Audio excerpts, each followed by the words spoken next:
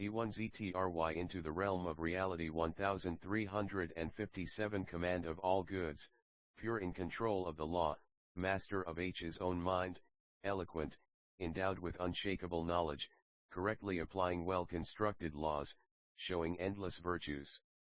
Furthermore, as the king sat there, in the sky above him there appeared a great parasol, on a long, brilliant jewel pole, its 100,000 ribs made of all kinds of jewels, brilliantly adorned with blazing lights, covered with lustrous gold, arrayed with nets of jewels, hung with bells of gold and jewels on strings of jewels, adorned with garlands of jewels twirling all around, producing sweet heavenly sounds, the ringing of the bells urging all beings to act virtuously.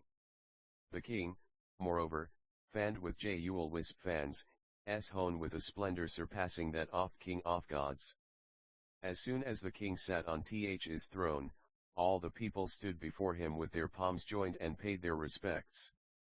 Then, seeing the assembly of countless petitioners, with various needs and desires, from various places, speaking various languages, all looking up to the king as the pole of prosperity, each thinking of him as a man of great knowledge, looking up to him as a great man of goodness and charity, considering him to have undertaken the vows of enlightening beings, the king felt as if he were seeing good friends and was flooded with immense compassion. There arose in him the dauntless energy to satisfy all petitioners forever and the all-pervasive will to give to everyone impartially. Furthermore, when the king saw all those petitioners, he became happier than if he had acquired rule over the galaxy for boundless eons, more than if he had acquired the throne of lordship over the gods for countless eons. His joy upon seeing those petitioners was as that of someone in the wilderness, long separated from family and friends, upon being united with them. His mind was filled with happiness, he was uplifted with joy and flooded with delight. The power of his faith in the enlightenment of Buddhas increased, his budding faith in omniscience grew, the power of his purity of determination for all the qualities of Buddhahood swelled, his faculties as an enlightening being became fit for use, he was flooded with a feeling of contentment and well-being, and by the force of great joy his senses and will as a benefactor became flexible. Because the king, who was intent on omniscience, had betaken himself to the nature of omniscience, stood before the door to the path of omniscience, had engaged his attention on the satisfaction of all living beings, was on the verge of entry into the ocean of all enlightened virtues, was intent on shattering the mountains of obstructions caused by demons, actions, and afflictions, was absorbed in properly taking up the instructions of all Buddhas, was endeavoring to embody all roots of goodness, was free from all attachments, was unattached to any objects in the world, and realized that all things are in essence like space, thought of all those petitioners as like an only son, as like his parents, as worthy of gifts, as spiritual benefactors, as precious, as doers of what is difficult, as useful in many ways, as supreme benefactors, as supporting the path of enlightenment, as guides and teachers. The king then fulfilled the needs and wishes of all the petitioners with 1358 the flower ornament scripture unmitigated kindness, without turning his back on anyone, G1v111G impartially to everyone, according to their needs. He gave away whatever he had to whoever required it, impartial toward all living beings. At that time, in that gathering at the sacrificial ground, there was a grandee's daughter, named Jeokalite, with a retinue of 60 girls. She was beautiful, with a clear, healthy complexion, dark hair and eyes, a pleasant scent, and a clear voice. She was well dressed and wore fine ornaments. She was alert and intelligent, modest, stable, and well behaved. She was respectful to the worthy, most circumspect and clear-headed in conduct, profound in action, endowed with wisdom. She had already accomplished basic skills involved in grasping, practicing, and realizing enlightening teachings, and she had attained clarity and serenity through the teachings. Her intentions were pure and good, and she was dedicated to the welfare of others. As he was aiming for the vision of Buddha and was seeking omniscient knowledge. She stood near the king's throne in an attitude of respect, but she did not take anything from among the goods the king was distributing. Just standing there, she thought, I have gained a true boon in getting to see such a spiritual friend as this. Thinking of the king as a spiritual friend, a sympathizer, a protector, and an enlightened one, with a mind free from deceit or guile, flooded with supreme joy and happiness, she took off her jewelry and tossed it before the king, so that it lay on the ground between the railings around the throne.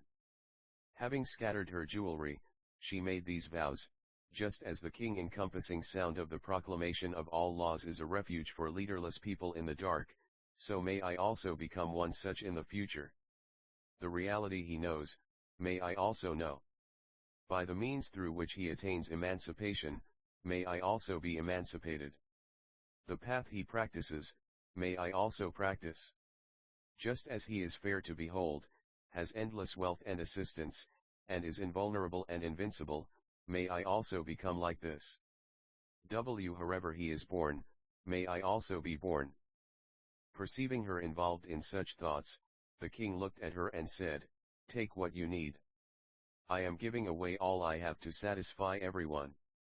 Made this offer by the king, she gained even more faith, with a serene mind, energized by lofty, far-reaching virtue, she spoke these verses to the king, Before you were here in the city, great king, it was joyless, lifeless, horrible as the realm of ghosts. People were murderous, thieving, unrestrained, deceitful, harsh, and foul in speech. They were covetous, malicious, and opinionated. By their wrongdoing they fell into states of woe. Because of the ills of the views of these unjust, ignorant people, for many years there was no rain. And try into the realm for reality 1359 because of drought the seeds died, crops and trees did not grow, lakes and streams dried up, plants and forests withered. The rivers went dry, the parks were like deserts, before you appeared, ear-eyed, the earth was strewn with bleached bones. And now you have joined with the needy, and ark satisfied coming forth, you shower gifts on the four quarters, full and high. There are no more thieves, mercenaries, or frauds, no one is killed or injured, and one go hopelessly to death, the world is leaderless no more.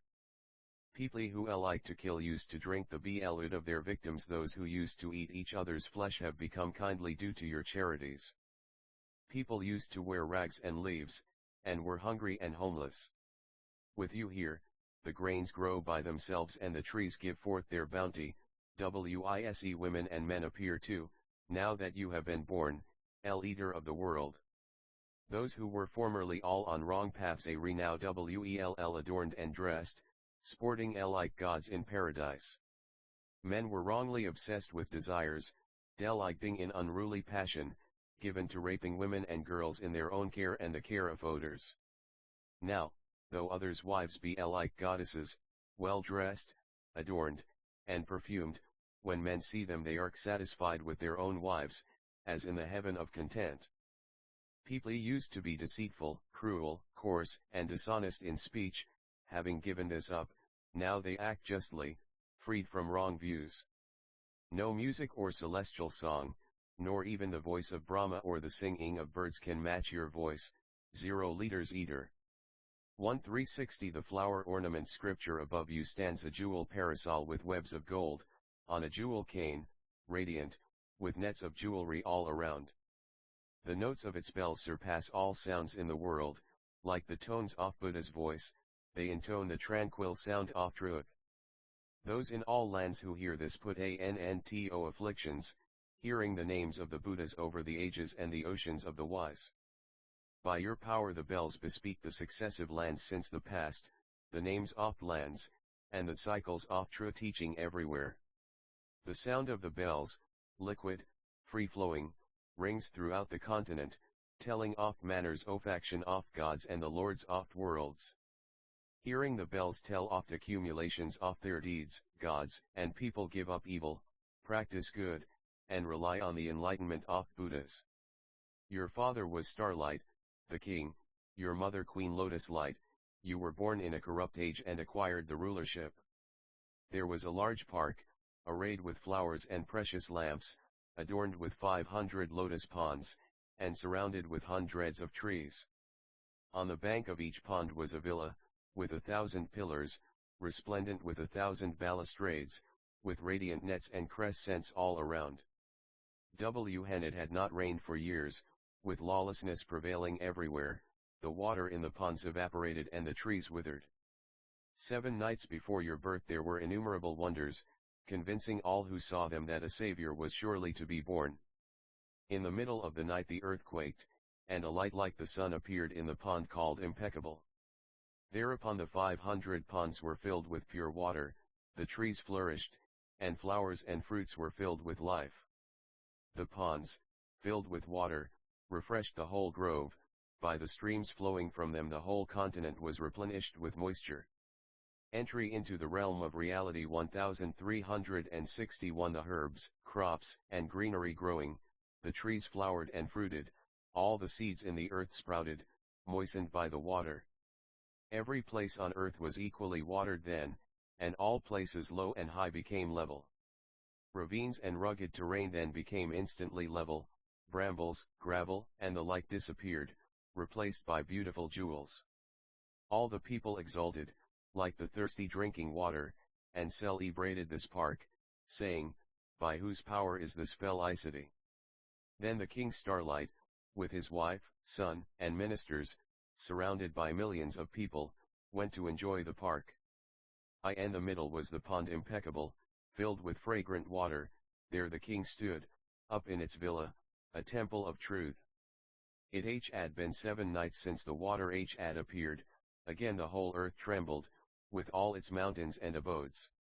In the middle of the pond 1,000-petaled lotus appeared, shining like 1,000 suns, suffusing the peak off polar mountain with light. Its stem was diamond, its calyx the essence of beauty, its clean berowed leaves diamond, its pericarp of finest gold, its filaments radiant, with superb fragrance.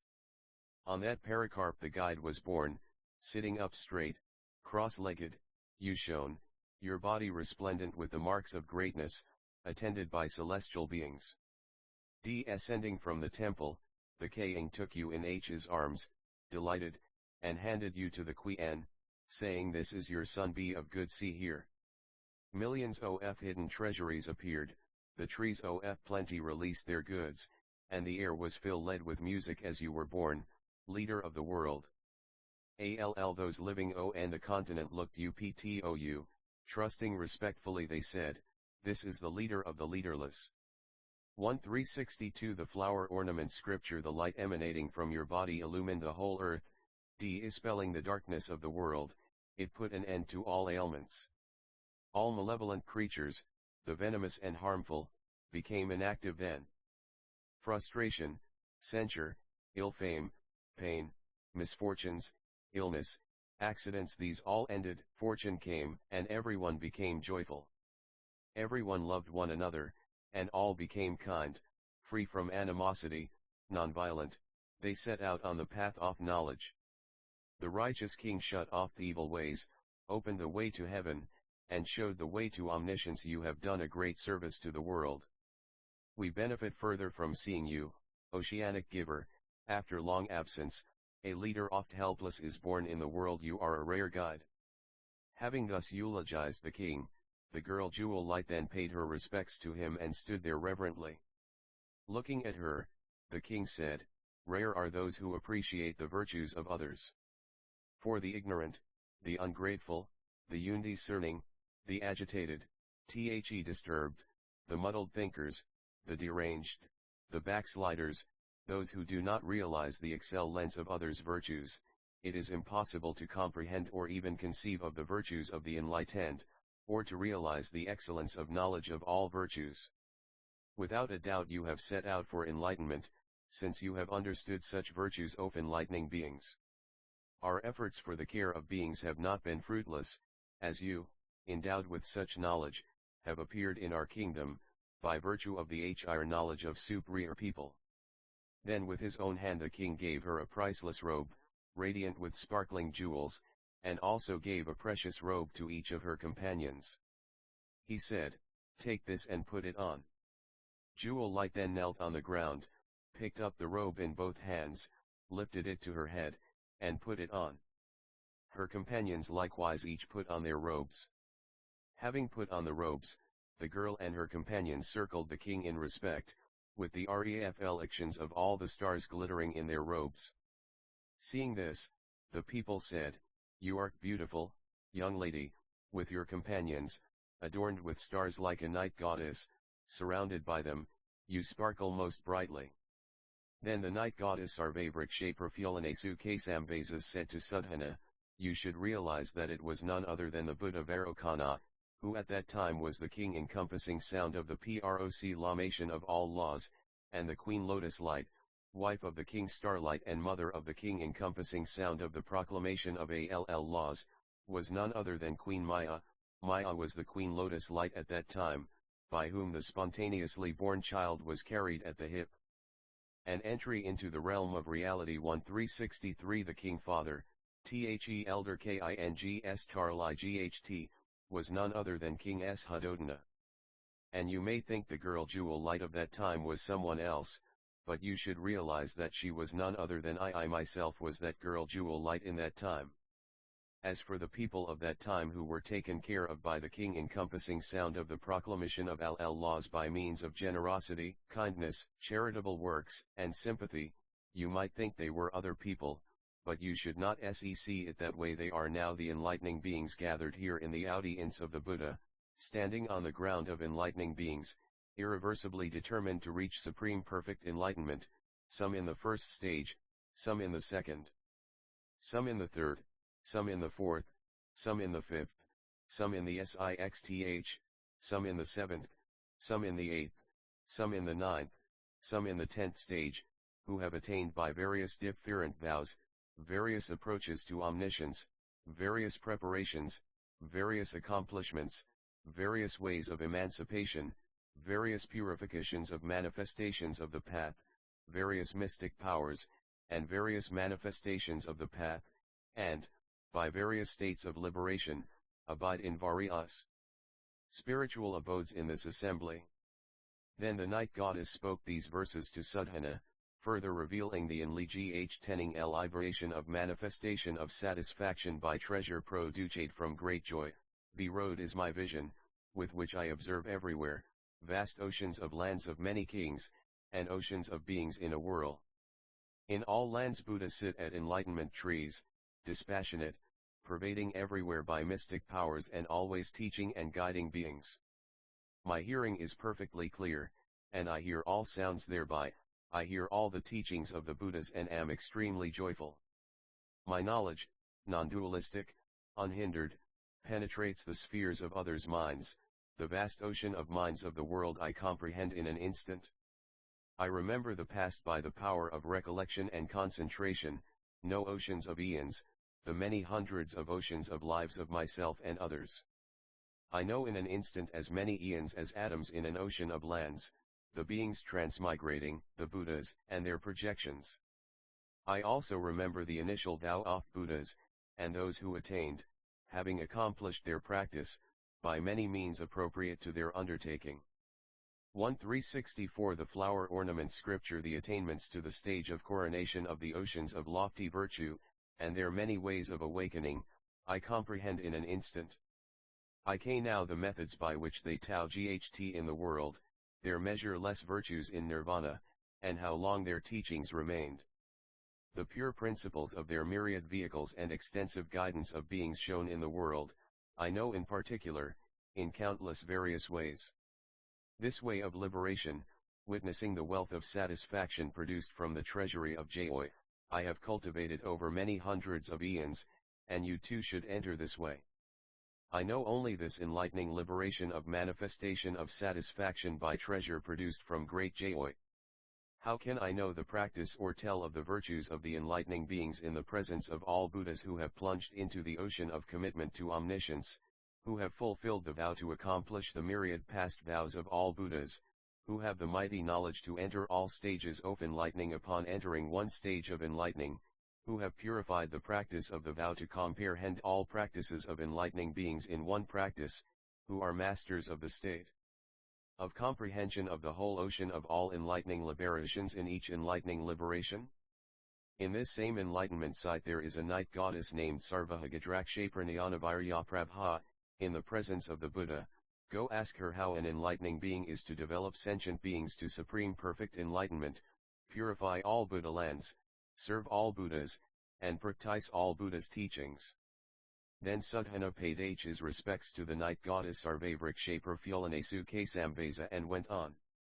Sarvahagadrakshaprannidhanaviryaprabha went to the Nightghtgoddsss Sarvahagadraksha Pranidhanaviryaprabha and saw her sitting, in that same assembly, on a seat of fuels reflecting the abodes of all beings. Her body was covered with a net of fuels reflecting the principles of the cosmos. Her body showed reflections of all moons, suns, stars, and planets. She appeared to sentient beings according to their mentalities. She manifested her own body in forms like those of all beings. Her body manifested infinitely various appearances. Her body manifested the principles of the states of all modes of bearing. Her body appeared to be present everywhere. Her body appeared to sentient beings entry into the realm of reality 1365 everywhere to mature them. Her body appeared to all beings, pervading everywhere with various projections proclaiming the truth. Her body descended from the sky to meet the needs of beings at all times. Her body was bowing at the feet of all Buddhas. Her body was leading all sentient beings in accumulating roots of goodness. Her body was facing all Buddhas, receiving their teachings and remembering them, heedfully minding and retaining them in fulfillment of her vows. Her body was filling all directions with infinite various manifestations. Her body was radiating the light of the lamp of truth, dispelling darkness for all beings. Her body showed the embodiment of pure knowledge of the illusoriness of things. Her body showed the embodiment of spirituality free from ignorance and passion. Her body was born of the magical nature of reality. Her mind was aware of nature of reality. She was illumined with the light of impartial knowledge. Her mind and body were ultimately free from irritation and inflammation. She had come from the indestructible realm of the body of reality. Her body was a pure embodiment of the nature of things, inherently undefiled, naturally unafflicted, empowered by the realization of thusness, not fixed or dependent. Sudhana, seeing her, bowed his head, remembering as many ways of seeing her as atoms in a Buddha land. He prostrated himself on the ground for a long time.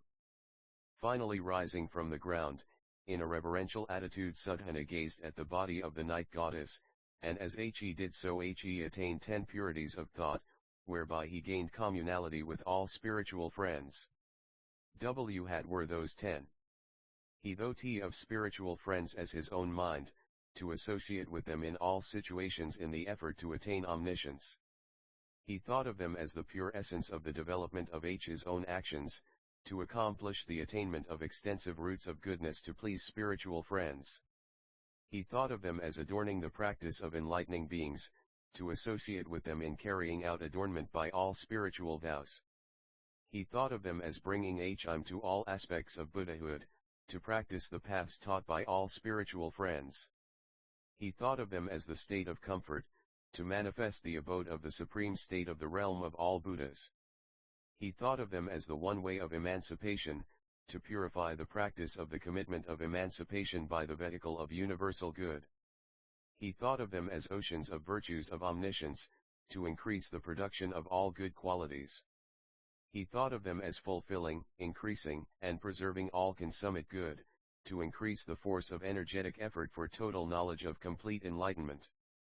He thought of them as fulfilling all roots of goodness, to fulfill the aspirations of all beings. He thought of spiritual friends as fulfillers of all aims, to establish the mastery of all acts of enlightening beings. He attained these 10 purities of thought. Hereby he attained communality with the night goddess and enlightening beings as numerous as atoms in a Buddha land.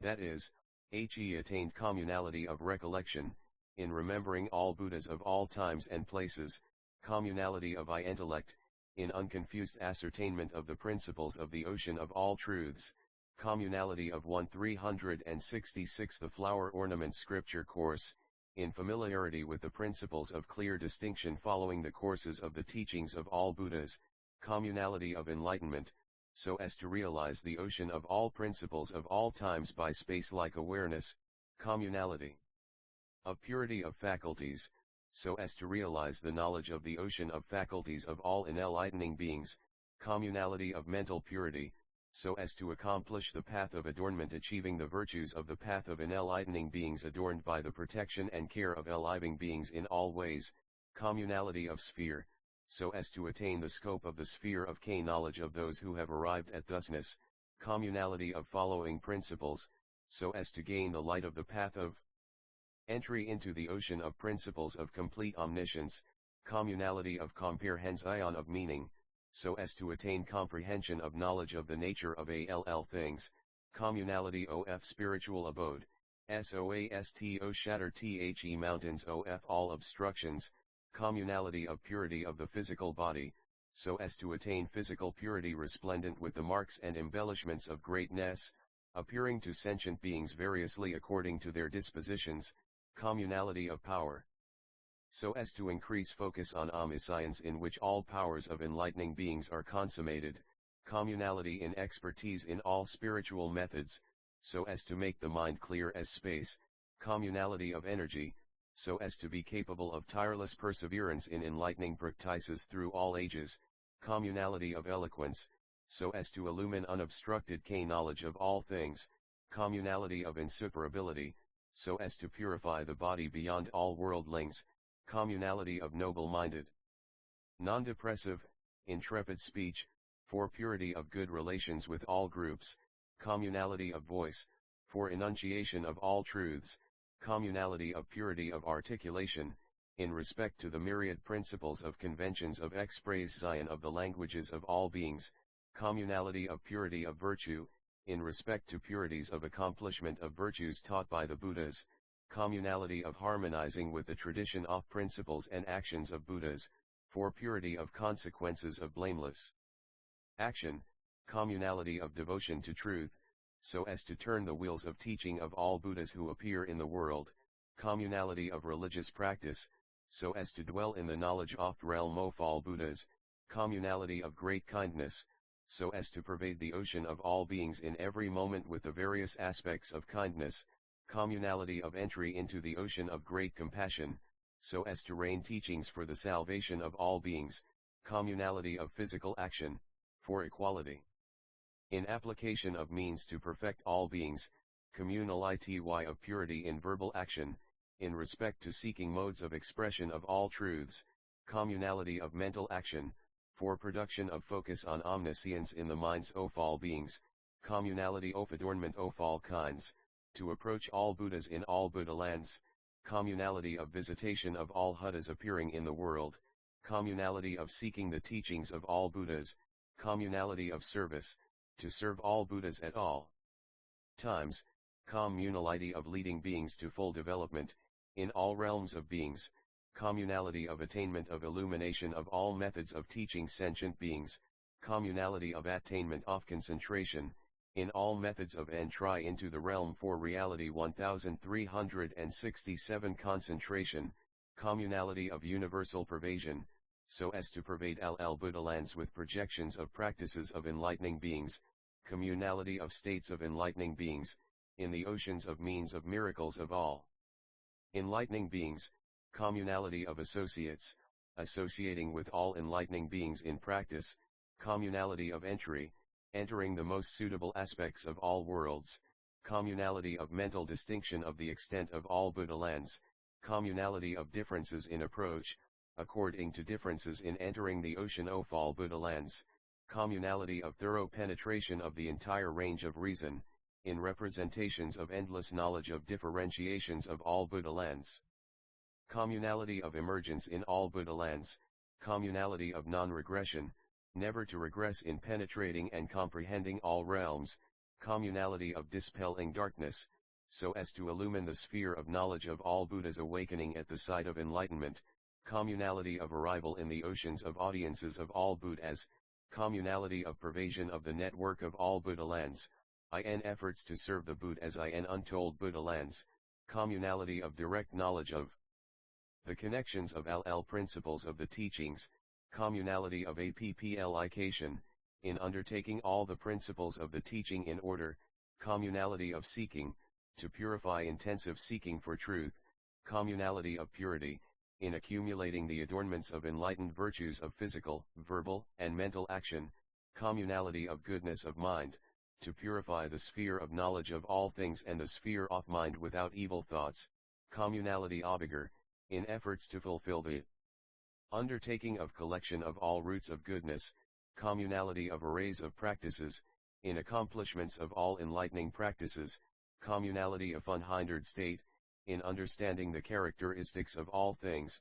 communality of skill in means, in mystical displays of the knowledge of each spiritual state, communality of purification of senses, in assumptions of suitable appearances according to the mentalities of sentient beings, communality of attainment of the concentration methods of enlightening beings, in cultivation of all enlightening teachings, communality of base, in the abodes of all Buddhas, communality of accession to the stages of enlightenment, in attainments of all stages of Buddhas and enlightening beings, communality of standpoint, in all states of enlightening beings, communality of instruction, in receiving the instructions of all Buddhas, communality of concentration, entering the ocean of all concentrations at once, communality of differentiation of concentrations, in the context of various Buddha works, communality of mindfulness, of all points to remember, communality of conduct of enlightening beings, continuing to perform the tasks of enlightening beings through all times, communality of pure faith, to expand the ocean of energy of devotion to infinite enlightened knowledge, communality of destruction of all obstructions to enlightenment, communality of non-regressing knowledge, to produce endless stores of enlightened knowledge, communality of emergence at appropriate times to guide all sentient beings to full development, communality of abode on the ways to omniscience, communality of sphere, 1368 The flower ornament scripture re-entering the sphere of the majesty of the design of the cosmos, communality of independence, so as to be mentally free of all dependence, communality of teaching of all truths, realizing knowledge of the equality of all things, communality of exertion, so as to embody the power of all Buddhas, communality of higher knowledge of means of accomplishing communication with all beings, communality of attainment of uncontrived mystic powers, entering the oceans of lands in all directions, communality of the stage of mental command, so as to gain the illumination of the ocean of all concentration spells, communality of penetration of the secrets of all the Buddha's teachings in the doctrines of all the scriptures, communality of entry into profundity, in realizations of the principle of all things being like space, communality of range, coursing through all worlds, communality of splendor, appearing to beings according to their mental ideas, communality of shaking, showing beings changes in the basis of the world, communality of fruitful action, edifying all who see, hear, or remember them, communality of emancipation, so as to awaken to the knowledge of the 10 powers, to fulfill all vows. Thus did Suddhana, by attainment often purities of thought while gazing at the night goddess, gain communality with the night goddess in as many such ways as atoms in a Buddha land. Then, having seen the night goddess in as many ways as atoms in a Buddha land, having attained an infinite variety of purity of perception of spiritual friends and entered into as many aspects of communality with them as atoms in a Buddha land, Suddhana bared one shoulder, bowed to the goddess, and spoke these verses, as the power in my own mind, my will for enlightenment is firm and unbending, as in your mind, 0 goddess, so in mine this determination now spontaneously arises. All evils are cleared away, and resplendent good is developed, from witnessing your beauty endless goodness is born in me. My mind is adorned with myriad virtues, each to the benefit of living beings, adorned thereby, I carry on practice in all lands for all time. You have taught me the consummation of all the teachings to aid me, for my benefit, thinking to assist me, you present supreme spiritual instruction.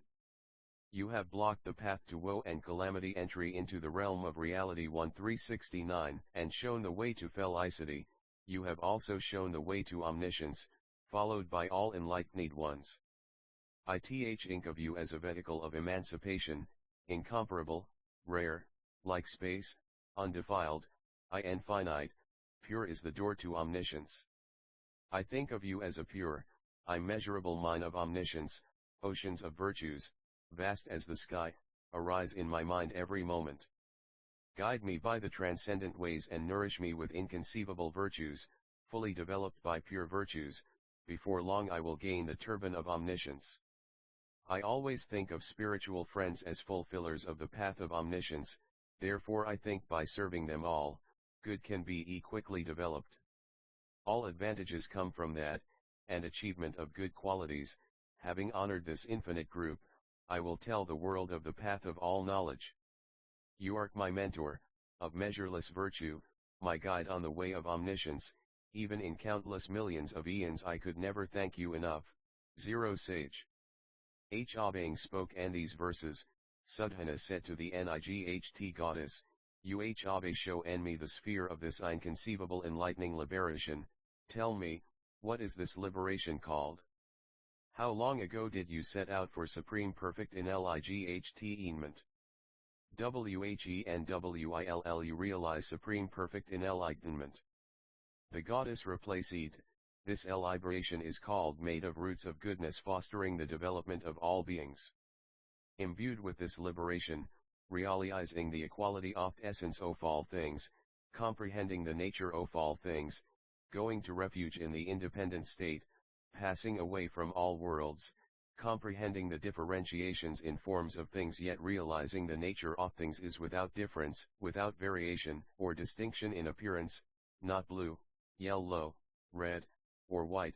I manifest different bodies, of 1370 the flower or named scripture many appearances of varying appearance, of non-varying, undifferentiated appearance, neither colored nor colorless, of many appearances, infinite appearances, pure appearance, appearing to emanate all sorts of supernal manifestations, appearing to be visible everywhere, appearing to be the same as all beings, transcendent appearance manifest to all beings, appearance of light reflected everywhere, non-offensive appearance, appearance beautified with the marks and embellishments of greatness, appearance resplendent with impeccable behavior, appearance manifesting the exertion of great power, appearance of unapproachable profundity, appearance unsurpassed in all worlds, appearance varying from moment to moment, appearance manifesting multitudes of different forms, appearance of various physical forms, appearance manifesting infinite miraculous displays,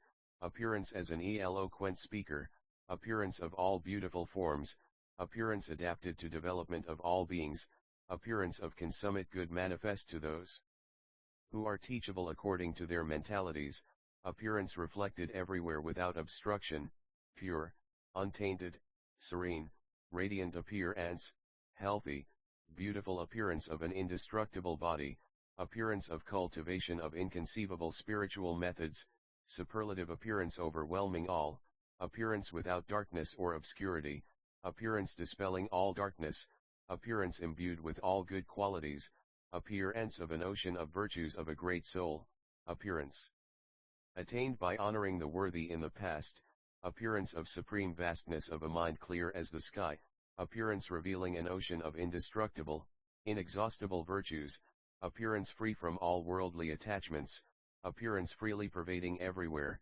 appearance instantly manifesting a multitude of different appearances in untold myriads of realms, appearance increasing floods of great joy in all sentient beings, appearance to protect all beings, appearance emanating multitudes of manifestations of all virtues of Buddhahood from every pore, appearance purifying the wills and aspirations of all sentient beings, appearance showing determination of the meanings of all spiritual teachings, appearance radiating a network of varicolored lights, appearance of pure light as vast as the sky, appearance contained in the light of the untainted essence of pure jewels, appearance reflecting the undefiled real nature of things, incomparable appearance, appearance reflecting the variety of the ocean of means of liberation, appearance of ubiquitous light, appearance manifest to the world according to the time without fragmentation, appearance originating in the realm of tranquility and restraint, appearance quelling all afflictions, appearance revealing a field of blessing for all sentient beings, appearance producing calm by all means, appearance fruitfully manifest throughout the world, appearance revealing the exertion of great knowledge, appearance of an unobstructed all-pervasive body, appearance of a universally supreme body manifest in ways beneficial to all beings, appearance embodying an ocean of great love, appearance embodying a mountain of great virtue, appearance reflected in all states of being while independent of all worlds, appearance purifying the power of great knowledge, appearance coexisting with the memory of all worlds and entry into the realm of reality 1371 beings, appearance of light OFALLJ appearance showing THE matrix OFTHE source OFL light, appearance corresponding TOTHE faith OF all beings, appearance actualizing expression of all knowledge, appearance with laughing eyes cheering the world, appearance of light of the finest arrays of all JULs, appearance without grasping yet not turning away from sentient beings, unfixed, uninvolved appearance, appearance manifesting mystical powers, appearance showing all kinds of miracles, appearance of revealing the roots of goodness of the enlightened, impeccable appearance arising from the ocean of principles of all realms of reality, appearance as reflections going to the assemblies of all Buddhas, appearance perfecting all kinds of forms, appearance resulting from good action, appearance adapted to guide those to be taught, appearance that all beings never tire of seeing, appearance radiating multicolored lights, appearance showing the ocean of forms of past, present, and future, appearance radiating lights of all colors.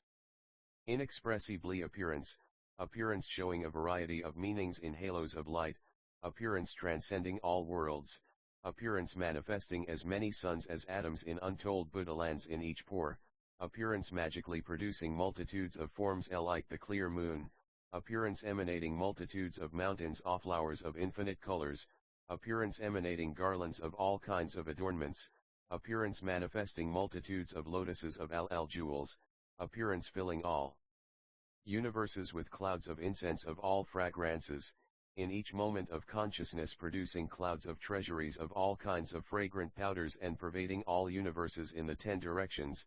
I show all this to sentient beings who can be guided by seeing, those who can be guided by hearing, those who can be guided by remembering, those who can be guided by production of emanations of teaching cycles, those who can be guided when the time is ripe, those who can be guided by seeing physical bodies, those who can be guided by service, those who can be guided by comprehension, those who can be guided by manifestation of various miraculous effects, those who can be guided by manifestation of inconceivable miraculous effects, by mastery of minds, by mastery of timing, by mastery of prevention of evil deeds, by mastery of promotion of good deeds, by mastery of accomplishment of past great vows, by mastery of momentum toward omniscience, by mastery of the means of attainment of the immense miracles of the liberations of enlightening beings, by mastery of the source of power of great compassion accomplishing the salvation of all beings,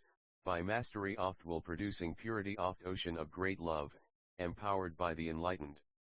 Thus, based on this enlightening liberation, fostering roots of goodness according to sentient beings' mental ideas for their development, realizing the undifferentiated essence of reality, manifesting an infinite variety of physical forms, projecting visions of an infinite variety of multitudes of appearances from each body representing practices, radiating an infinite variety of multitudes of light beams from each appearance of action, showing reflections of Buddha lands, showing infinite Buddhas emerging from each beam of light in each Buddha land, showing the infinite variety of Pro 1372 the flower ornament scripture jections of each Buddha.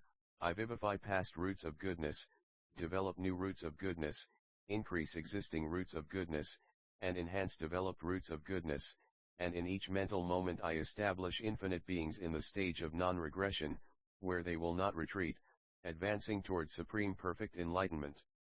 Also, you ask how long ago I set out for supreme perfect enlightenment, and how many cons I have been carrying out enlightening practice. I will tell you this, too, by the power of Buddha. The sphere of knowledge of enlightening beings is not in the realm of thought, conception, or imagination. It cannot be known in terms of length or brevity of Elifa, or in terms of defilement or purity of ages, or in terms of brevity or length of ages, or in terms of multitude or variety of ages, or in terms of variation or differentiation of ages. High. Because the sphere of knowledge of enlightening beings is utterly pure in its essential nature, it is outside the net of all conceptions, it is beyond the mountains of all obstructions. It appears in the mind and sheds light on beings who can be guided, according to their mentalities, when the time is ripe for their development. It is like the sun, there is no reckoning of day and night on the sun, but when the sun has gone down that is known as the night, and when it has come up that is known as the day. In the same way, in the non-conceptual sphere of knowledge of enlightening beings there are no thoughts or concept ions of imaginations, or notions of cycle or duration or time frames, but when the will of enlightening beings arises, then by the light of the sphere of non-conceptual knowledge, and by mastery of timing in development of all sentient beings, conceptual calculations of ages, duration, and cycles are distinguished. In the sphere of non-conceptual knowledge, conceptual calculations of passage of time in past and future ages are distinguished. It is like the orb of the sun in the sky, it is perceived reflected in all jewel mountains, in all jewel trees, in all jewels, in all jewel treasuries, in all oceans, in all springs and streams, in all vessels of clear water, and in the minds of all beings. It appears to all beings, and is seen reflected in each particle of all the jewels. The sun does not originate in the jewel mountains, does not enter the jewel trees or particles, is not in the crystals, does not come to the jewel treasuries. Does not enter the oceans, does not enter any bodies of water, yet it is seen within them all. In the same way a great enlightening being, leaving the ocean of existence, risen into the sky of the reality realm of the enlightened, dwelling in the realm of the sky of the essence of things, abiding in the sky of peace, is seen in all realms of existence in form similar to all sentient beings, for the development and civilization of sentient beings, yet the enlightening being is not stained by the ills of the mundane world, is not burnt by the suffering of death and birth, does not live by concepts and imaginations, and has no notion of length or brevity of the age. Why? The enlightening being is ultimately beyond all errors of mistaken conceptions, thoughts, and views, sees with accurate knowledge of all worlds as dream-like, realizes all worlds are like magic, has attained knowledge of the realm devoid of beings, sees things as they are, and yet by control of great vows of entry into the realm of reality 1373 the sphere of vast compassion appears to all sentient beings to guide them to perfection. Just as a boatman is always at work on the rivers to ferry people over, never ceasing, all his life never dwelling on the near shore or on the farther shore, and not remaining in midstream either, in the same way the enlightening being undertakes to save sentient beings from the current of the mundane world by the power of the boat of the transcendent ways. The enlightening being does not fear the near shore, does not think oft farther as safety, and yet is always engaged in ferrying sentient beings over. Though the enlightening being enters the variety of ages by persisting in enlightening practice through all ages, beyond measure, yet the enlightening being does not carry on enlightening practice within notions of passage and length of ages. Just as space, extensive as the cosmos, is without discrimination whether worlds become, decay, or disappear, is by nature pure, undefiled, neither turning back nor tiring, not long or short, eternally supporting all lands, in the same way the space of the will and knowledge oft enlightening being, with the whirlwind of great vows, never tires in keeping sentient beings from falling into all states of misery, has no fear in leading them to the paths of felicity, is not exhausted in setting them on the ways to omniscience, does not follow afflictions, and is not stained by the ills of mundane world. Just as a magically produced man has all his limbs and body parts but lacks 10 physical elements: inhalation and exhalation, coolness and warmth, hunger and thirst, joy and sorrow, the pains of birth, old age, sickness, and death. In the same way, in the enlightening being whose form is born of the magic of knowledge, whose body is one with the cosmos, who appears in all states of existence to perfect sentient beings, who lives through all ages. 10 things are not to be found: desire for the mundane world, rejection of life in the mundane, currying of enjoyment of objects, malevolence, desire for enjoyment, the burning of afflictions, experiences of painful feelings, fear of difficult situations, desire for existence, and attachment. I will tell you more, by the power of Buddha, to increase the power of those of enlightening beings of the future. In the very remote past there was a world called Jewel Light. In that world was an age called Beautiful Light. In that age 10,000 Buddhas appeared. The first of those Buddhas was one called King, illumining space with the voice of truth, who was one of those who has arrived at thusness, perfectly enlightened, consummate in knowledge and action, arrived at felicity, supreme knower of the world, tamer of humans, teacher of humans and gods, a blessed Buddha. That Buddha appeared not far from a capital city called Array of Delights, in the middle of the 4 continents of the world. East of that city was a forest called Beautiful Light, in which there was an enlightenment site called Cloud of Jewel Flowers. At that site a lion thrown in the calyx of a lotus of radiant jewels appeared, and this is where that Buddha realized supreme perfect enlightenment. 1374 TLZT Plower Omamatan Saripchu RC. At that time the human lifespan was 10,000 years. And now, there being many who were set in evil ways, killing, stealing, raping, lying, foul and harsh in speaking, divisive, covetous, malicious, and deluded, the Buddha sat at the side of enlightenment for a full 1,000 years and taught enlightening beings, world leaders, and people who had served past Buddhas, in order to mature people's existing roots of good. At that time there was a king called Victorious Light in that capital city Array of Delights. He had thrown many hundreds of thousands of criminals and evildoers into prison to discipline them: thieves, killers, rapists, liars, abusive and violent people, troublemakers, greedy people, malicious people, people obsessed with aberrant ideas, people addicted to unlawful pleasures, people overcome by desire for ill-gotten gains, people involved in foul cults, evildoers, people who had committed violence, people who had done no good, people who had neglected to come to the aid of those in danger and fear, people without respect for their parents or for mendicants, priests, and holy people. The king had a son named Conqueror, who had 28 of the marks of a great man, and lived in the palace surrounded by many graceful women. He heard the frightful cries of those who were bound up in prison.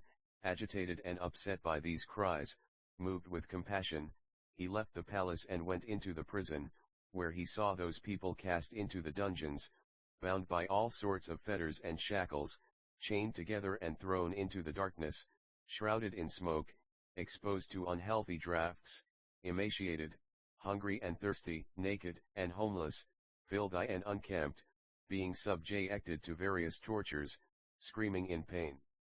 Seeing the prisoners, the prince was inspired with great compassion and an unprecedented determination to help others. He comforted the prisoners, intending to deliver them from their bonds. Giving them assurance, he went to the king and said, "No, King, that I have given assurance to the people in prison. Please set them free." The king called his 500 ministers together and asked them what they thought about this. They said, "These people are plunderers of royal treasuries, attackers of the king, arrested entering the royal palace, they should be executed. Furthermore, anyone who wants to save them is also guilty of crime against the king." The prince, overwhelmed with great compassion, said to those ministers, "Let it be as you say. Just release these convicts, I can endure all pains for their sake. Whatever you would do to them, do to me. To free them from bondage I will undergo all kinds of torture and give up my body and life. Why? If I cannot liberate these people from bondage, how can I liberate those who are bound to the world, who are tied up by the ropes of craving, who are in the abyss of ignorance, who are cast into the darkness of delusion, who suffer the pains of poverty, who have fallen into the depths of evil ways, who act senselessly, whose minds are confused, who see no way to emancipation, who are without illumination, who are attached to the world, who lack virtue and knowledge, who have lost their faculties of knowledge, entry into the realm for reality 1375, whose minds are tainted with various afflictions, who are flung in the mud of suffering, who are under the control of demons, who are tormented by birth, old age, death, grief, lamentation, misery, depression, and sorrow. Then the prince released all those prisoners from their bonds, by giving up himself, his whole retinue, and all his wealth. Freeing them, he removed all that was torturing them once and for all. At that point the 500 ministers, up in arms, went to the king and said, "Know that the law of the king has been broken by the will of the prince, and all of our lives are uncertain. If you do not punish the prince, your own life will not last long." The king, enraged, set out to kill his son and those convicts as well. The queen, hearing of this, was very upset, her hair undone, her jewelry and makeup removed. She went to the king with 1,000 of her ladies, beating her breast and throwing dust on her head, weeping and wailing. She said to him, "Let the prince go free, let him live." The king turned to the prince and said, "Give up on these criminals. If you do not, you will die for their sake." The prince, facing death, was not fazed, being focused on omniscience, dedicated to the welfare of others, guided by great compassion. The queen, his mother, asked the king to allow a fortnight for observation. "Let the prince give people whatever they need for half a month, then do whatever you want with him." The king agreed to this. North of the city there was a large park called Sunlight that had been made in the past as a sacrificial ground. The prince went there and gave to anyone who asked whatever they needed. Thus for half a month he freely gave away various goods, food, clothing, utensils, and so on to whoever needed them. Then, on the last day of the fortnight, the whole population gathered: the king, his ministers, his women, the grandees, the landlords, the townspeople, and all the religious impostors. Now the Buddha king, illumining space with the voice of truth, realizing it was an opportune time to teach people, went to that sacrificial ground, respectfully surrounded by celestial and spiritual beings. The crowd of people, and the prince, saw the Buddha coming from afar, serene, pleasant to see, senses calm, mind quiet, self-controlled, master of his faculties, tranquil as an elephant, clear as a pool of water, purified, undefiled, miraculously radiating light by the great power of a Buddha, overpowering with the mastery of a Buddha, shining with the magnificence of a Buddha, adorned with the marks and embellishments of a Buddha, pervading all worlds with the light of his aura, illuminating them with rays of light, emanating orbs of fragrant jewel fire from every pore, causing all worlds to quake with the quaking of a Buddha land, destroying all beings' afflictions, coming forth as a Buddha, raining multitudes of all kinds of supernal manifestations, bearing himself as a Buddha, increasing the flow of joy in all beings, conveying the power of the sight of a Buddha. Seeing the Buddha thus, everyone's mind became clear and serene. Then the prince and the people, going out to meet the Buddha, there 1376 the flower Onzaman scripture reminds clear, prostrated themselves before the Buddha, made offerings of many kinds, and said, "Welcome, welcome, blessed one, the Buddha has turned his attention to us, the Buddha has bestowed his favor on us." Then the prince pointed out a seat of honor to the Buddha and said, "Please sit down, blessed one, the seat has been prepared." Then, as the Buddha approached, the gods of purity, by the power of Buddha, changed it into a calyx of a lotus of fragrant diamonds. The Buddha sat on it, and enlightening beings sat on surrounding seats. As soon as they saw the Buddha, everyone in the assembly was relieved of afflictions and obstruction and disturbance, and became fit vessels for the holy teachings. Then the Buddha, knowing that those people had become capable of receiving the teaching, gave them a systematic talk. He expounded to them a scripture called Illumination of the Multitude of Causes, including all elements of the teaching, which he spoke in the languages of all people. At that, 80 million people in that crowd attained dispassionate, pure, objective vision of things. Many millions reached the stage beyond learning. 10,000 were led to the great vehicle, introduced to the way of fulfillment of the great vows of universally good enlightening action. Thus as the Buddha turned the wheel of teaching by the great miraculous power of Buddhas, as many beings as atoms in 100,000 Buddha lands in the 10 directions came to the guidance of the great vehicle. An infinite variety of beings in the interrelated Buddha lands in the worlds of the 10 directions put an end to evil. Countless beings were established in the way to paradise. And as for the prince, he attained this enlightening liberation made of roots of goodness fostering the perfection of all beings according to their mentalities. Now then, you may think that the prince in that time, who gave up his body and life, his wealth, and retinue, and all human pleasures, in order to liberate those people from bondage, was somebody else. Who was it who made that great sacrifice without reservations, who won the favor of the Buddha of that time, who resolved to attain perfect enlightenment when he saw the Buddha, who attained this enlightening liberation made offerings of goodness fostering the development of all beings according to their mentalities. It was none other than I myself who was that prince in that time.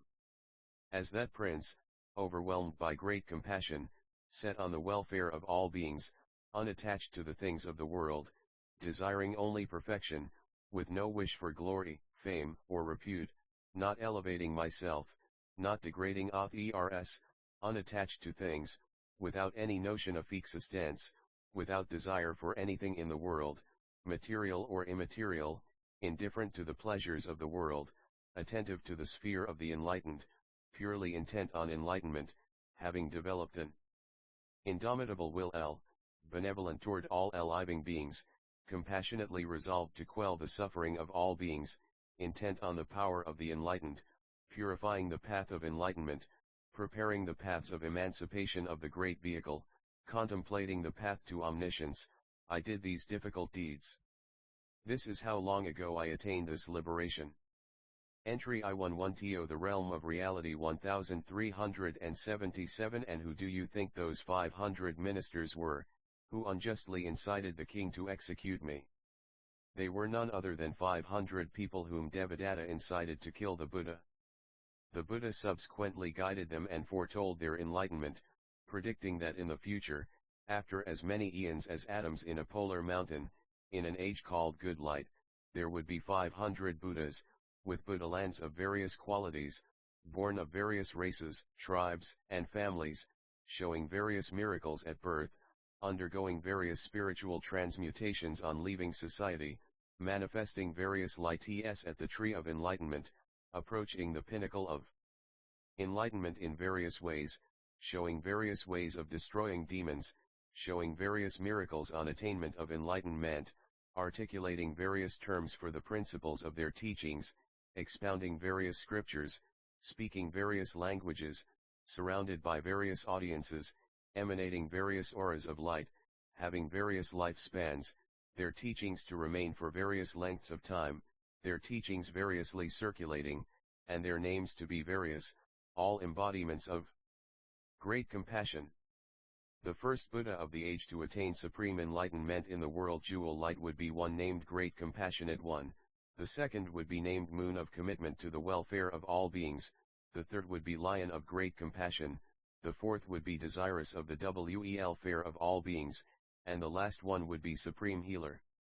Who do you think those criminals of that time were, doomed to die, whom I released from bondage by sacrificing my life? They were none other than the Buddhas of the present age, virtue, beginning with Krakuchanda, and countless millions of other enlightening beings who were inspired to seek enlightenment by seeing the Buddha resolution born of the glory of the proclamation of endless power, and are now carrying out enlightenment practice throughout the universe, and are cultivating and extending this enlightening liberation born of roots of goodness aiding the development of all beings according to their mentalities.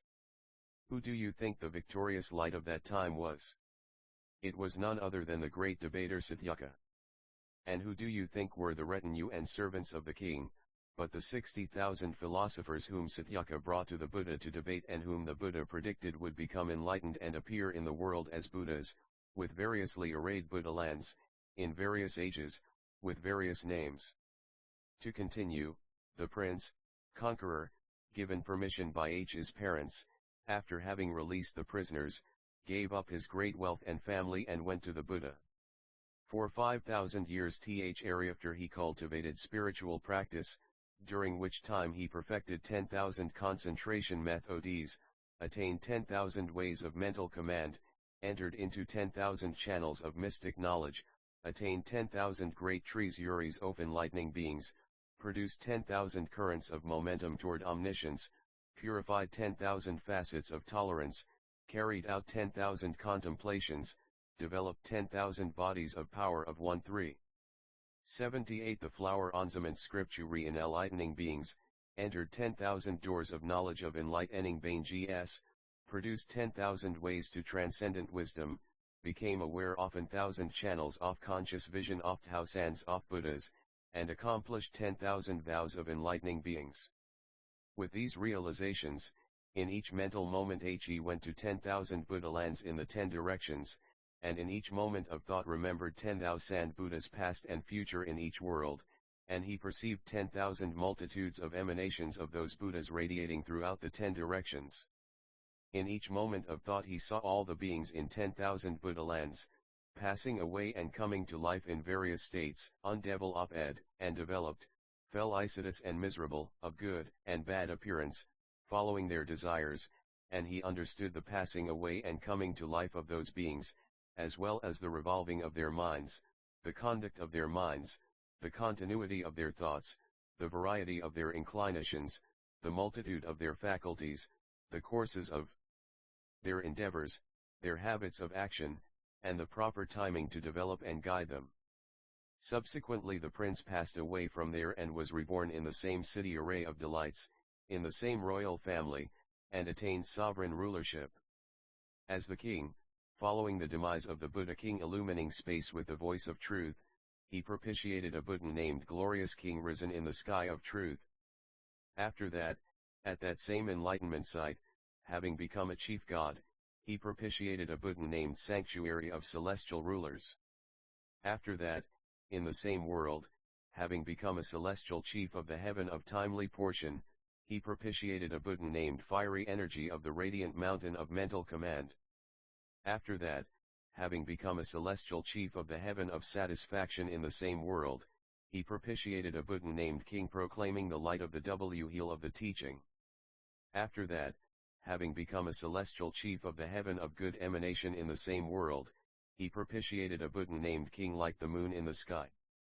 After that, having become a celestial chief of the heaven of command of others' emanations in the same world, he propitiated a Buddha named Paragon of Flow and Destructible power. After that, having become a chief Brahma god in the same world, he propitiated a Buddha called Sound of Projections of the heel of teaching reflected everywhere. Beginning with these, 10,000 Buddhas emerged in the age beautiful light in the world jewel light, all of whom were propitiated by the Prince Conqueror. Following that age beautiful light was an age called subtle light, in that age I was a king called Great Wisdom. As a king, I propitiated a Buddha named Glorious Mountain of Marks of Greatness. Next, in the same age, as a householder I propitiated a Buddha named Restrained in Body and Mind. Next, in the same age, as a government minister, I propitiated a Buddha named Undefiled Child. Next, in the same age, as a Titan chief, I propitiated a Buddha named Holder of Energy. Next, in the same age, as a tree spirit, I propitiated a Buddha named Polar, V1 Mountain of Marks of Greatness. Next, in the same age, as a caravan leader, I propitiated a Buddha named Undefiled Arms. Next, in the same age, as a city spirit, I propitiated a Buddha named Entry into the Realm of Reality 1379 walking boldly as a lion. Next, in the same age, as a god of riches, I propitiated a Buddha named Crown of the Lord of Gods. Next, in the same age, as a celestial musician, I propitiated a Buddha named Spiritual Renown. Next, in the same age, as a goblin chief, I propitiated a Buddha named Crown of Light. In this way, I propitiated 60 million Buddhas in the age of subtle light, beginning with these 10. I honored and served those Buddhas in various forms of existence, and as I went to each Buddha I matured countless beings for supreme perfect enlightenment. And as I went to each Buddha I attained various concentrations, various mental commands, various accomplishments, various types of specialized knowledge, various perspectives on truth, various operations of knowledge, various perceptions of totality of realms, various awarenesses of the totality of lands, various perceptions of the totality of visions of Buddha. All these I entered into, purified, enlarged, and devoted my attention to from start to finish. And just as I propitiated the Buddhas in the age of subtle light, so did I propitiate all the Buddhas who arose in as many eons as atoms in all oceans of worlds and came from other worlds and taught, and I listened to their teaching and remembered it. I have retained all their teachings, and from all of those Buddhas I got this enlightening liberation born of roots of goodness aiding the development of all beings according to their mentalities, by various means of attainment and by various ways of liberation. Then the night goddess spoke these verses to Sudhana elucidating this liberation. This supreme liberation is inconceivable, resolute. You ask me about it? Listen as I tell you all, by the power of the Buddha. Endless, vast, inconceivable eons ago, countless worlds away, there was a pleasant world called Jewel Light. There was an age called Beautiful Light in which numberless Buddhas emerged. I propitiated those supreme sages as I cultivated this liberation. There was a great and glorious metropolis there called Array of Delights in which there lived both pure-minded people and evildoers. The king there was Victorious Light, 1380 the flower ornament scripture who ruled his people justly. His son was called Conqueror, a fine man with the marks of greatness. Thousands of offenders had been condemned to death by the king. Seeing them, the prince was seized with compassion and asked the king to release them. Hearing this, the king called his ministers and told them all about it. They all said, bowing to the king, "He is out to destroy you." Incited by the ministers, the king hastened to kill the prince. Undismayed, indifferent to his own death, the prince did not abandon the convicts. Grieved to hear the prince was condemned, the queen and the palace ladies asked the king to free the prince for a fortnight to give all kinds of gifts to the people. Granted permission by the king, the prince made gifts of all that was asked for, day and night, for half a month, giving charity to all who came. Whatever the needy required, that he gave them, prepared for death. The whole population of the city came out, lamenting the fate of the prince.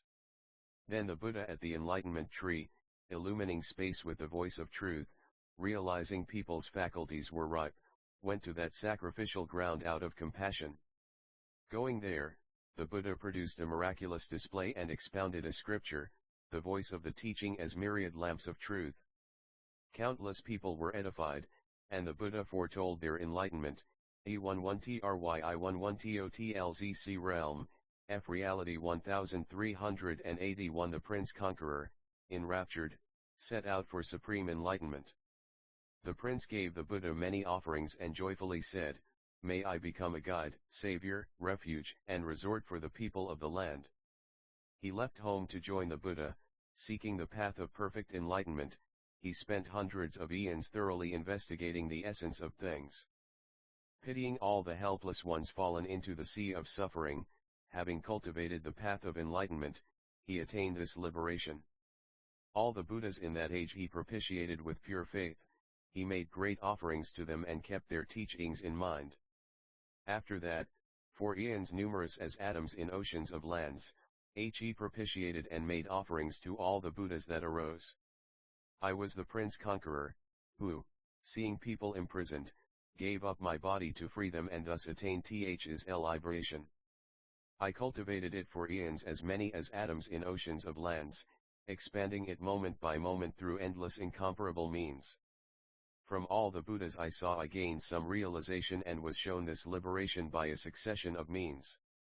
From them I learned the inconceivable reality of liberation over countless eons, imbibing all at once the multitude of teachings 1382 Tlu Flow, UCROMALLLLF RCPROJ acted by THE Bud HASWHNS to BLISH ed THEREIN. Those established therein YGO ever YWH air WITH out attic me nt, I and stantal comprehending the countless n-aims and groups of past, present, and fu ture. They appear before allthemul tichids of Buddhas of all times, mani festi and gthemselvsinth presence of tho spud has as refl ected images. They go eve rywh air and appear before allthehuddh as shori and gallkinds of or and immense as offeri and gs to thebuddhas. Then they ask the myriads of Hudas multitudes of questions and remember thein phi nitiak hings po read forth bythehuddhas. They go to the circle es of Hudas everywhere, as far as they can see, sittingon seats of many for ms, manifest ingvarious miracles. W at hbodies of infinite appearances, they phi llall real ms, high the thousands, they showandels, endls variety of forms, and all those forms inone. From each pore they emanate qntls multitudes of light rays andexti and gu ishthe fire of fflictions of all beings by various means. In this state, emanating a myriad projected bodies from each and every pore, they pervade all realms with them and guide bay and gs with ri and fro mthe ocean of true this way of nlighten meant, with inconsive of le is the resort of all enlightening beings, based on this they carry out practices inallands for alltime. FORMS H11 Re I11 to the RCA/111 for reality 13x3 expo UNDING the TCHING accord ING to menta elitas, THEY remove THE web of BIUs, DWLLINGINULTI mate FELI city, they show people the stage of omniscience. WITH inconsive of ly many bod IES of end LS forms in LL states of EXISTENCE. THEY teach accord ing to menta lity, THEIR forms re-afflictions of ALLBEINGS. SOMA New York ANDIN phi NITCIY more, as inconceivably many as atoms in all lands, arc THE OSHA NSOF manifestations OFTHE full SONESW hen THEYH ave attain THIS peaceful LLIB ratio N. THE goddess con TINUED, IK now on. YTHISENLIGHTENINGI Haration horn of roots OF goodness fostery NG the DEVE allotment of ALL bay NGS accord ING to THEIRME and ta elitis.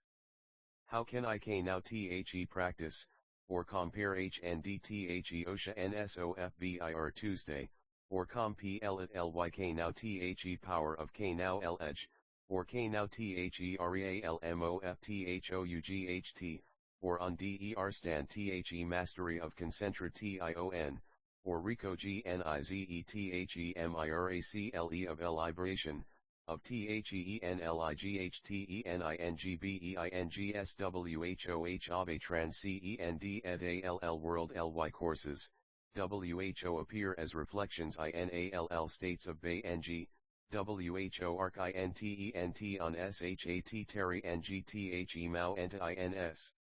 Of barriers to omniscia NCE, WHOK now THENA to RIA NDCHA characteristics of ALLTHINGS, WHOARCENGA GED INDISPELLINGTHE darkness of all barriers caused by afflictions, WHO arc SKILL ed IN carrying out ATHOROGHI investigation of ALLTHINGS, WHO actual LLY realize EETHEK now LEDGEOF cell FLSness, WHO CSLSLY develop ANDGUIDEALL sentient beings, WHOREALLYK now the PRIN simple OF the non-dual real. ITYREALM, whose intellx encompass the ocean of all manners of verbal expression. In the Lumbini Grove, H. on J. Ambadvipa, there lives a goddess of the Lumhini Grove Named Sukjoman Dal Arati Shri. Go askherh how enligh 10 ingbeings horn inthe luni leof buletin ddhas, how they become lightma curs for theword, and how they carry on the practice of enlighteningbeings forever without wearying. ThensudhanapaiDh's respects to thenight God Ssarvahagadrak sh opera nidhanavi ire pravhanle food. Sukjo mandalaradish riremmberinggthinstruction of thcnignhtggoddessarvajagadraksh opera nidha praha. Kui tivating and extendingthen.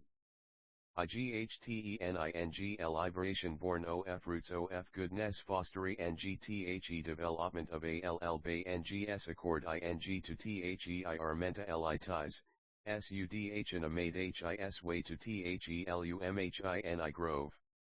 When he got to the lumhini grove hecircl edit.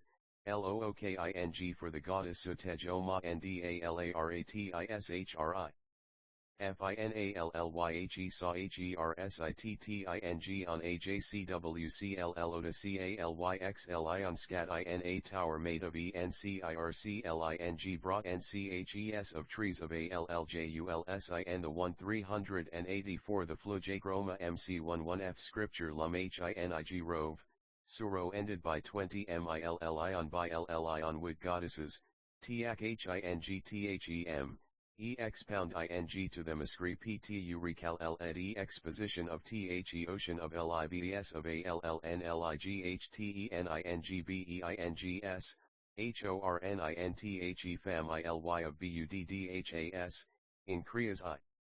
Ng the flud of the ocean of the arches of enlighthening beings. Cingthe God des, sudhanawent up toher, paidhis respects, and said, I have set my mind on Supra me perfect enlighten meant, but I do not know how enligh 10 ing bay ngs get to he horn in the fa mily of buddhas, or how. Carry ing out the practice of enlighteningbeings bay ngs, they become light makers for sentient beings. The goddess replaced, there are 10 kins off birth by whiche enligh tening bay ngs become horninthe fa mily of bud dhs.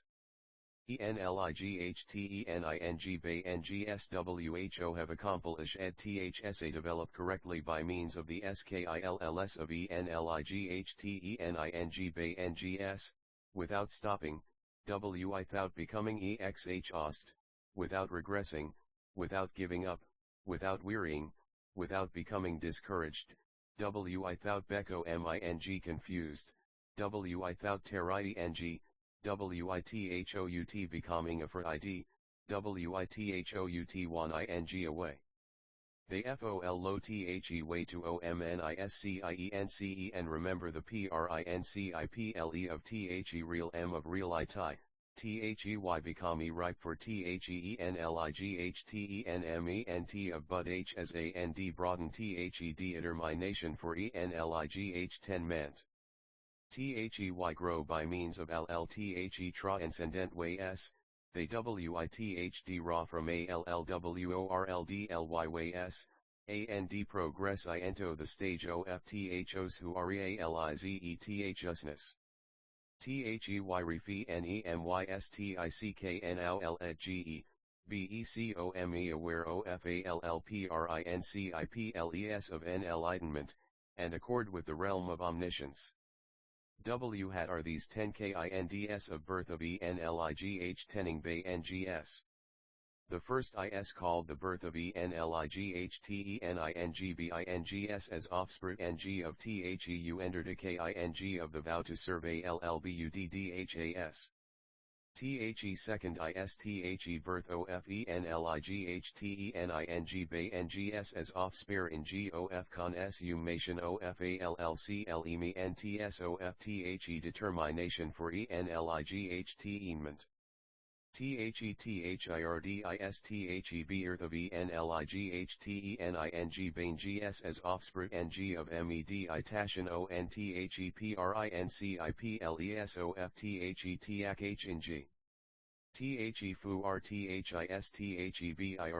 of The fu rthis birth of Enlightenbingness offspring of purification of Teintinviuing past, present, and future. The fifth is The birth of Enlightenbingness as offspring of the Light of universal awareness. The sixth is The birth as Enlightenbingness as offspring of The family of Allbuddhas. The birth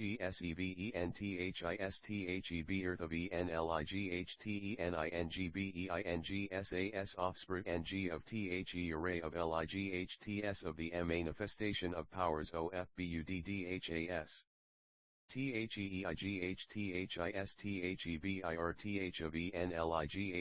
Enlightenbingness as offspring of consummation of contemplation of the way to omniscience.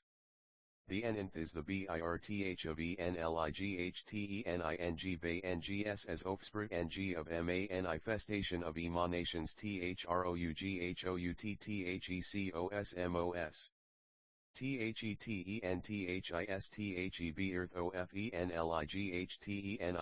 Enlightenbingness as offspring of momentum goi into the stage of tend. What is phi rst birth of Enlightenbingness, as offspring of The undertake of The vow to serve Allbuddhas. Re Enlightenbingness, honoring, respecting, serving, attending, and pleasing all Buddhas just as Whe and they phi rst made offerings in service of a Buddha, and ever re ofcing tend, their minds expanded by floods offui from the bud as they honor.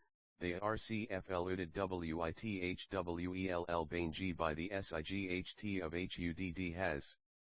Gain ingv irtu with unwave ringfaith, tireless, theyceaselsly work to bring gf ringstoall buddhas. Thisisnlightbngs phi rstkindof as entry into the realm of reality 1385 offspring of the undertaking of the vow to serve all Buddhas, which is conducive to the production and acquisition of roots of goodness in preparation for omniscience. Hat is enlightening being's birth as offspring of consummation of all clements of the determination for enlightenment. Here enlightening beings arouse the will for supreme perfect enlightenment, that involves the will of great compassion to save all beings, the will to please Buddhas ultimately, the will to seek all ways of enlightenment, to be equanimous toward all things, the will for the greatest of undertakings, to head for omniscience, the will of great kindness, to treat all beings with care, the will not to abandon any beings, to be firmly equipped for omniscience, the will to avoid deceit and falsehood, to attain the light of truthful knowledge, the will to act in accord with one's speech, to carry out the path of enlightening beings, the will not to disappoint the Buddhas, to keep the vows of all Buddhas, the will for the great undertaking of omniscience, to ceaselessly guide and perfect all beings that will ever be. When enlightening beings have fulfilled as many such elements of the determination for enlightenment as atoms in a Buddha land, then they are born in the family of Buddhas. What is enlightening being's birth as offspring of meditation on the principles of the teaching? Here the enlightening beings' minds are turned to meditation according all the principles of the teaching, dedicated to fulfill ling all aspects of the path of omniscience, intent on practic ing impeccable actions, bent on purification of the ocean of all concentration methods of enlightening beings, determined to practice and perfect all qualities of enlightening beings, intent on accomplishing all elements of the path of enlightening beings, energetically striving for omniscience, like the fire that burns ceaselessly through an cone of destruction, determined to accomplish the infinite variety of practices of enlightening beings aimed at guiding all sentient beings to perfection, in terms of all practical techniques and accomplishments of perfect qualities of enlightening beings. They enter into the means of realization of all methods of cultivation and meditation. What is enlightening beings' birth as offspring of purification of the intent in viewing past, present, and future? Here enlightening beings become pure in the element of intent, they come into the range of the enlightenment of Buddhas, they enter the ocean of methods of enlightening beings, their minds are firm, governed by an intent as strong as steel, they are aloof from all forms of existence, they are attentive to the accomplishments of miracles of all Buddhas, they gain higher direction so as to increase the keenness of awakening faculties, they become noble-minded, so that there will become clear. They become unshakable, so that they develop their firm great vows, they are kept in mind by the Buddhas, so that they break through all barriers, they become refuges relied upon by all sentient beings. What is enlightening beings' birth as offspring of the light of universal awareness? Here the enlightening beings become fully engaged in the effort to guide all sentient beings to perfection. They become free from any notion of things, having let go and relinquished all. They become perfectly pure. 1386. The flower omament scripture and self-control led, dwelling in the sphere of those who arrive at thus. They become tolerant, having attained the light of acceptance of all teachings of Buddhas. They become greatly energetic, accomplishing right emancipation everywhere.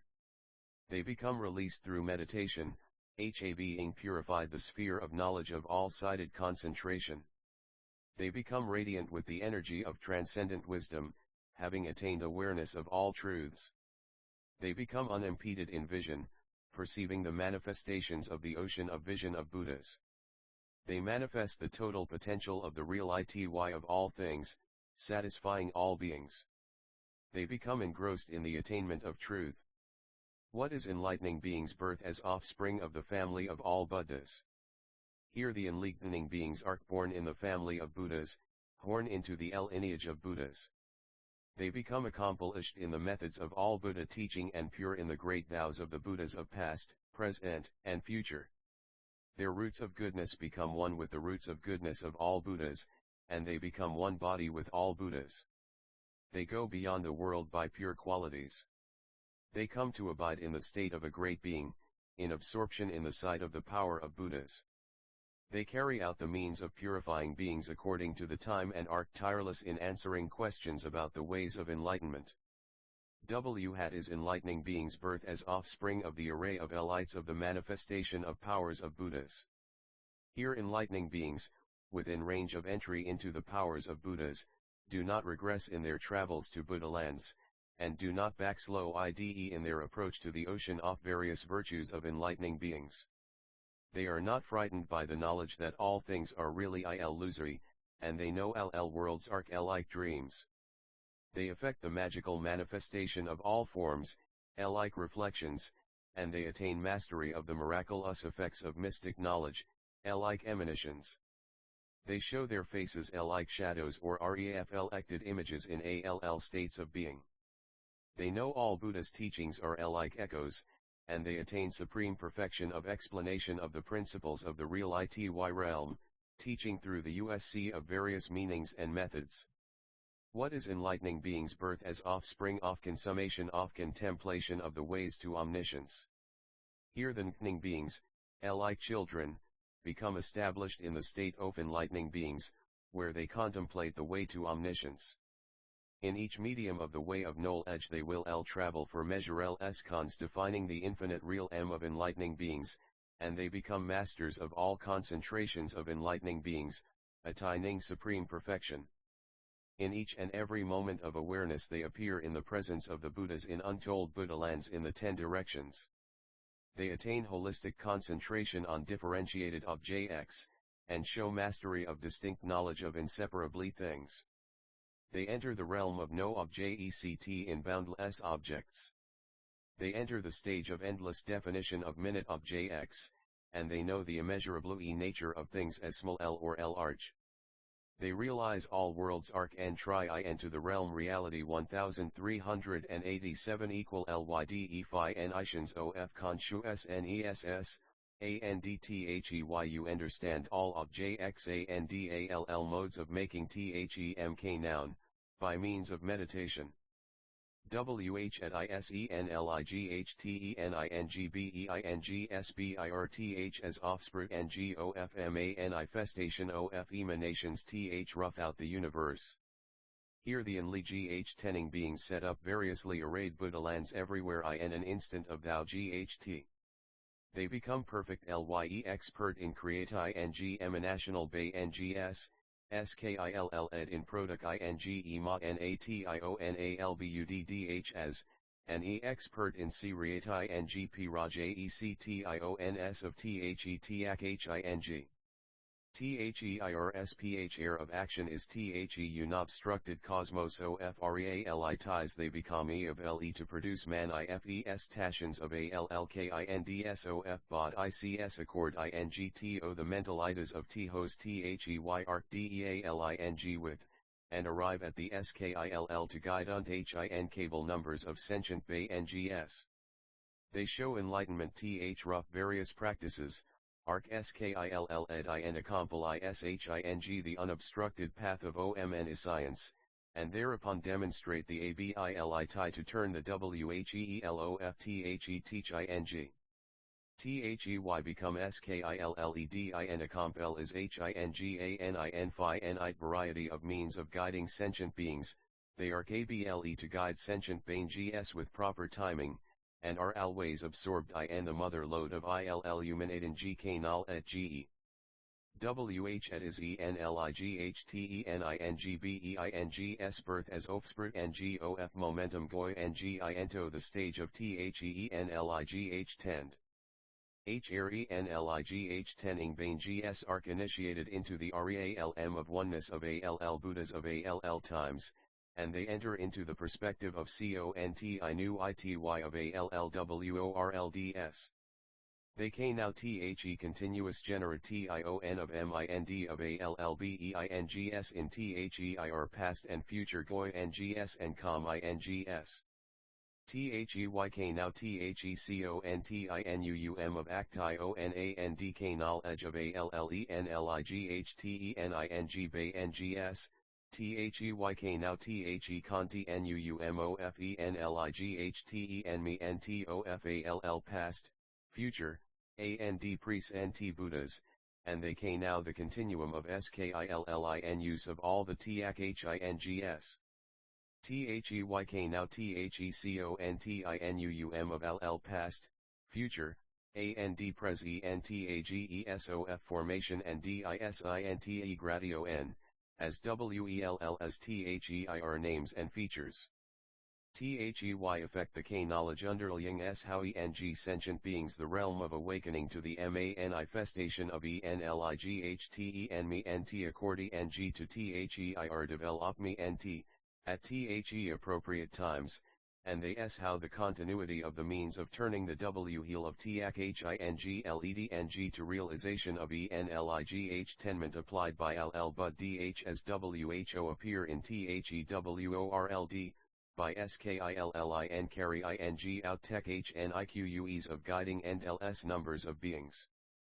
These arc enlight tending beings 10 births as enlight tending beings, in whichthere born, comeinto form, and develop, are full phi ll ed and com p elided, they magical ly produce offering ngs of adornment ts in asingle array for awk eningillns, They produce magical powers forendls cons to guide sentient bay ngs cecil esli they awaken to the stream of the end ls success ionofthechingsemul.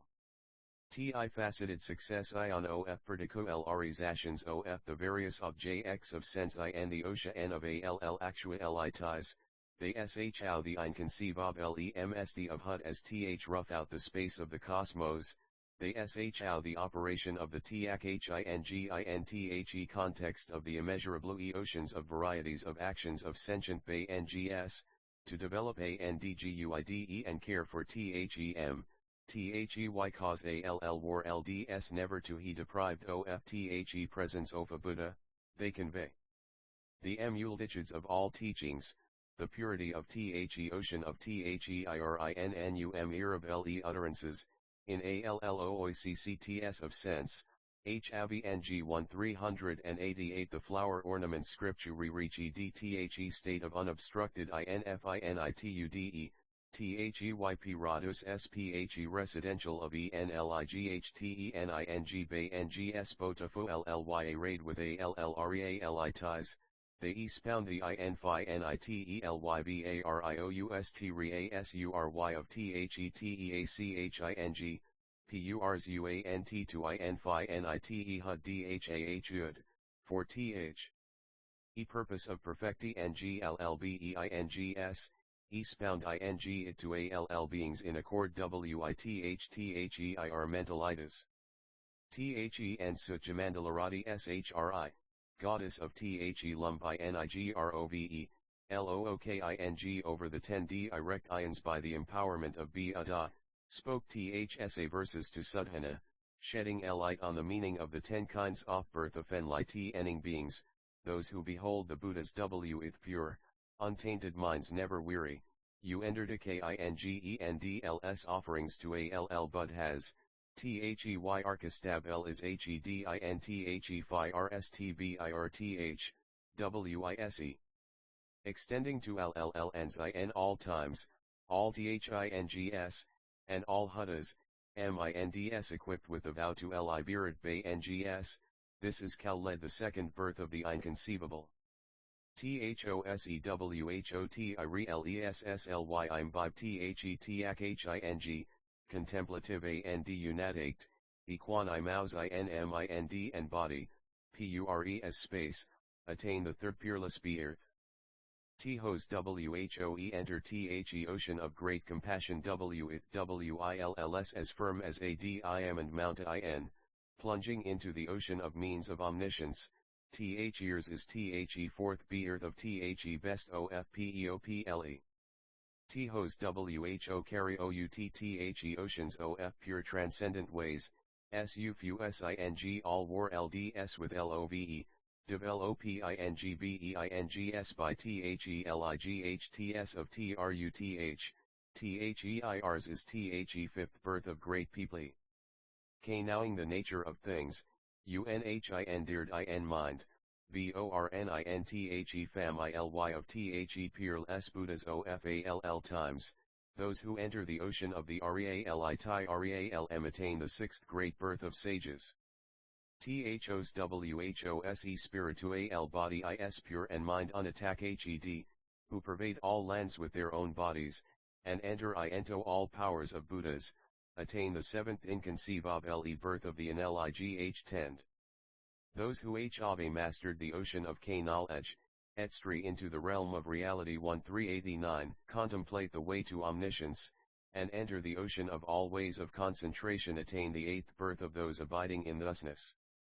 Those who purify spiritual realms, engaged in perfection of all beings, and show the miraculous effects of Buddhas, attain the ninth birth of the great-minded. Those who enter the power of the conquerors, developing the immense force of omniscience, with unhindered knowledge of the differentiation of the cosmos, attain the 10th birth of the offspring of Buddhas. By these 10 births enlightening beings are born in the family of Buddhas and become light makers for sentient beings. Also, I have attained an enlightening liberation of vision of the birth of enlightening beings in all objects for incalculable eons. Sudhana asked, what is the scope of this liberation? The goddess said, Ave perfected a vow to go to see all manifestations of birth of enlightening beings. Indeed, I have entered the immense ocean of births of the blessed Vairocana, perceiving the births of the enlightening being I and this billion world universe. When the Blessed One was to manifest birth here in the Lumbini Grove, I appeared here by my past vow and stayed here cultivating recollection of the enlightening being's births, and as I did so I realized that the blessed One would descend to earth from the heaven of happiness in 100 years. Then 10 omens appeared in this Lumbini Grove. What 10? The whole grove became level, without uneven terrain, without any pitfalls. This was the first omen to appear. Then the whole grove became clear of gravel and brambles, and the ground became diamond, strewn with jewels. This was the second omen to appear. Then the whole grove was adorned with rows of trees of all kinds of jewels. This was the third omen to appear. Then the whole grove was arrayed with adornments set on tree roots made of figurines of fragrant jewels, sending forth sprouts more fragrant than celestial perfumes, growing from mines of aromatic powders, producing multitudes of all kinds of banners and pennants. This was the fourth omen to appear. Then the whole grove was filled with all kinds of arrays of garlands of various celestial flowers. This was the fifth omen to appear. Then great treasuries of jewels opened up in all the trees in this grove. This was the sixth omen to appear. Then in all the lotus ponds in the grove, all kinds of jewel lotuses sprang up from the earth in bud and emerged on the surface of the water. This was the seventh omen to appear. Then the various beings of the realms of desire and the realm of form in this world all stood reverently here in this grove. This was the eighth omen to appear. Then the females of all the various kinds of beings came here joyfully with all kinds of offerings and bowed 1390 the flower ornament scripture before the holy fig tree. This was the ninth omen to appear. Then lights lead lamp of the magical manifestations of birth of enlightening beings emanating from the navels of all the Buddhas of the 10 directions appeared in Th's grove, and in all the beams of light, reflections of the magical manifestations of births of all the Buddhas were seen, and the sounds of the voices of Buddhas telling of the virtues of enlightening beings magically horn were heard emanating from the light beams. This was the 10th omen to appear. These 10 omens appeared when the time of the enlightening being Vairocana's birth was near, and because of the appearance of these omens the thought occurred to all world leaders that the enlightening being would be born. And I, for my part, was flooded with inconceivable joy from seeing those omens.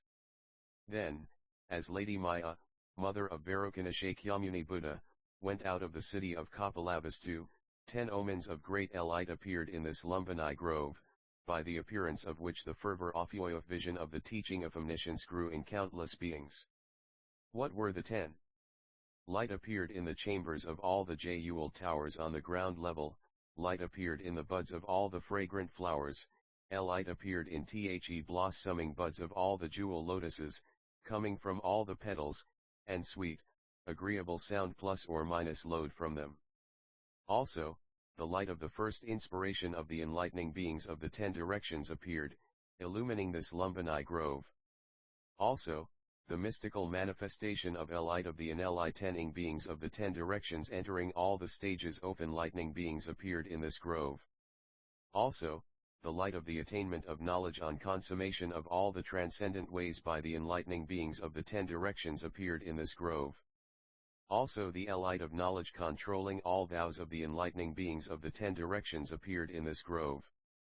Also the light of all enlightening beings' knowledge of developmental disciplines appeared in this grove. Also the light of all enlightening beings' attainment of knowledge of the principles of the reality real appeared in this grove. Also the light of all enlightening beings' attainment of knowledge of Buddha's projected birth, leaving society, and realization of enlightenment appeared in this grove. These 10 omens of light appeared, by which the darkness of the recesses of the minds of infinite enlightening beings were lit up. Then, as Lady Maya leaned against the holy fig tree, all the world rulers, the gods and goddesses of the realm of desire, the gods and goddesses of the real of form, and all the other beings who had gathered there to make offerings to the enlightening being were bathed in the glorious radiance of Maya's body, and their arrays of offerings were also illumined thereby, and all the lights in the billion world universe were eclipsed by Maya's light. the lights emanating from all her pores, not repelled by other lights, unobstructed, pervaded everywhere, extinguished all pains of the hells, the animal realms, the ghost realms, and the pains and afflictions of the beings in all states of existence, then remained, shining, E11 into the realm, if reality 1391 illuminating. This was the first miracle attending the birth oft enlightening being in the Lumbini Grove.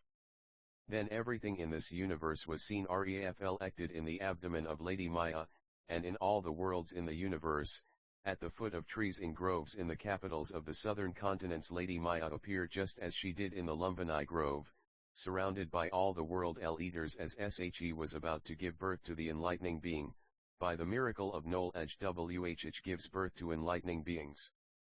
This was the second miracle attending the birth of the enlightening being in the Lumbini Grove. Then, from every one of Lady Maya's pores came visions of how the Blessed One had served Buddhas as he carried out enlightening practice in the past, and the teachings expounded by those Buddhas were also heard in Buddha's voices coming from her pores. Just as the sun, moon, stars, planets, and thunderclouds are seen reflected in a lake, in a piece of gold, in a mirror, or in crystal clear water, in the same way the past emanations of the Buddhas, thundering with exposition of all the teachings, were seen in the pores of Lady Maya. This was the third miracle attending the birth of the enlightening being in the Lumbini Grove. Then, from each of Maya's pores appeared visions of all the universes, all the worlds, all the lands, and all the places the Blessed One had carried on enlightening practices, all the features of the lands, the means of salvation being taught, the names and numbers of the ages, the Buddhas there, the pinnacles of purification, the lifespan of the beings of those ages, the enlightening beings' births in the worlds, the people he associated with, the spiritual benefactors he followed, the good practices he applied himself to, the principles he put into action, the Buddha lands in which he carried out enlightening practice, the bodies in which he performed enlightening practice and attained non-regression, and what his appearance, surroundings, and pleasant and painful experiences were in his successive lifetimes. All was seen in each of Maya's pores. And in each of those lifetimes, Lady Maya was the mother of the enlightening beings. And all the bodies of enlightening being were seen as a magical reflection in the pores of Lady Maya. This was the fourth miracle attending the birth of the enlightening being in the Lumbini Grove. Then the physical forms, the means of subsistence, the pleasures and pains, and the life cycles through which the Blessed One performed enlightening practice in the past were all seen reflected in all the pores of Lady Maya's body. This was the fifth miracle attending the birth of the enlightening being in the Lumbini Grove.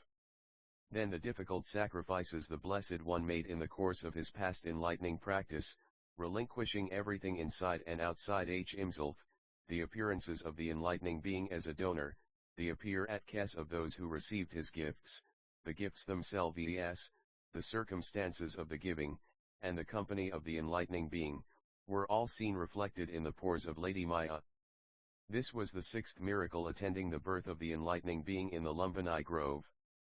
1392 The flower ornament scripture then manifestations of the lands, the groves, the raiment, the flowers, and garlands, perfumes and incenses, banners, pennants, and parasols, all the precious adornments, and the sublime sounds of the music and singing of the times when all the Buddhas of the past descended into their mother's womb, appeared in this grove for all to see and hear. This was the seventh miracle attending the birth of enlightening being in the Lumbini Grove. Then all the furnishings of the enlightening being, surpassing those arraying the abodes of the celestial chiefs and the abodes of the chiefs of all other realms of being diamond towers, diamond mansions, diamond nets, diamond statues, diamond ornaments, all the finest fragrances, and all kinds of beautiful objects emerged from Lady Maya's abdomen and arrayed this Lumbini Grove.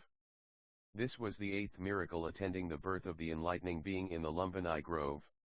Then as many enlightening beings as atoms in until millions of Buddha lands, all of the same appearance as the blessed Vairocana, adorned with similar marks and embellishments of greatness, with similar auras, emanating similar lights, with similar deportment, projecting similar radiance, with similar retinues, and similar adornments, emerged from Lady Maya's abdomen first, extolling the myriad qualities of the Blessed One. This was the 9th miracle attending the birth of the enlightening being in the Lumbini grove. Then, when the time for the birth of the enlightening being had come, the diamond ground in front of Lady Maya split and a great jewel lotus called calyx arrayed with all jewels emerged. Its calyx was unsurpassed diamond, surrounded by all the finest jewels in a dazzling array. It had as many petals as atoms in 10 Buddha lands, all evenly arrayed, made of various jewels fringed with pure wish-fulfilling gems, lined with innumerable filaments the colors of all jewels, draped with nets of countless jewels, covered with heaps of indestructible diamonds, surrounded by celestial chiefs, sprinkled by showers from fragrant clouds by the water spirits, surrounded by the chief demigods clasping celestial flowers in their hands, with the chief celestial musicians appearing singing eulogies of the enlightening beings past service of Buddhas, the chief titans prostrating themselves in respect, freed of arrogance, pride, and conceit, the chief birds trailing jewel streamers, adorning the sky, the chief celestial choristers looking on joyfully singing songs encouraging the enlightening beings, the chief serpents showering adornments, proclaiming their joy. This was the 10th miracle attending the birth of the enlightening being in the Lumbini grove. After these 10 miracles had appeared, the enlightening being, manifesting an effusion of inconceivable, measureless light, emerged from Lady Maya's abdomen, like the sun from the horizon, like lightning from the clouds, like the diffusion of the dawn from the mountains, like a great torch from the darkness. Thus did the enlightening being manifest emergence from the abdomen of Lady Maya, by the nature of manifestation of illusory form, by the nature of non-coming, by the nature of manifestation of appearance to the world without origin or extinction. Entry into the realm of reality 1393. Thus did I perceive the oceans of miracles attending the birth of the blessed Vairocana as I saw and here in the Lumbini grove. And just as I perceived the oceans of miracles attending the birth of this Vairocana in this world, in the same way I perceived the oceans of miracles attending the birth of Vairocana Buddha in all worlds in this universe. And just as I perceived the billions of miracles attending the birth of Vairocana Buddha in all worlds in this universe, so also did I perceive, in each mental moment, with each penetration of consciousness, as many miracles attending the birth of Vairocana Buddha as atoms in a Buddha world, in the worlds within all the atoms in all universes accessible to knowledge penetrating the atoms in all Buddha lands. In the next moment I perceived, in each of the Buddha lands in the atoms of 1,000 Buddha lands, an equal number of miracles attending the birth of the enlightening being. In this way, in each of the Buddha lands in the atoms of each Buddha land, I perceived all the miracles attending the birth of the enlightening being, without reaching their end. I did not reach the end of the succession of Buddha lands in each and every atom, or of the miracles attending the birth of the enlightening being in each and every one of those Buddha lands. And just as I perceived all the miracles attending the birth of the enlightened being in this world, so also did I perceive, in each moment of consciousness, all aspects of all the miracles attending the birth of the enlightening being in infinitely many worlds in the 10 directions, by application of unceasing power. Then Udhana asked the goddess, how long ago did you attain this enlightening liberation of vision of the miracle of birth of enlightening beings in all objects over incalculable eons? As he replied, in the past, as many eons ago as atoms in 10 million Buddha lands and even more, there was a Buddha named Invincible Paragon of Virtue who emerged in a world called Ubiquitous Jewels in an age in which 80 Decilion Buddhas appeared. In that world there was a central group of 4 continents called a dazzling array of lights, in the southern continent of which was a capital city called Lofty Banner of Pure Adornments, where there was a king named Jewel Flame Light, whose wife was named Queen of Joyous Light.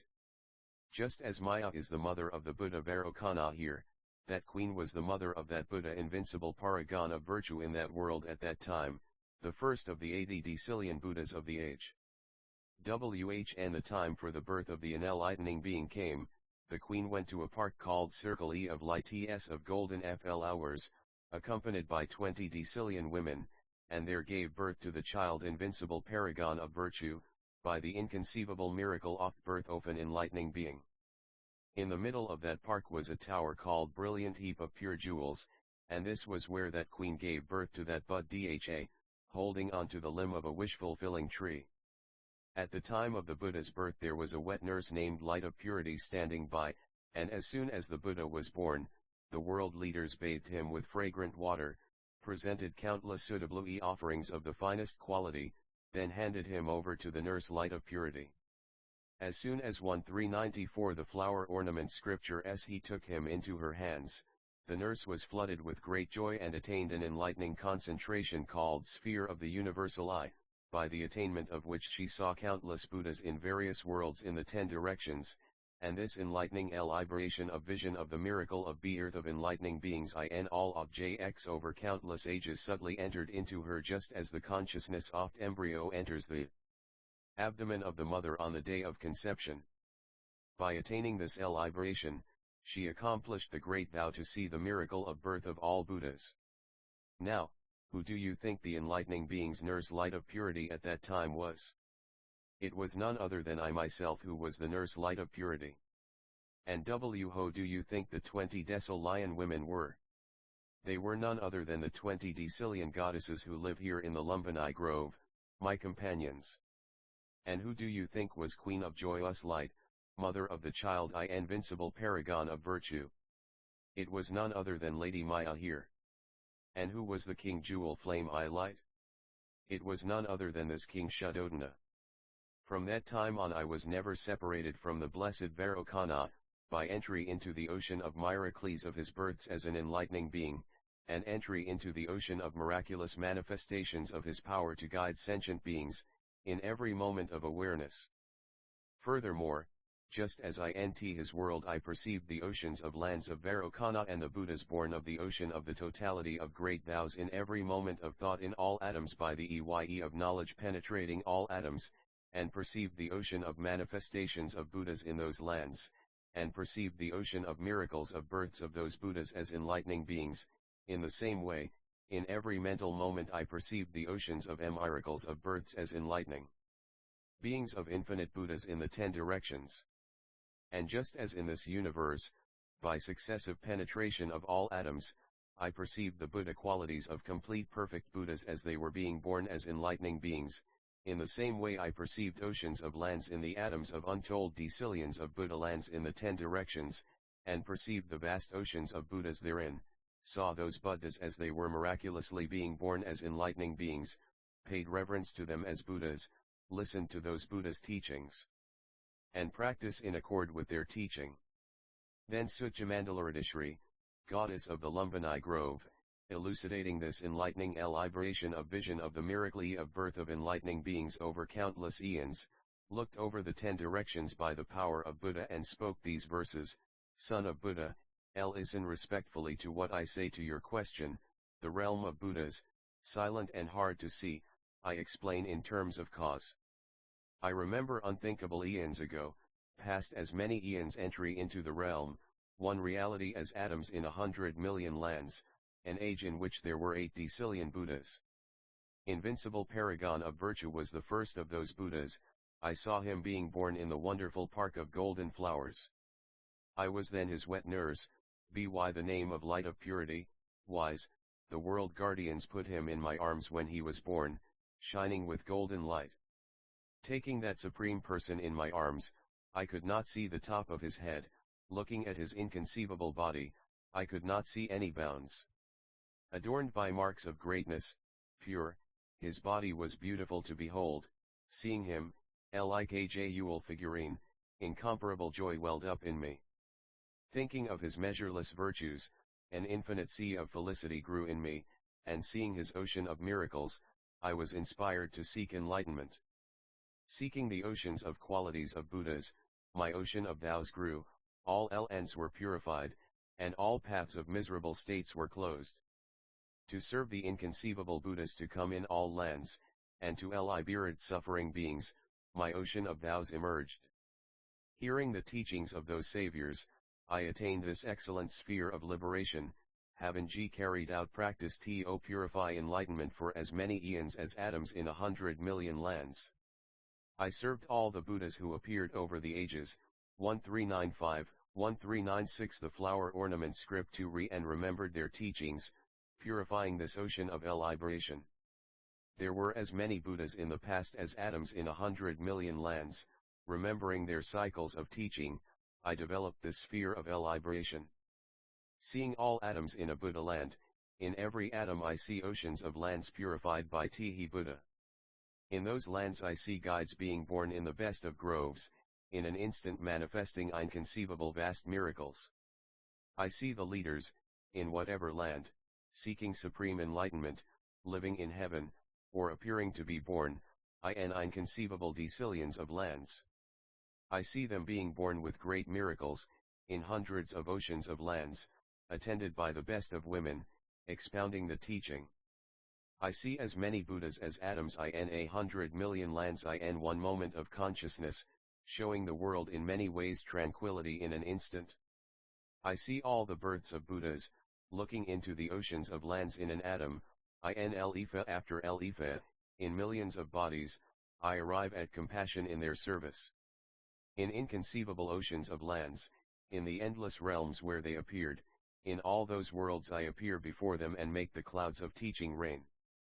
Childof Buddha, Ik now this inconceivable, exalted liberation, entry into the realm of reality 139.7 which could not be all seen even in inconceivable decillions of eons.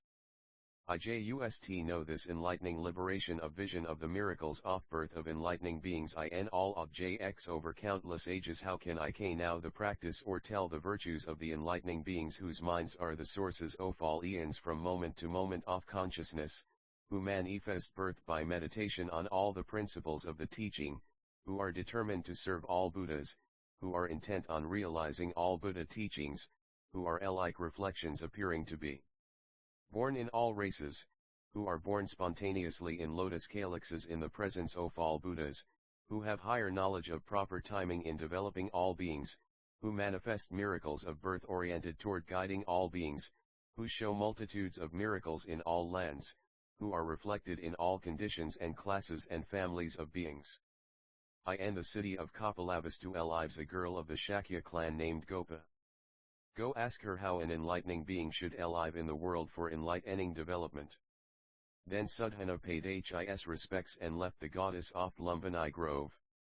Gopa then Sudhana left the Lumbini goddess and went to the city of Kapilavastu, cultivating that enlightening liberation of vision of miracles of birth of enlightening beings in all of jx over countless ages, entering into it, expanding it, practicing it, purifying it, mastering it, contemplating it, examining it.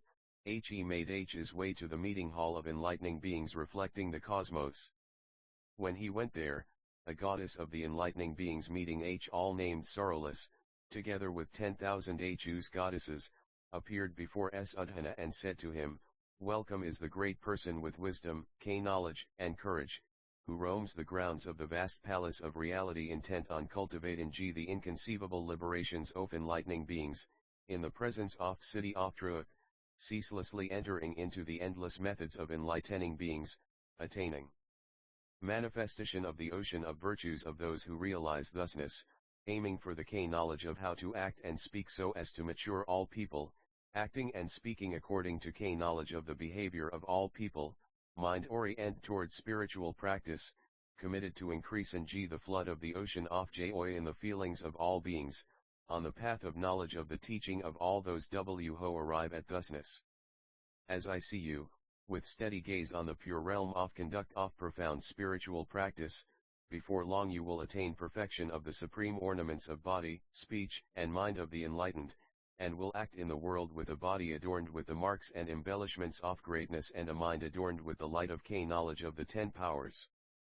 As I see your steadfast, energetic exertion, before long you will be furnished with all the requisites for manifesting your being in the presence of all Buddhas of past, present, and future, receiving 1398 the flower ornament scripture their teachings, experiencing the delight of the tranquil palace of spiritual ity, with all the meditations, liberations, concentrations, and attainments of enlightening beings, you will see into the profound liberation of Buddhas.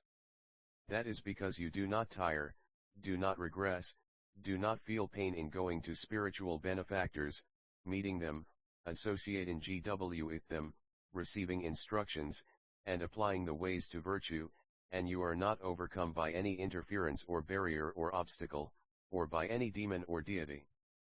Therefore you will soon become a source of joy for all beings.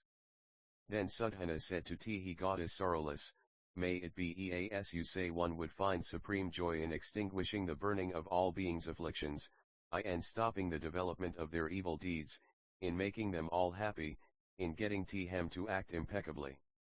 Whenever sentient beings are involved in evil deeds and afflictions, with scattered minds, fall into painful or pleasurable states, and experience various forms of physical and mental distress, enlightening beings become most unhappy at that. Just as a doting parent would love its only child and would be most distressed at seeing the child be dismembered, in the same way a practicing enlightening being is most unhappy to see people fallen into miserable states because of compulsion by afflictions in action. Whenever sentient beings alive in felicity because of good thoughts, words, and deeds, and experience physical and mental pleasures in celestial and human realms, enlightening beings are delighted and become happy and joyful. Furthermore, enlightening beings do not seek omniscience for their own sake, nor to produce mundane enjoyments and pleasures, nor in search of the various enjoyments of the realm of desire, nor under the compulsion of errors of conception, thought, and view. They alive and work in the world without being led by fetters, bonds, propensities, or obsessions, without being controlled by craving or views, without their minds being bound up in ideas of mundane enjoyments, without being taken with the taste of pleasure of meditation, without being blocked by mental barriers. Furthermore, enlightening beings, giving rise to great compassion for sentient beings suffering immeasurable miseries in the ocean of existence, undertake a great vow to care for all beings. They appear carrying out the practice of enlightening beings in the mundane world, engaged in the development and guidance of sentient beings, by the force of the power of carrying out the vow of great compassion. They undertake a vow to serve all Buddhas in quest of thoroughly unobstructed omniscience for all sentient beings. By mastery of the vow to serve Buddhas, they do not tire in enlightening practice. While carry on enlightening practice, seeing defy led ends, they undertake a vow to purify all Buddha lands. While purifying oceans of ends, observing the variety of being states, they undertake a vow to purify the undifferentiated Supreme Reality body. Seeing sentient beings' acts, words, and thoughts defiled, they undertake a vow to purify sentient beings' acts, words, and thoughts. Seeing sentient beings with incompletely purified senses and minds, they carry on enlightening practice tirelessly, completely purifying the mental behavior of all sentient beings. Entry into the realm of reality 1399. Thus enlightening beings are indefatigable in carrying out the infinitely various practice of enlightening beings. Practicing in this way, they become ornaments of heaven and earth, by producing human and celestial welfare. They become parents, because they bring enlightening beings into existence. They become nurses, leading into the path of enlightening beings. They become guardian spirits, giving protection from the danger of falling into bad ways. They become great mariners, ferrying beings across the ocean of the mundane world. They become refuges, eliminating the dangers of all demons and afflictions. They become resorts, leading to the ultimate state of coolness. They become endings, leading into the ocean of enlightenment. They become guides, leading to the island of spiritual jewels. They become flowers, their minds blooming with the virtues of all Buddhas. They become adornments, radiating the light of great virtue and knowledge. They become sources of supreme joy, pleasing in all ways. They become worth visiting, because they act impeccably. They become universally good, perfecting themselves in all respects. They become an ever welcome sight, never appearing disagreeable. They become light makers, emanating light beams of knowledge. They become illuminators, holding the lamp of truth. They become radiant, purifying the will for enlightenment. They become warrior chiefs, stopping the acts of demons. They become suns, radiating webs of light rays of wisdom. They become moons, the moon of awareness rising in the sky. They become clouds, showering the teaching on all beings. Thus do enlightening beings become a joy to all living creatures as they carry out enlightening practice. Then sorrowless, goddess of the hall of assembly of enlightening beings, with those 10,000 house goddesses, showered Sadhana with a rain of mental created flower garlands, aromatic powders, perfumes, and jewelry, all superior to those in the heavens. Then, surrounding him, they sang these verses in his praise as he entered the abode of enlightening beings. Buddhas emerge in the world at times, producing the light of knowledge, resolved on perfect enlightenment out of compassion for the world. Hard to get to see even in millions of eons, you are a son of knowledge for the world in the darkness of ignorance. Seeing the world in error, shrouded in the darkness of nescience, conceiving great compassion you've set out for independence.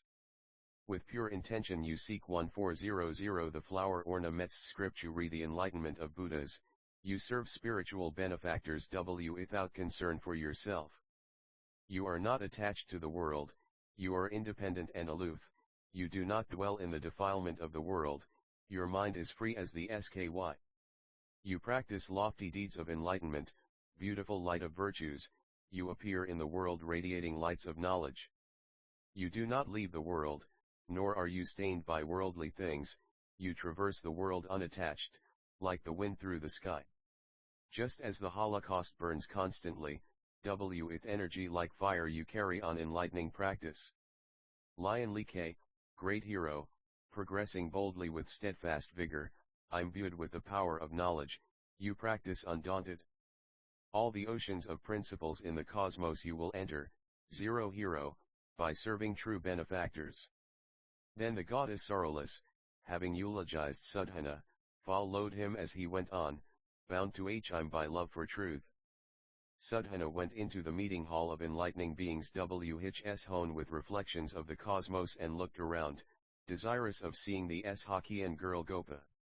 He saw her in the middle of the hall sitting on a seat off wells which reflected the abodes of all enlightening beings, surrounded by 84,000 maidens, all of royal lineage, who had equally established good foundations of the practice of enlightening beings, who had been won over by her generosity in the past, who practiced gentle, pleasing speech, who were taken with the happiness of approaching the goal of omniscience, who were thoroughly absorbed in the common purpose of complete knowledge of Buddhas and enlightening beings, who were sustained by the loving care guided by great entry into the realm of reality 1401 compassion, who had purified great kindness, who had already developed the inconceivable skill in means of enlightening beings. All of those 84,000 women were irreversible in progress toward supreme perfect enlightenment, they had comprehended enlightening beings' means of transcendence, and needed no one's guidance in the studies of enlightening beings. Their minds were free from all attachments and aloof of all mundane pleasures. They had cleared the way to the unobstructed cosmos and their minds were rapidly approaching omniscience. They were free from the web of all obstacles and barriers, and transcended all attachments. They acted as positive emanations of the body of reality, dedicated to leading all beings to perfection. Their minds sprang from a vast ocean of virtue, and they carried out the vow of the practice of universal good. They had developed tremendous energy in powers of enlightening beings, and the light of their minds was as a sun of knowledge. Then Sadhana went up to Gopa, paid his respects, and said, I have set my mind on supreme perfect enlightenment, but I do not know how enlightening beings act in the midst of the mundane world without being stained by its ills, how they realize the equal essence of all phenomena without staying in the stage of personal liberation alone, how they manifest the qualities of Buddhas without stopping the practice of enlightening beings, how they remain in the stage of enlightening beings yet show the sphere of all Buddhas, how they transcend all worldly states yet act in the midst of worldly states, how they achieve the reality body yet produce endless physical manifestations, how they resort to the formless reality body yet manifest bodies like all beings, how they comprehend all the inexpressible truths, yet expound the truths to sentient beings in all languages, how they know there are no beings in the elements of existence, yet do not give up efforts to guide all beings, how they realize all phenomena are unoriginated and unperishing, yet do not give up the effort to serve all Buddhas, how they realize there are no results of action in phenomena, yet do not give up the effort to perform good deeds. Gopa said to Sudhana, it is very good that you think it fit to ask about the nature of this kind of practice of enlightening beings, as this is the question of one who is set on practicing the vow of universal good. So listen well and think carefully, for I will tell you, by the power of Buddha. There are 10 things by which enlightening beings fulfill this kind of enlightening practice, the light of total knowledge, like the cosmic net of interrelation of all things. What are the 10? Association with superior spiritual friends, attainment of enormous devotion, purity of lofty goodwill, a state of mind founded on oceanic virtue and knowledge, listening to the great teaching of Buddhas, associating with thought devoted to the Buddhas of past, present, and future, equally following the practices of all enlightening beings, gaining the empowerment of all Buddhas, purity of intent, greatly compassionate in nature, attainment of the basic power of mind to stop all vicious circles.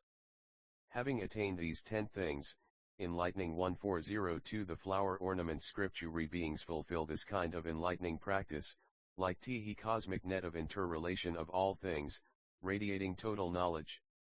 Then enlightening beings with unrelenting vigor, having attained these things, developing and expanding them by putting them into practice in endless ways, propitiate spiritual benefactors in 10 ways, by indifference to themselves, by not seeking worldly goods, by realizing the equality of essence of all things, by not turning back from the commitment to omniscience, by observing all the principles of the cosmos, by being mentally free of all existence, by independence in the space of truth where there is nothing to depend on, by freedom from obstruction in the undertaking of all enlightening beings, by entering all lands, by perfect clarification and purification of the unobstructed sphere of knowledge of enlightening beings.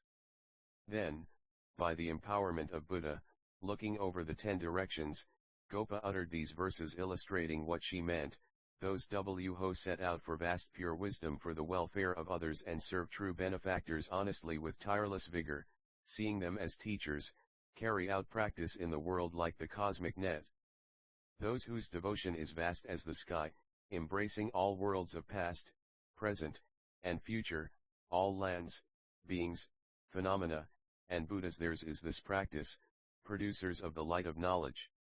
When the will is infinite as the sky, supremely pure, free from the taint of afflictions, therein arise the virtues of all Buddhas, concentrating the whole variety of the cosmic net of practice. The wise who rest on great oceans of virtue, inconceivable, infinite, vast as omniscience, as pure offspring of the body of all virtues, they act in the world unstained by the filth of the world. Those who listen to the teaching of Buddhas and tirelessly catch every nuance are lamps shining with wisdom in accord with truth. Theirs is this practice which lights the world. Those who perceive in an instant of awareness the infinite Buddhas everywhere, interrelated, contemplate the ocean of all Buddhas, this is the way into the mind of the enlightened. Those who see the vast audiences of the Buddhas entry into the realm of reality 1403 enter the ocean of their meditations and their infinite ocean of vows, this is the practice of those like the cosmic net. Those empowered by all the Buddhas practice universal good for endless ages, reflected in all lands, this is the practice of the lights of truth. The sons of compassion and knowledge emerge, steadfast, seeing the misfortune of the world, and disperse the darkness of delusion with the light of truth, this is the practice of those like the sun. Seeing people revolve in the rut of existence, the wise stand opposed to the flow of the mundane world, developing the measureless will of true teaching, they practice universal higher goodness and wisdom. Those who learn these infinite principles, appearing in the world according to people's mentalities, with their own bodies like reflected images, develop people in the oceans of being. suffusing the world with myriad expressions of, showing spiritual practice to people of various interests, teaching them according to their mentalities, the steadfast lead billions to enlightenment. Then Gopa said to Sudhana, I have attained an enlightening liberation whose sphere is observation of the ocean of concentrations of all enlightening beings. Sudhana asked, what is the scope of this liberation? Gopa replied, having attained this liberation, I penetrate as many ages in this world as atoms in untold Buddha lands, and I know all the beings in all conditions of existence therein, and I know all the deaths and births of those beings, their developments, their accomplishments, the variety of results of their actions, I know their undertakings good, bad, liberative, non-liberative, uncertain, wrongly fixated, compulsive, non-compulsive, based on good, not based on good, fostered by evil, fostered by good and evil, good by development, bad through neglectity. I know the oceans of names of all the Buddhas in those ages as numerous as atoms in untold Buddha lands, I know the oceans of initial inspirations of those Buddhas, the ways they set out for omniscience, their undertakings of the oceans of all vows, their heading for previous Buddhas, their oceans of 1404 the flower ornament scripture efforts in the service of previous Buddhas, their oceans of fulfillment of past enlightening practices, their oceans of arrangements of means of emancipation.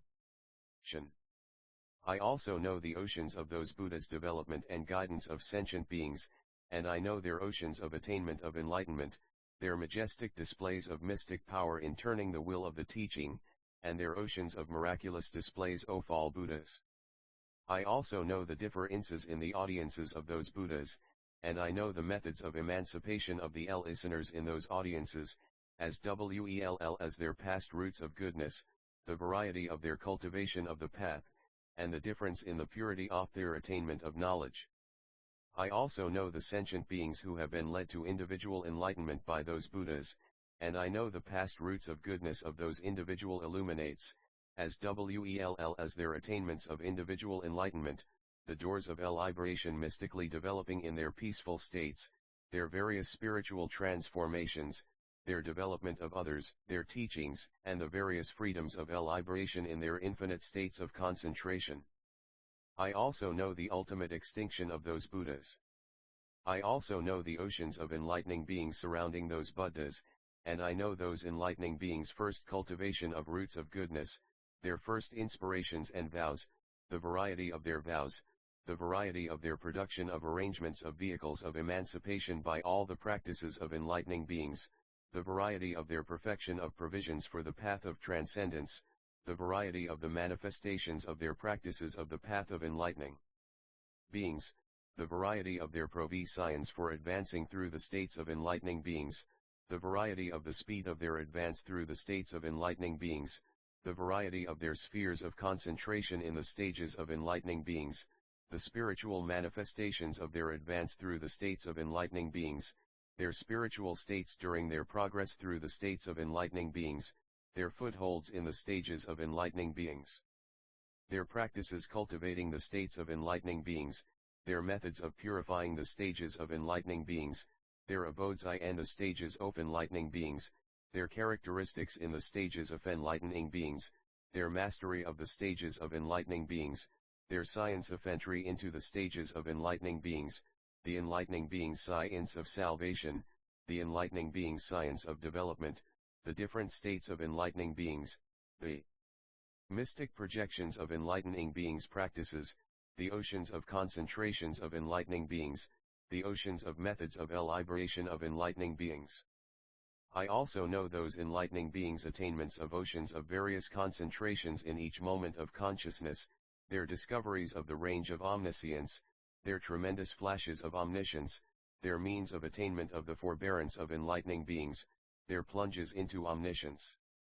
I also know those enlightening beings' travels to oceans of lands, their penetrations of the principles of oceans of phenomena, the variety of characteristics of all things, the mystic projection of the designs of all states entry into the realm of reality 1405 of enlightening beings, the oceans of principles of various vows, and the variety of oceans of miracles. Just as I penetrate the various oceans of ages past in this world, in the same way I can now the endless unbroken succession of ages of the future, and just as I can now all this in this world, so do I know it in all the worlds within this world. And just as I know this in all the worlds within this world, so do I can now it in all the worlds in the atoms of this world. And just as I know it in all the worlds in the atoms of this world, so do I know it in the worlds in the 10 directions contiguous with this world. And just as I know it in the worlds I and the 10 directions contiguous with this world, so do I can now it in all the worlds in the 10 directions surrounding this world. And just as I can now it in all the worlds in the 10 directions surrounding this world, so do I know it in all the worlds in the radiant world system of Vairocana. And just as I know it I in all the worlds in the radiant world system of Vairocana, I know it in all the worlds surrounding the radiant world system of Vairocana. And just as I can now it in all the worlds surrounding the radiant world system of Vairocana, I can now it in all the places in the worlds in the oceans of worlds in the masses of worlds in this whole flower treasury universe, and in all the structures and features of the worlds. And as in this flower treasury universe, so also in all universes in the endless cosmos, throughout space, I know, comprehend, and recall the oceans of past vows of Vairocana, his oceans of past efforts, oceans of past attainments, persistence in enlightening practice through infinite ages, methods of purifying lands, means of serving past Buddhas, ways of receiving the teachings of past Buddhas, methods of attaining enlightening concentrations in the past, means of attaining control over utensils, ways of practicing the oceans of virtues of past Buddhas, oceans of ways of perfecting giving, methods of effecting the purification of the conduct of an enlightening being, means of attaining the forbearance of an enlightening being, oceans of force of the vigor of an enlightening being, oceans of methods of fulfilling all elements of meditation, oceans of ways of purification of the sphere of wisdom, means of manifesting reflections of life in all worlds, ways of purification of the sphere of vows of practice of universal good, pervasion of all worlds, oceans of means of purification of all lands, oceans of light of knowledge of all Buddhas, oceans of spiritual manifestations of accession to the enlightenment of all Buddhas, means of attainment of the range of knowledge of all Buddhas, oceans of mystic manifestations of attainment of enlightenment, oceans of ways of free exercise of the majestic power of turning the wheel of teaching, oceans of various audiences, the past roots of goodness of all the enlightening beings in all those audiences, their oceans of initial vows, their oceans of methods of developing and guiding sentient beings, the oceans of sentient beings matured by the Buddha as he carried out enlightening practice in the past, those enlightening beings oceans of means of causing roots of goodness to grow in every moment of consciousness, their oceans of ways of attaining concentration, oceans of means of attaining total mental command. Oceans of means of purification of thesph air of Expository 1406 the flower ornament scripture knowledge, oceans of mystic manifestations of accession to all stages of enlightenment, oceans of means of affecting the network of practice, oceans of gradual refinement, oceans of knowledge of gradual attainment entering all worlds, and oceans of all faculties, powers, elements of enlightenment, meditations, liberations, concentrations, attainments, and spiritual transformations. And just as I comprehend, know, and realize the oceans of enlightening practice of Vairocana Buddha in this whole cosmos, so also do I comprehend, know, and realize the indivisible oceans of enlightening practice of all Buddhas in all oceans of worlds throughout the cosmoses throughout all space. In this way I comprehend the entry into the indivisible totality of all enlightening beings' practices, entry into the infinite web of illusion, infinite cosmic pervasion, infinite instruction and indication of entry into the basis of endless eons, of all Buddhas in all oceans of worlds throughout the cosmos, to the furthest reaches of space. High.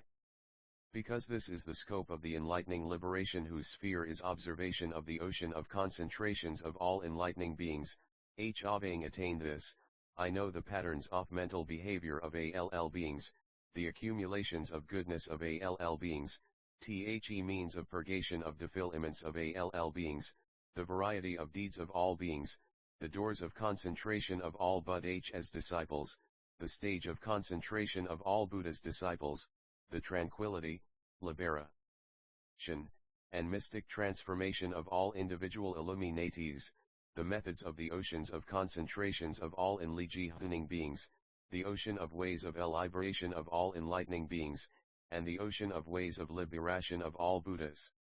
Then Sudhana asked Gopa, "How long ago did you attain this liberation?" She replied, "As many eons ago as atoms in 100 Buddha lands, there was a world called producing fearlessness. In that world was an age called superior conduct. In the middle of that world was a set of 4 continents called safe. On the southern continent was a metropolis called magnificent trees, the greatest of 84 billion cities. Each of cities was built on a ground of blue lapis lazuli and was surrounded by walls made of 7 precious substances and 7 moats of fragrant water with gold sand on the bottom, covered with red, white, and blue lotuses as big as cartwheels radiating brilliant webs of light and beautiful scents. They were also surrounded by 7 networks of railings made of jewels and 7 rings of palm trees, and abounded in groves of trees made of 7 precious substances. Above, they were covered with networks of sea loads. The grounds of the cities were like jeweled checkerboards, the plots evenly divided by arrays of various jewels. Groups of mystic adepts lived and roamed there, and birds filled the air with pleasing song. The cities were adorned with millions of parks, and they were prosperous and wealthy. Hundreds of thousands of happy men and women populated them. There were constant showers of beautiful flowers, stirred by the wind. Hundreds of thousands of earth spirits lived in them. Furthermore, from the golden nets of wind chimes adorning all the trees came happy voices saying, "Bathe, drink, eat, practice the teaching, arouse and try I11to the realm, if reality 1407 the determination for enlightenment, realize mastery of the stage of non-regression, happiness to you." At that time, in the capital city Magnificent Trees, there was a king named Lord of Wealth, ruler of the region. He had 4,000 women in his palace. He also had 500 ministers, and also 500 sons, of whom were brave, powerful warriors, handsome and well built. His queen, the foremost of the 84,000 women, was named Lotus-born. He had a son named Lord of Glory, who was very handsome and bore the 32 marks of a great man, pleasing to the sight of all. Once, as a youth, this prince went, with the permission of his father and mother, to go see one of the parks of the city, led eludes of light on a mountain of fragrant plants. He went together with 20,000 girls, projecting a great aura of felicity, glory, energy, splendor, and beauty, admired by men and women all around. They got into a golden vehicle with 4 huge diamond wheels and unbreakable diamond axles set in the finest sandalwood. It was ribbed with well arranged diamonds of all fragrances, splendidly adorned with flowers of all jewels, draped with nets of all jewels, with a lion scat set in the middle of the interior, arrayed with great jewels. The reins, strings of jewels, were held by 500 girls, and it was drawn by 1,000 thoroughbred horses fleet as the wind.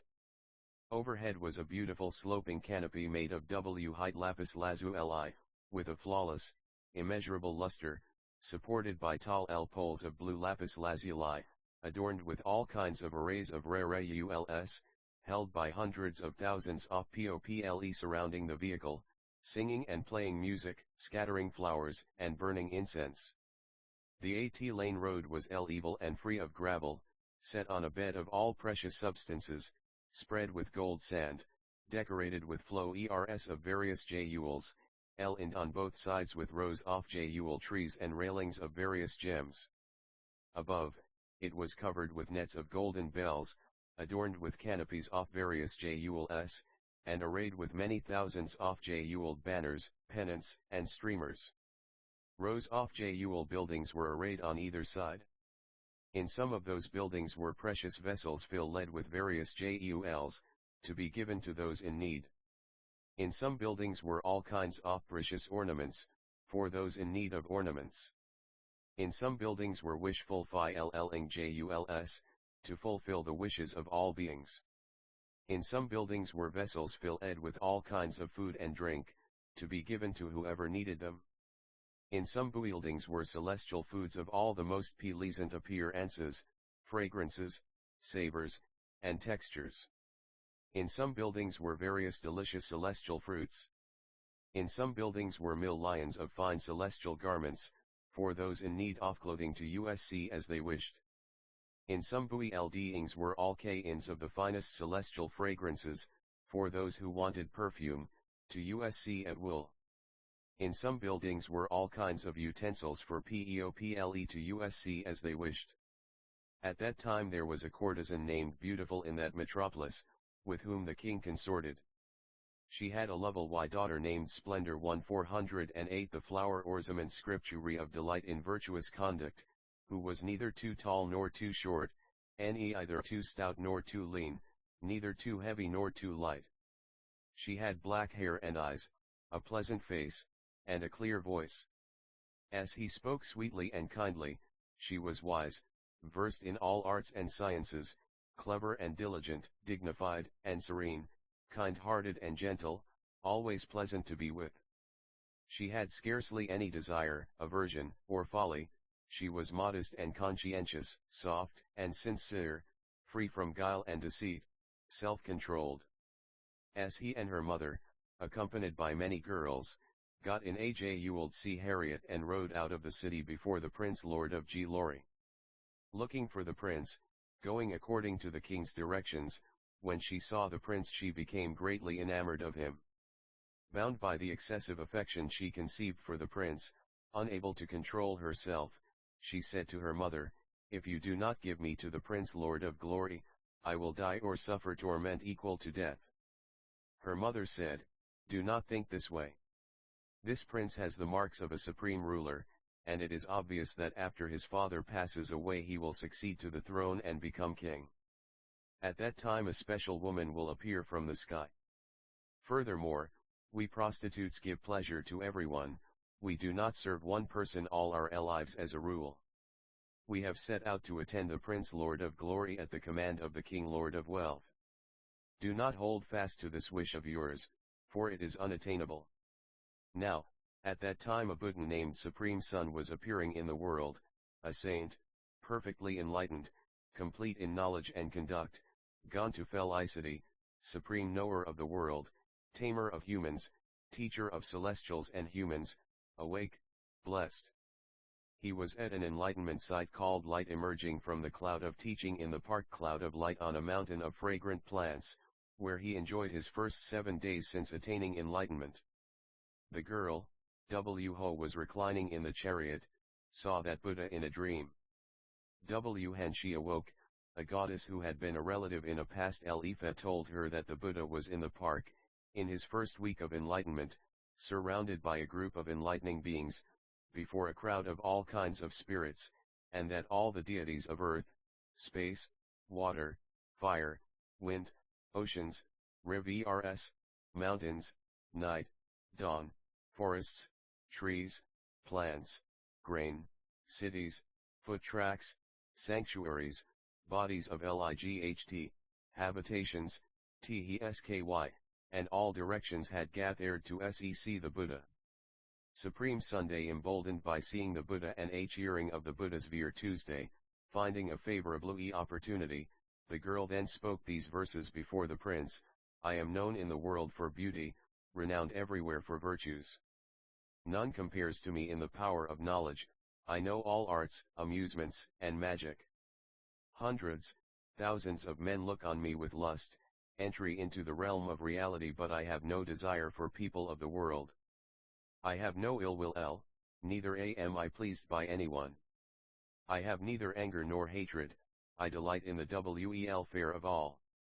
When I saw you, young man, excellent in form and strength, endowed with virtue, all my senses were delighted, and immense joy arose in me.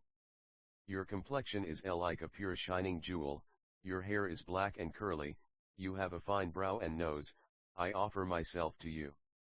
You have excellent features. Resplendent, you are like a mountain of gold. In your presence I do not shine, I am like a pile of charcoal. Your eyes are large and dark, your jaw is like a lion's, your face like the full moon. The fine sound of your voice is irresistible, please take me in. Your tongue is long and broad, coppery red, soft, shining like a jewel, with your superb, clear voice you delight people when you speak. Your teeth are even, shining white, clean and well spaced, when you show them as you smile, you delight people, zero hero. Your body has the 32 marks of greatness, brilliantly shining, pure. Adorned with them, you will become a sovereign ruler of men. 1409 Then the Prince Lord of Glory said to the maid Splendor of Delight in 1410 The flower ornament scripture virtuous conduct, whose daughter are you, whose ward? I cannot make another's ward my own. Then he spoke these verses, 0 Lovely one, endowed with beauty of form, with fine features and a pure body, I ask you to tell me this whose ward are you? Have you father or mother, brother, husband, or master, or someone else who thinks of you as his, treating you kindly? I hope you are not vicious, do not steal, are not promiscuous, and do not lie. I hope you do not cause discord, do not slander others, do not covet others' goods, and art not hostile toward anyone. May you not stand on the wasteland of views, let your intelligence not be taken away by habits, may you not exert bad influence on people by guile or deceit. Do you love and respect your parents, relatives, friends, and elders? Does your heart reach out to give to the poor to help them? Are you well disposed toward spiritual benefactors who tell you about religion at the appropriate time? Are you truly healthy and capable in body and mind? Do you respect the Buddhas and love the enlightening beings? Do you know the supreme teaching from which the enlightening beings are born? Can you abide by the supreme religion and not do any wrong? Entry into the realm of reality 141 1 Do you have higher love and respect for the infinite ocean of virtues? Are you kind to the helpless and lost? Are you really compassionate toward evildoers? Are you most happy to see the success of others? Are you indifferent, by the power of wisdom, to those who annoy you for no reason? Seeing people in the slumber of ignorance, do you firmly seek supreme enlightenment? Would you not weary of endless ages of spiritual practice? Then the supreme courtesan beautiful, mother of the maid Splendor of Delight in virtuous conduct, said to the Prince Lord of Glory, this daughter of mine, who was spontaneously born from within a lotus, has never before gone out of the house. Then she spoke these verses, listen to what I say, 0 Prince, about my daughter, of whom you ask. I will tell you of her birth and how she grew up. On the very same morn as your birth, my daughter too was born, generated spontaneously in the calyx of an undefiled lotus, all her limbs complete, with nice big eyes. In springtime, the best of seasons, when the crops and herbs are growing, in my beautiful grove of sal trees I utterly forgot myself. The branches were blooming with most beautiful flowers, the fruiting trees were like dense clouds, amid the trees with singing birds I roamed, joyful, free from care. I was with 800 girls, adorned with garlands of flowers, wearing various precious cloths, well versed in song and speech. 1412 The flower ornament scripture I sat on the bank of a pond filled with lotuses of various scents, the area around, strewn with flowers, was filled by those well cultivated girls. In the middle of the water appeared a supremely fine lotus with 1,000 petals, its stem was lapis lazuli, its petals were diamond, its pericarp was pure gold. It had a multitude of stamens of the finest fragrant jewels and had a brilliant golden sheen. The people were confused how could the sun rise at night. Then, the night ended, from the rising sun, stimulating with its glow, there emanated a light and sweet sounds, foretelling the birth of this girl. Then this precious girl appeared in the human world, pure in the best of conduct. No deed is lost to the doer, she was the fruition of good actions in the past. With dark hair, lotus blue eyes, a clear voice and golden complexion, finely clad in garlands, she emerged from the lotus, resplendent as pure light.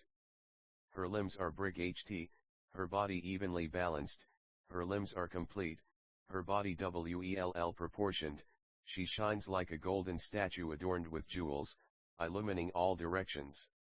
The finest fragrance of sandalwood wafts from her body, filling the air around her, as she speaks, with celestial sweetness, a scent like blue lotus comes from her mouth. Whenever she smiles, heavenly music plays. This treasure of a woman should not be abandoned to the control of the vulgar. In the world of men no one can be found entry into the realm of reality 1413 who is worth why to be her husband, except you, a resplendent figure with the marks of greatness. Therefore, please accept this girl. For she is not short or too tall, not stout, or too thin, she is slender at the waist, full breasted, suitable for you, with an impeccable body. She has perfect knowledge of calculation, writing, symbology, and technical literature. She has mastered all the arts and crafts in the whole world. She is expert in archery and always hits her mark, pacifying opponents by her power of attraction. She is ultimately successful everywhere. All her limbs are like pure jewels, she radiates an aura of light. Adorned by the virtues she has accomplished, she is fit to be your companion. She knows the cause of all illnesses that afflict living beings, and she is able to cure them by correct use of medicines. She has mastered all the different languages of the people on the continent and the variety of customary usages of society everywhere. She knows the articulation of sounds and the means of differentiation among them, and she is expert in all the songs and dances in the world. She is not jealous or envious, she is not lustful or ill-tempered, he is taciturn, honest, and gently, free from anger and harshness, very intelligent.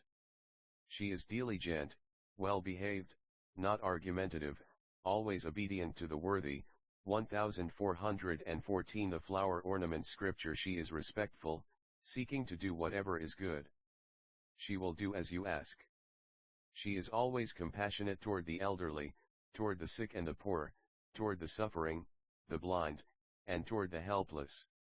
She is always thinking of the welfare of others, and never thinks of benefit for herself, seeking the welfare of the whole world. She is adorned with superior virtues of mind. She is never careless, always mindful and aware, whether standing, sitting, reclining, or walking, whether silent or speaking, he is always remembered and honored. This virtuous one shines in all ways, and is always loved by people. None would tire of looking at her, but she has no attachment to the world. Respectful of spiritual friends, she wants always to see you. This far-seeing, uncorrupted lady has a pure mind, stable as the polar mountain. Ever adorned with her own virtues, she has no enemies at all, he has no peer in no lech. She is fit to be your bride. Prince. Then the prince, having entered the park, said to the maid in the presence of her mother, I have set out for supreme perfect enlightenment, hereby I may gather the infinite stores of omniscience, cultivate the practice of enlightening beings for infinite eons and perfect all the transcendent ways, serve the Buddhas for endless eons, uphold the teaching of all Buddhas, purify all Buddha lands, perpetuate the lineages of all Buddhas, develop all groups of sentient beings to maturity. Stop the pains of the mundane world for all sentient beings, lead sentient beings to ultimate bliss, clarify the eye of knowledge in all sentient beings, strive for the attainments of all Buddhas and enlightening beings, abide in the equanimity of all enlightening beings, accomplish all the stages of enlightening beings, purify all sentient beings, cultivate total giving to put an end to poverty for all sentient beings, practice transcendent giving for endless eons and satisfy all sentient beings with gifts and try into the realm for reality 1415 of food and drink, and satisfy all beggars by giving away all goods. I practice total relinquishment, everything internal and external is to be given away. I am to give away my sons, daughters, wife, I am to relinquish my eyes, head, hands, and feet, my limbs. You will hinder my giving, you will become unhappy at the relinquishment of beloved children, you will feel much physical and mental pain, you will resent my determination to give up everything. When I cut off my limbs to give them to beggars, you will be pained and grieved. And there will come a time when I leave you to go forth into the tutelage of a Buddha, at that time you will be unhappy. Then the prince spoke these verses to the maid, I am going to fulfill the immeasurable ocean of provisions for perfect enlightenment, therefore, with compassion for all, I have set forth forever for enlightenment. For infinite eons, measureless as air, I will purify my vow, for endless eons I will perform the preparations of the initial stage of the Buddhas. I will learn the paths of transcendence from the Buddhas of past, present, and future and perfect the path of supreme enlightenment by the great means of unexcelled knowledge. I will purify all defiled lands everywhere, I will remove all difficult ties and evil ways from all worlds. I will purify all beings who are wrapped up in afflictions, blind with delusion, developing them by various means, I will bring them into the path of omniscience. I will accomplish the unobstructed stages and serve the Buddhas for myriad eons, generating kindness toward the world, I will give all gifts. As I am engaged in giving all to beggars who come, do not become depressed or sad or unsympathetic. 1416 The flower or namkht scripture seeing benefit for one who wants my head, a wise person would delight in lofty conduct, you will be tormented, so hear my purpose and become firm. You would be grieved at my giving my severed hands and feet to beggars and speak bitterly, faint and distressed, so hear my purpose and think about it. I will give away my prized possessions, even my children, yet I want you, hear my aim, and if you do not despair, all shall be as you wish. The maid replied to the prince, let it be as you say. I will do as you wish. I am at your service and will accompany you wherever you want to go. I will always stay with you and be diligent in all tasks. I will behave as you wish. I will exert myself properly and act in harmony with you. Then she spoke these verses to the prince, even if my body should be burned to death in the fires of hell, I would endure it for myriad lifetimes as your companion in practice. Even if life after life for endless lives my body were cut asunder, I would endure it with a steadfast mind if you were my husband. Even if the mountains should crush my head for endless ages, I would endure it unfazed if you became my husband. In infinite lifetimes you may cut off your own limbs and give them to others, lead me to control of my thoughts and make me firm in my duty. I give you my body completely, Zero Prince of Men, performing spiritual practice for myriad ages, give me to whoever wants me, and I will be happy. Entry into the realm of reality 1417 You have set out for supreme enlightenment, with infinite compassion for beings, having taken all beings into your care, take me in too with compassion. It is not for enjoyment or wealth or sensual pleasure that I want you, best of men, for my husband, but to share the same spiritual practice. You look upon all beings with clear eyes and kind heart, being compassionate with undefiled mind, you will surely become a king of sages. As you walk along, a jewel like Glo from your footsteps remains on the earth, pure, endowed with the marks of greatness, you will surely become a sovereign king in the human world. In a dream I saw the enlightenment site illumined by clouds of true teaching in this kingdom, it the Buddha sitting at the foot of the best of trees, in the company of many enlightening beings. That exalted Buddha Supreme Sun is like a mountain of finest rose gold, in my dream he patted my head, and I awoke then, full of joy. A pure-bodied goddess named Light of Delight, who had been a companion in the past, told me the Buddha was here, staying at the supreme site of enlightenment. I had been thinking before that I wanted to see the Prince Lord of Glory, and I was told by the goddess I would see the Prince soon. Now I have seen the Buddha in a dream, and have seen you, the perfect man, my wish is fulfilled, and I am happy, with you now I will honor that supreme sage. Then the prince, having heard the name Ofthe Buddha Supreme Sun and 1418 the flower ornament scripture, having thus gotten the opportunity to see the Buddha, became very joyful. He showered the maid splendor of delight in virtuous conduct with 500 jewels, gave her a shining crown of jewels, and covered her with a precious robe the color of fire blazing with jewels. And she, thus honored, neither rejoiced nor wept, nor did anything but gaze steadily at the prince with palms joined in respect. Then the prominent courtesan Beautiful spoke these verses to the prince: "For a long dark time I have wished to give this girl to you, now this beautiful maiden of virtue and quality is yours. There is no girl in the world equal to her, much less superior, by virtue of her conduct, intellect, and other qualities. She is the best of women in the world.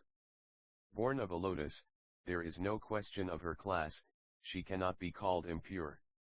Her mind is free from the taint of all faults, she is capable of sharing your practice. Her limbs are extremely soft, conveying the finest pleasures of touch, the sick are instantly cured by her touch. The pure fragrance of her body excels all the finest perfumes, all men who smell it become pure in conduct.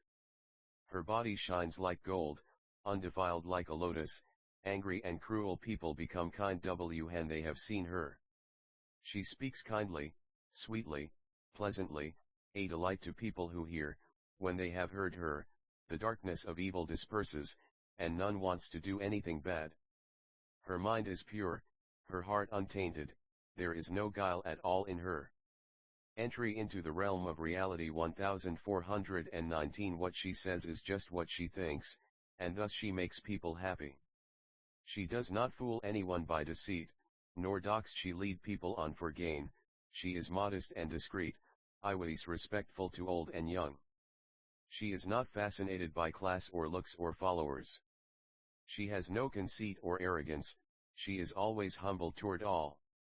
Then the prince and the maid, with her retinue of 20,000 girls, left the park and went to the site of enlightenment where the Buddha was, to see, pay respects to, make offerings to, and attend the Buddha.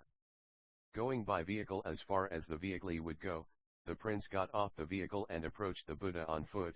Even at a distance he saw that the Buddha was serene, a sight to behold, senses tranquil, mind quiet, senses under control, like a tame elephant, his heart like a clear, still pond.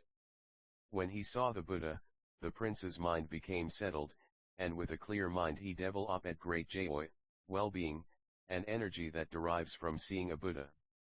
With his mind full of great joy, energy, serenity, and rapture, he paid his respects to the Buddha, and together with his whole company, including the young woman, covered the Buddha with 500,000 great jewel lotuses, and made 500 sanctuaries of jewels for the Buddha and adorned each one with 500,000 diamonds.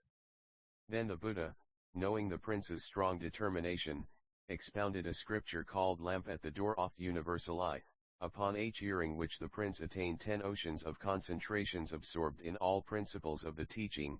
He attained ways of concentration such as those called light produced from the oceans of thous of all Buddhas, path of illumination of past, present, and future, going forth into the circle of all Buddhas, entry into the highest range of awareness of all beings, attainment of the scope of knowledge of the causes that produce all worlds, lamp illumining the oceans of faculties of all beings, cloud of knowledge to save all beings, lamp leading to the development and emancipation of all beings, communicating the cycles of teaching of all Buddhas, and multitude of undertakings to purify the practices of universal good. Beginning with these, the prince attained 10 oceans of concentrations absorbed in all the principles of the teaching. The young woman attained a meditation called filled with an ocean of invincible knowledge and became irreversibly in progress toward supreme perfect enlightenment. Then the prince, paying respects to the Buddha, left the presence of the Buddha with the young woman and the rest of the company and went to his father, the king, in the city. Greeting the king respectfully, he informed him that the Buddha Supreme Sun had appeared in the world and was staying in 1420 the flower ornament scripture He king's realm, having recently attained enlightenment. The king Tihan asked the prince who had told him so, and he replied that it had been the young woman's splendor of delight in virtuous conduct. Then the king, hearing of the emergence of the Buddha, felt that he had gained a great treasure, felt that he had found the rare jewel of Buddha. He considered the sight of a Buddha to be the end of the danger of falling into evil ways. He felt he had found a great physician who could heal all afflictions. He thought of the Buddha as a liberator from all the sufferings of the mundane world, as one who leads to ultimate peace and felicity, as one who reveals the unobscured light of knowledge. He thought of the Buddha as the appearance of a great torch dispelling the darkness of ignorance, and felt that he had found a spiritual guide for a world with no guide, thinking of the Buddha as a leader to omniscience for the leaderless. Hearing of the emergence of the Buddha with great joy, the king lord of wealth gathered together all the warriors, priests, townspeople, ministers, family priests, princes, and governors, as well as the gatekeepers and courtiers, and abdicated the throne in favor of his son Lord of Glory, who had brought the joyous news of the appearance of the Buddha. Then, having crowned the prince as king, he went together with 10,000 people to the Buddha, paid his respects, and sat with his retinue before the Buddha. Then the Buddha, looking at the king and the whole assembly, emitted a light from the curl of hair between his brows, a light called lamp of the minds of all beings, in all worlds in the 10 directions, then stopped in front of all the world leaders, displayed inconceivable Buddha projections, clarified the minds of those beings who could be taught by the Buddha, and then, by the inconceivable mastery of Buddha, by means of embodiment of Buddha appearing in all worlds, speaking all languages in the voice of Buddha, expounded a medium of mental command called unspotted lamp of meaning of all things, which was accompanied by as many media of mental command as atoms in a Buddha land. The king lord of wealth, hearing of this medium of mental command, gained an immense spiritual perspective on all things. As many enlightening beings there as atoms in the continent attained the mental command of the unspotted lamp of meaning of all things. 60 million people, freed from contaminations, were mentally liberated. 10,000 people became dispassionate and untainted, and their objective vision of things was clarified. An immense number aspired to supreme perfect enlightenment for the first time. Infinitely many beings in the 10 directions, by seeing the inconceivable mystic displays projected by the Buddha, reached liberation by way of the 3 vehicles. The king lord of wealth, having gained great illumination from the teaching, thought, I cannot apply myself assiduously to such a teaching or accomplish such knowledge while living at home, let me leave home to be with the Buddha. Then he told the Buddha he wanted to receive the precepts from the Buddha and leave home to become a mendicant. The Buddha assented to this. Entry into the realm of reality 142 1so then the king and 10,000 ofhis people left home to follow the Buddha. Not long after leaving home, he accomplished the mental command of the unshaded lamp of meaning of all things, along with its subsidiaries, and attained that many concentrations. He also attained 10 mystic knowledges of enlightening beings and plunged into infinite oceans of analytic knowledge. He also attained a purity of body led unhindered sphere of action in going to see the Buddhas of the 10 directions. He received the teaching of the Buddha, preserved it, and preached it, having become a great spiritual preacher and a practitioner of the teaching. By the power of attainment of mystic knowledge, he pervaded the whole world, appearing to people according to their mentalities, telling them of the emergence of the Buddha, illuminating the nature that produces all Buddhas, explaining the accomplishment of the past practices of the Buddha, praising the miraculous power of the Buddha, supporting the Buddha's teaching. As for the new king, the son of Lord of Wealth, on that very day, the time of the full moon, he obtained the 7 treasures of kingship. As he was sitting in the upper palace surrounded by a group of women, there appeared a great disk called unobstructed momentum, adorned with 100,000 jewels, made of gold, shining all over, perfectly formed. There also appeared a great elephant named Diamond Mountain Belays. There also appeared a horse named Swift as the wind in the mountains. There also appeared a great jewel called Supreme Cluster of Sunlight. There also appeared the young woman's splendor of delight in virtuous conduct, to be H's treasure of a wife. There also appeared a treasurer named Mass of abundant wealth. There also appeared a military leader, the seventh treasure, called Untainted Eye. Endowed with these 7 treasures, he became king, sovereign, ruler of the 4 continents, just, commander of the law, victorious, with the power and vigor of the people.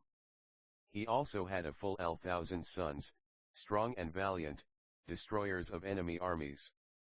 Under his just rule the earth was free from war, free from evil, free from calamity, prosperous, peaceful, pleasant, and well populated. In each of the 84,000 main cities on the continent, HEH had 500 sanctuaries built, complete with all the finest features, equipped with all utensils, supplies, and facilities, adorned with gardens, buildings, promenades, and delightful groves.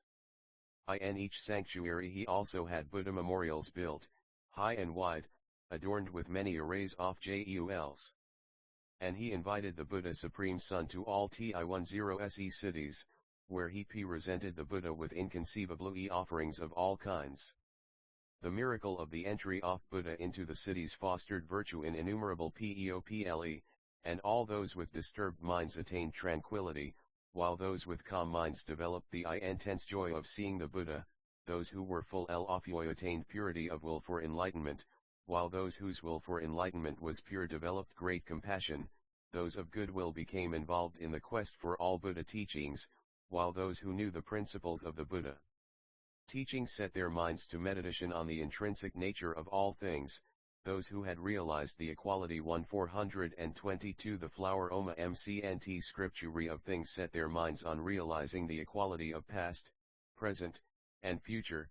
Those who had attained the scope of knowledge of past, present, and future entered into the light of knowledge of the succession of all Buddhas, while those who had entered the knowledge of various manifestations of Buddhas set their minds on the elevation of all sentient beings.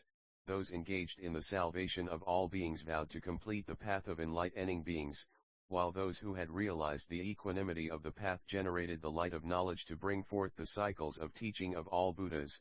Those who were ready for the guidance of the ocean of teaching set their minds on pervading the network of all lands with their own bodies, while those who realized the equality of lands undertook to know the faculties of all sentient beings, and those engaged in consideration of faculties of all sentient beings in accord with their inclinations purified the determination to reach omniscience.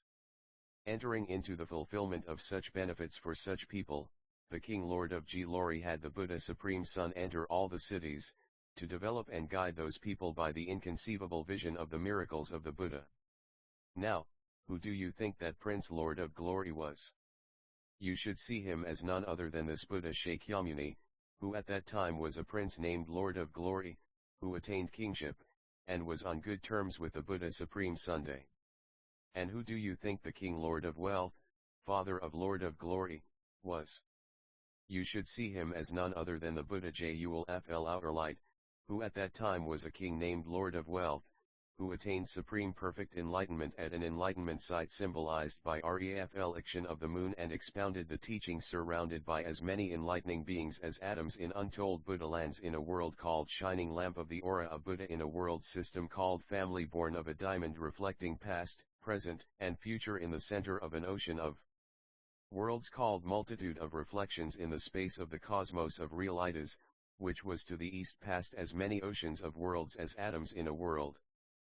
Furthermore, that ocean of worlds, multitude of reflections in the space of the cosmos of realities was purified by Th Buddha Jewel Flower Light in the course of his past practice as an enlightening being, and all the past, present, and future Buddhas in that ocean of worlds were ripened for supreme perfect enlightenment by that Buddha Jewel Flower Light as he carried out the practice of enlightening beings. Now then, who do you think was the Queen Lotus born in that time, mother of the Prince Lord of Glory, foremost of the 84,000 women?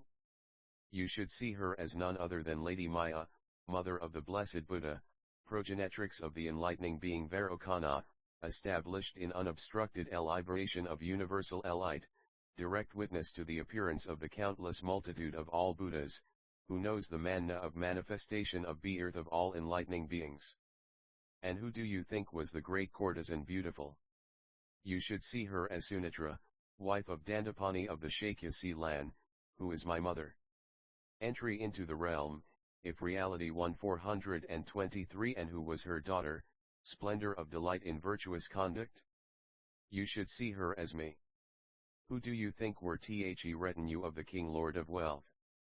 They were thsa enlightening beings seated here in this assembly, guided by the Buddha to the fulfillment of the vows of universally good action, with a body reflected in all worlds, mind unadulterated and unfragmented in all concentration states of enlightening beings, eyes seeing the being and countenance of all Buddhas, ears hearing the utterances of all Buddhas, breath in control of all spiritual stations, voice going to all Buddha lands, the body of an enlightening being ceaselessly going to the audiences of all Buddhas, entering the network of all places by production of embodiments suitably to develop and guide according to the mentalities of those to whom the enlightening beings appear, arriving at fulfillment of the vows of practice of universal good unbroken throughout the ages.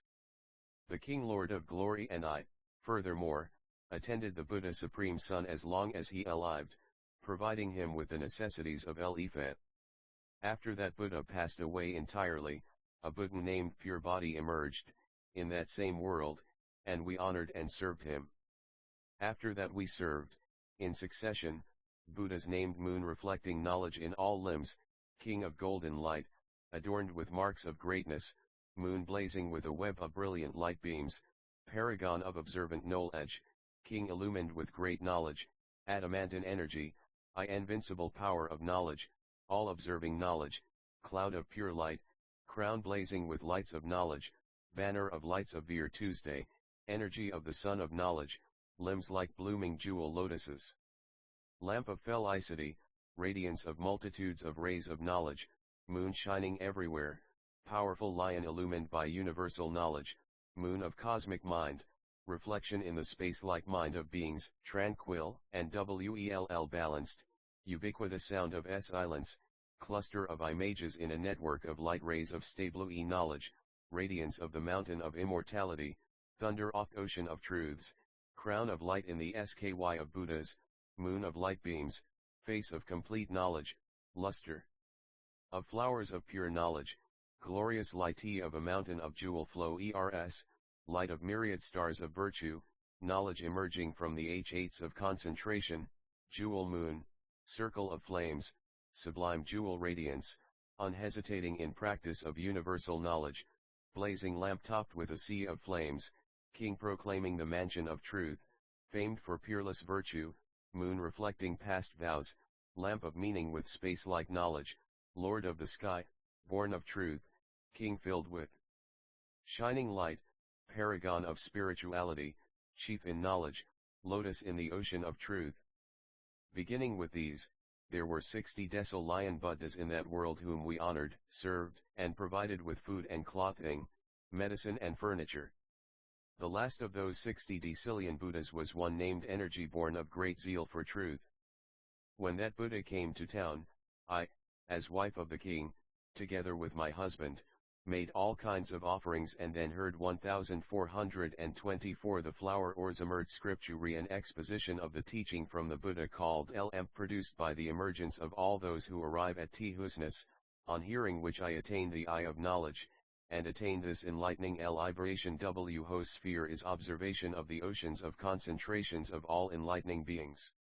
Cultivating this liberation for as many eons as atoms in 100 Buddha lands, carrying out enlightening practice with the enlightening being Vairocana, I associated with countless Buddhas during those many eons.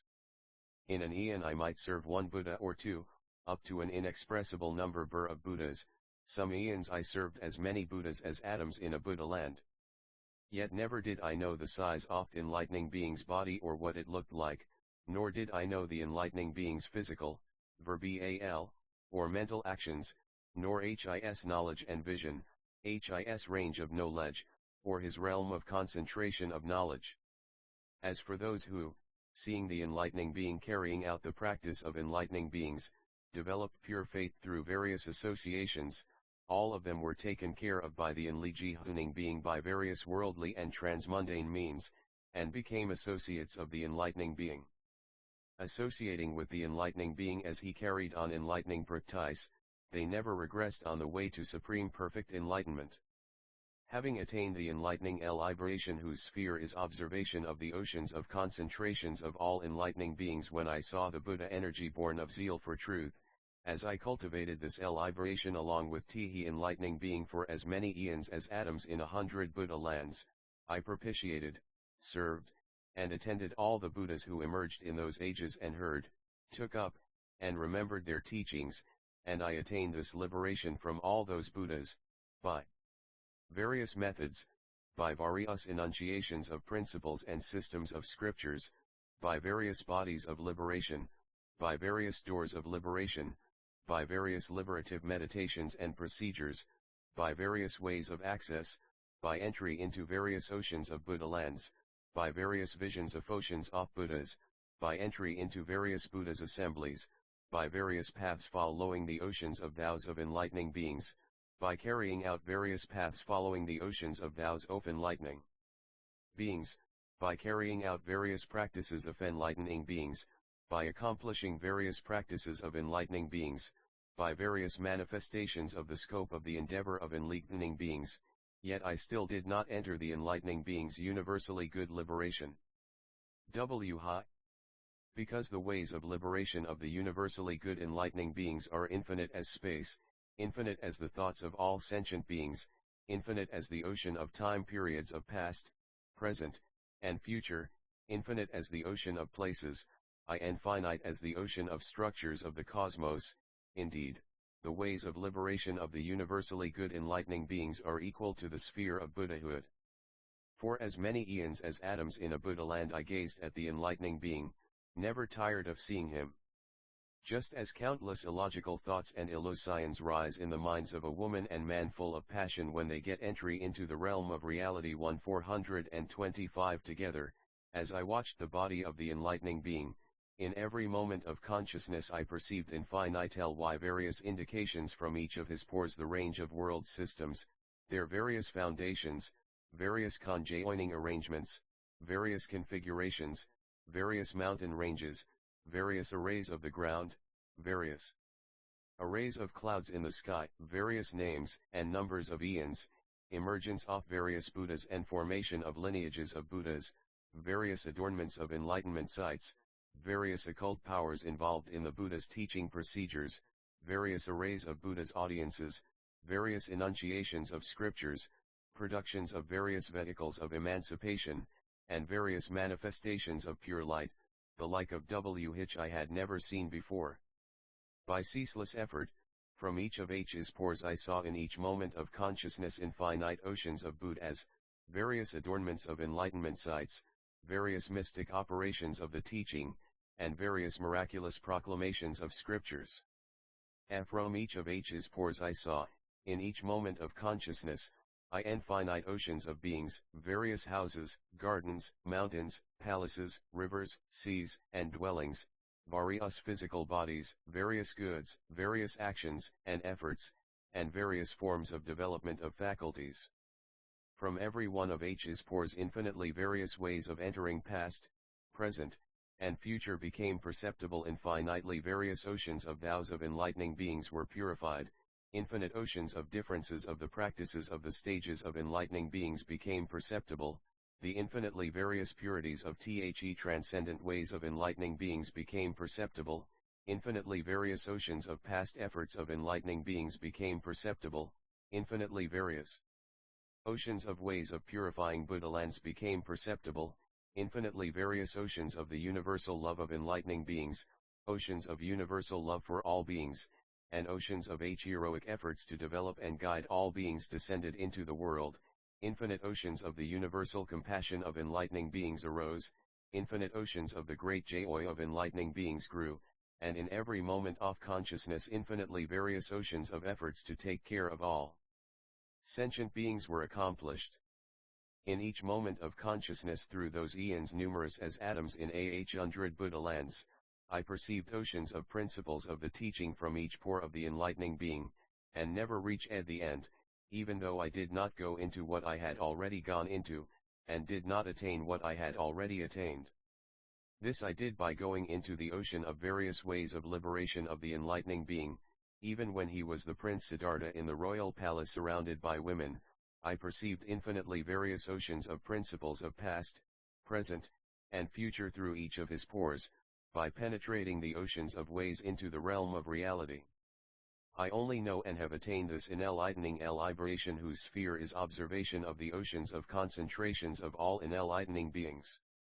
How can I now the practice, tell of the qualities, or show all the oceans of virtue of the enlightening beings who have gone into the infinitely various oceans of liberative means, who purposely appear physically like all beings, who appear to act in accord with the mentalities of all beings, who emanate 426 the flower ornament scripture infinitely various appearances from all their pores, who realize the purity of essence and nature of all bodies, who are free from discriminatory thought because of awareness of the space-like quality of the nature of beings, whose intellect reaches everywhere with certain discernment, occupied with spiritual powers equal to those who arrive at thusness, who produce miraculous displays of infinite spheres of liberation, who have mastered the state where they can enter the vast cosmos of real ideas in a thought, who roam freely in the ocean of liberation of the all-sided stage of all truths.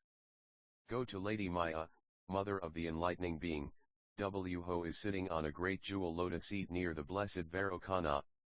Go ask her how enlightening beings become undefiled by the taint of worldly things while they are carrying out the practice of enlightening beings, how they become unflagging in serving all Buddhas, how they become undeviating from the ends of the actions of enlightening beings, how they become free from all hindrances to entry into the liberations of enlightening beings, how they become unfixed to all states of enlightening beings, how they come into the presence of all Buddhas and do not stop their efforts to take care of all sentient beings, do not cease enlightening practice for all time, do not regress from the undertaking of the great vehicle of universal enlightenment, and do not become discouraged in maintaining and increasing the roots of goodness in the world. Then, by the empowerment of Buddha, Gopa spoke these verses illustrating this way of liberation. Those who see the best of people engaged in the practice of perfect enlightenment all go to join him, be they friendly or inimical. I remember as many eons as there are atoms in 100 lands, there was an excellent world of outstanding light, with an age of supreme magnificence. In that age, in that world, were 60 decillion Buddhas, the last of them, best of sages, was a lamp of the world, spiritual paragon. At the time of that Buddha's demise there was a glorious king who had conquered all enemies, a king of kings with unobstructed knowledge. He had 500 sons who were heroic, brave, and handsome, and try into the realm of reality 142-7 physically perfect and pure, adorned with unexcelled splendor. The king and his sons had faith in Buddha and made great offerings to the enlightened. They always followed the true teaching and were unshakable in application of its practice. The king had a brilliant son, a pure being, adorned with the 32 marks of a great man. Giving up his kingship, he left home together with 5 million people. Having gone forth, he worked with firmness and energy to preserve the teaching of the Buddha. There was a city full of trees, best of 1 billion cities. There was a forest there of various trees, quiet and most beautiful. There the king's son sojourned, experienced, intelligent, clear-minded. He elucidated the Buddha's teaching to purify the spirit of defiled beings. Gathering wise people, he entered the city, composed, of noble mien and serene appearance, his gaze steady, mindful, aware, his action profound, walking steadily. There was an excellent town, banner of joy, and a grandee there named Resounding Fame. I was his beloved daughter, named Shining Light, more beautiful. I saw the shining prince and his retinue as I stood in the door of my house. He was handsome, with the marks of greatness, and I became very happy on seeing him. When he passed my door, I put a pearl in his bowl, 428 the flower ornament scripture. Then, taking off all my jewelry, full of love I gave it to him. With an impassioned heart I made a gift to that enlightening being, and for 250 eons did not fall into evil states. I was born among celestials, or as a human princess, and in endless forms I always saw the prince. Then I was born to a courtesan, saw he prince and fell in love, made myself known to him, and became his obedient wife. He and I together made offerings to the sage Supreme Sun with pure faith, and having seen Tat Buddha, I was inspired to seek supreme enlightenment. During that eon 60 decillion Buddhas emerged in the world, the last of those Buddhas was energy of zeal for truth. Then my objective eye was clarified and I became aware of the essence of things, my continuous errant conceptions were silenced, and I attained this illumination thenceforth. After that I observed the stage of concentration of enlightening beings. In a mental instant I see unthinkable oceans of lands in the 10 directions. And I see in all directions various pure worlds, infinitely wondrous. Seeing them, my mind does not cling to them, nor is it repelled by defiled lands. I also see the enlightenment sites in those lands and all the Buddhas there, and I behold in one thought their measureless oceans of light. Ertri Irto the realm of reality 1429. In the same way I see their oceanic congregations in an instant of awareness, unimpeded, and know all their concentrations, and all their immeasurable liberations. I also keep their myriad practices in mind, and penetrate all the principles of the stages, and in each and every instant I enter the countless oceans of their vows. Observing the body of the true man for endless eons and carrying out his practice, I have never seen an end to the mystic projections emanating from his every hair. And I see oceans of lands beyond number on the tip of a single hair, with their masses of air and water, fire and earth, on various foundations, with different forms, and diverse patterns of structure, of various types, according to distribution of elements, with an endless variety of adornments. I see each of the untold realms in the measureless oceans of lands, and I see the Buddhas therein guiding people by articulating truth. I do not understand his activities, his speech, his mind, or its action, or his mystic powers and miracles, or great sublime practice, though I have been working at this for eons. Then Sudhana paid his respects and took leave of Gopa. Mayatihan Sudhana, turning to go to Lady Maya, having attained knowledge from investigation of the sphere of Buddhahood, thought to himself, how can I meet, associate with, and earn from spiritual benefactors whose senses are detached from all worlds, who do not abide anywhere, whose bodies are beyond all attachments, who have set out on the unimpeded path, who have purified the spiritual body, who skillfully project bodily forms by the illusion of physical action, who observe the world as being within the illusion of knowledge, who are physical embodiments of vows, whose bodies are made of mind by the power of Buddha, whose bodies are not born and do 1430 the flower on Zamk 11 script 11 rc not perish, whose bodies are neither real nor unreal, whose bodies neither come nor go, whose bodies neither become nor disintegrate, whose bodies are of one form which is formless, whose bodies are non-dual and freed from attachments, whose bodies have no resting place, whose bodies have no extinction, whose bodies are like reflections and have no difference, whose bodies are like dreams in action, whose bodies are like images in a mirror, whose bodies stand tranquilly everywhere equally, whose bodies are emanations pervading all directions, whose bodies are continuous through past, present, and future, whose bodies are neither physical nor mental and are indivisible, whose bodies are beyond the range of vision of all worldlings, whose secret being can only be known to the vision of the eye of universal good, whose realm of action is unobstructed like space.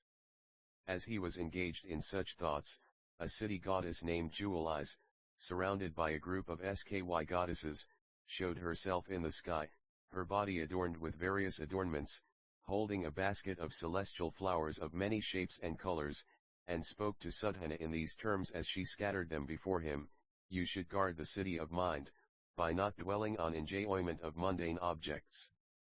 You should adorn the city of mind, by concentrating on the 10 powers of the enlightened. You should clean the city of mind, by getting rid of jealousy, envy, and guile. You should extinguish the burning of the city of mind, by meditating on all truths. You should expand the city of mind, by increasing the flow of great energy in preparing for omniscience. Us held protect the dwellings, storehouses, and facilities of the city of mind, by command of the vast spiritual palace of all concentrations, attainments, meditations, and liberations. You should illumine the city of mind, by absorbing universal transcendent wisdom in the assemblies gathered around all Buddhas. You should make the city of mind firm, by putting the paths of means produced by all Buddhas into the city of your own mind. You should build strong walls about the city of mind, by purification of mind in carrying out the vow of practice of universal good. Us held make the city of mind invincible and impregnable, by being invulnerable to all afflictions and bad influences. You should light up the city of mind, by illumining all beings with the knowledge of the enlightened. You should irrigate the city of mind, by receiving the sea louds of teaching of el Buddhas. Us held firmly brace the city of mind, by absorbing into your own mind the oceans of virtues of all Buddhas. You should broaden the city of mind, by suffusing all beings with great love. You should provide shelter, by producing the shield of all good ways in the vast canopy of the teaching. You should water the city of mind, by feeling great compassion for all beings. You should open the doors of the city of mind, by giving of yourself and giving goods to all beings. Us held purify the city of mind, by turning away from passion for ephemeral things. You should make the city of mind steadfast and strong, by excluding all unhealthy elements from your body-mind continuum. You should energize the city of mind, by maintaining the energy to produce the provisions for omniscience. You should illuminate the city of mind, by the illumination of recollection entry into the Garland reality 14310 the spheres of the Buddhas of past, present, and future. You should know how to stock the city of mind, by examination, learning, and higher knowledge of the various doors of truth in the scriptures of the cycles of teaching of all Buddhas. You should know how to govern the city of mind, by showing all beings the path of entries into omniscience in various ways. You should know how to support the city of mind, by perfection of accomplishment of the vows of all Buddhas of past, present, and future. You should know how to increase the power to provide for the city of mind, by increasing the great stores of virtue and knowledge from all real ms of truth. You should know how to emanate light throughout the entire city of mind, by higher knowledge of the science of stripping away defilements from the minds, senses, and interests of all sentient beings. You should know how to control the city of mind, by embracing all the principles of realm of reality. You should make the city of mind a light, by the light of mindfulness of all Buddhas. You should know the essence of the city of mind, by penetrating the principle of non-substantiality of all things. You should observe the illusoriness of city of mind, by going to the spiritual city of omniscience. By thus purifying the city of mind, an enlightening being can produce all good. Because no obstacles stand before an enlightening being whose mind city is thus purified, no obstacles to seeing Buddhas, or obstacles to hearing the teaching, or obstacles to serving Buddhas, or obstacles to efforts to save sentient beings, or obstacles to purifying Buddha lands.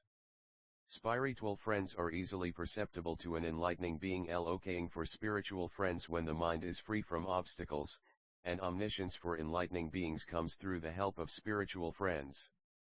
Then a goddess, spiritual lotus, surrounded by innumerable goddesses radiant with modesty and beauty, came forth from the enlightening side raising Lady Maya and stopped in the sky in front of Sudhana, each goddess emanating webs of light of many jewel colors, colors of pure flames of incense of many fragrances, colors soothing the mind, colors increasing the flow of joy in the mind, colors cooling the fever of the body, colors showing physical purity, webs of light produced by the motion of unattached, unimpeded bodies.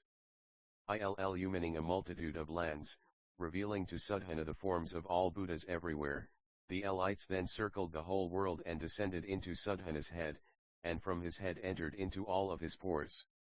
As soon as the light rays of the goddesses touched Sudhana, he acquired an eye called dispassionate light, with which no darkness can coexist. He acquired an eye called unobscured, whereby he saw the essence of beings. He acquired an eye called dispassionate sovereign, whereby he viewed the sphere of essence of all phenomena. He acquired an eye called pure state, whereby he viewed the nature of all lands. He acquired an eye called shining light, whereby he viewed the reality body of those who arrive at thusness.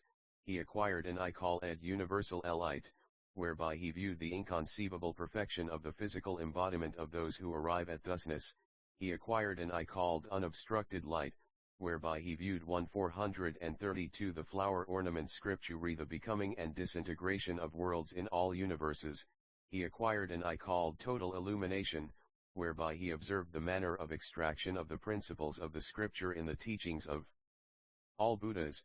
He acquired an eye called universal scope, hereby he viewed the infinite variety of mystic powers used by Buddhas to guide beings. He acquired an eye called all-seeing, whereby he observed the emergence of Buddhas in all lands. Then a supernatural being named Fine Eye, doorkeeper of the Hall of Assembly of Enlightening Beings, at the head of 10,000 supernatural beings, together with his wife and son and clan, sprinkled Sudhana with flowers of various colors and pleasant fragrances, and said, an enlightening being imbued with 10 qualities can approach all spiritual friends. What are these 10? A pure mind free from guile and deceit, great compass Zion taking in all beings as a whole, meditation on the unreality of self-existence of all beings, the willpower to proceed unswervingly toward omniscience, the power of attention to the spheres of all Buddhas, clear perception of the purity of essence of all phenomena, great kindness to all beings as a whole, the light of knowledge that dissolves all barriers, the great body of teachings that acts as a shield against the miseries oft mundane whirl, the eye of knowledge of all currents of real ity, directed toward the path of spiritual friends. Having attained these 10 things, enlightening beings can approach all spiritual friends, and by observation through 10 ways of concentrated meditation they can come face to face with all spiritual friends. What are the 10? Meditation on the purity of the sky of real ity, meditation viewing the ocean of all realms, meditation without discrimination or thought of any objects, meditation on the appearance of the multitudes of Buddhas of all realms, meditation on the multitude of virtues of omniscience, meditation with every thought constantly on spiritual friends, meditation on the virtues of all Buddhas deriving from spiritual friends, meditation on being with all spiritual friends forever, meditation on always going to all spiritual friends everywhere equally, meditation devoted to tireless application of the techniques of ALL Spiritual Friday ENDS. THENLIGHTENINGBEINGWHOHAS accomplished these 10 kinds of concentrated meditation comes face to face with all spiritual friends and attains a liberation through a gauge concentration called enunciation of the teachings of all Buddhas by spiritual friends, practicing which the enlightening being realizes the indivisible sameness of all Buddhas and finds spiritual friends everywhere in contact. Having been told this by the supernatural being, Sudhana looked up to the sky and said, "Bravo, Zero Noble One, Sympathetic One, you are trying to help me and show me spiritual friends. Tell me, in the right way, how to proceed. Where should I go? Where should I search? What should I meditate on to sec spiritual friends?" The supernatural being said, "One may go into the presence of spiritual friends by an attitude of universal respect, by mental focus on remembering spiritual friends in all things, by concentration speeding everywhere, by entry into the realm of reality 1433 dreamlike speed of mind, by realizing mind and body as like reflections." Then Sudhana, practicing as he had been taught bythe supernatural being Fine Eye, saw a great jewel lotus spring up from the ground in front of him. In the heart of the lotus he saw a tower called chamber containing the cosmos, beautifully made of gold and jewels. Inside the tower he saw a lotus calyx throne made of wish-fulfilling jewels, set on jewel figurines of the chiefs of all real ms of being, arrayed with many kinds of precious adornments and bells which emanated sounds telling of the principle of universal love, the names of the Buddhas of past, present, and future, the teachings of all Buddhas, and the vows of all enlightening beings. It was also arrayed with rows of jewels which reflected the manifestations of Buddhas and the success Zion of births of all Buddhas of past, present, and future, rows of radiant jewels showing the lights of the activities in all Buddha lands throughout space and the effecting of all miracles, emanating the auras of light of all Buddhas, emanating apparitions like the chiefs of all worlds making offerings to Buddhas, and jewels filling the cosmos in every moment with the mystic projections of the universal good enlightening being. Every object on the throne of inconceivable qualities emanated celestial eulogies of the enlightened. The throne was also surrounded by an inconceivable number of seats arrayed with jewels. Sudhana saw Lady Maya sitting on that throne, her physical form transcending all in the triple world, having gone beyond all states of being, facing all beings, appearing according to their mentalities, unstained by any world, being made of myriad virtues, in the likeness of all beings, appearing in such a way as to please all beings, adapted to develop and guide all beings, descending into the presence of all beings, appearing continuously to beings at all times like the sky, appearing to all beings to be permanent, not going anywhere, not passing away from all worlds, not coming anywhere, not coming into existence in any world, unoriginated, absorbed in the equanimity of non-origination, unextinguished, involved in the affairs of all worlds, not real, having attained suchness, not false, apparent in accord with the world, not in motion, being divorced from death and birth, not annihilated, because of the non-annihilation of the nature of reality, undefinably, being beyond any manner of speaking, uniform, her auspicious characteristics issuing from indefinability, like a reflection, appearing according to the minds of all beings, like magic, made of the magic of knowledge, like specks of light, moment to moment sustained by the thoughts of beings, like a shadow, bound to all beings by commitment, dream-alike, appearing to beings according to their mental ideas without being mixed up, reaching rough out all universes, being in nature pure as space, issuing from universal compassion, engaged in the protection of the community of beings, issuing from the door of non-obstruction, pervading the cosmos in each instant, infinite, dwelling in all worlds without defilement, measureless, transcending all manner of verbal expression, non-dwelling, manifesting to guide all beings, unfixed, appearing magically in the body of a living being, not really 1434 the flower or name its scripture existing, made by the magic of aspiration, unsurpassed, being beyond all worlds, unreal, being a manifestation of tranquility, unproduced, connect to beings according to their acts, like a wish fulfilling jewel, fulfilling the commitment to satisfy the wishes of all beings, without discrimination, based on the thoughts of all beings, beyond conception, unknowable to all beings, based on resolve, never leaving the mundane, pure, non-conceptual like thusness.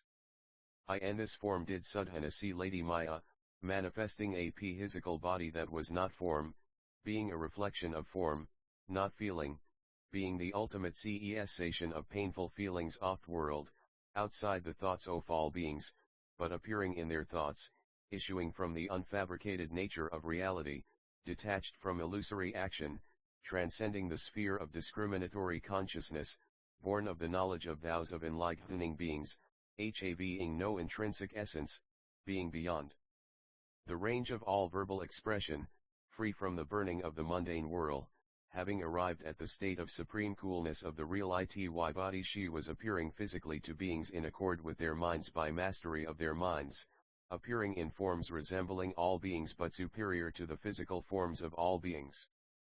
Some beings saw her in the form of a devil woman, with a form superlative among devil women, some saw her in form superlative among the goddesses of various heavens, some saw her in form superlative among the females of the various kinds of beings, some saw her in the form of a most beautiful human princess.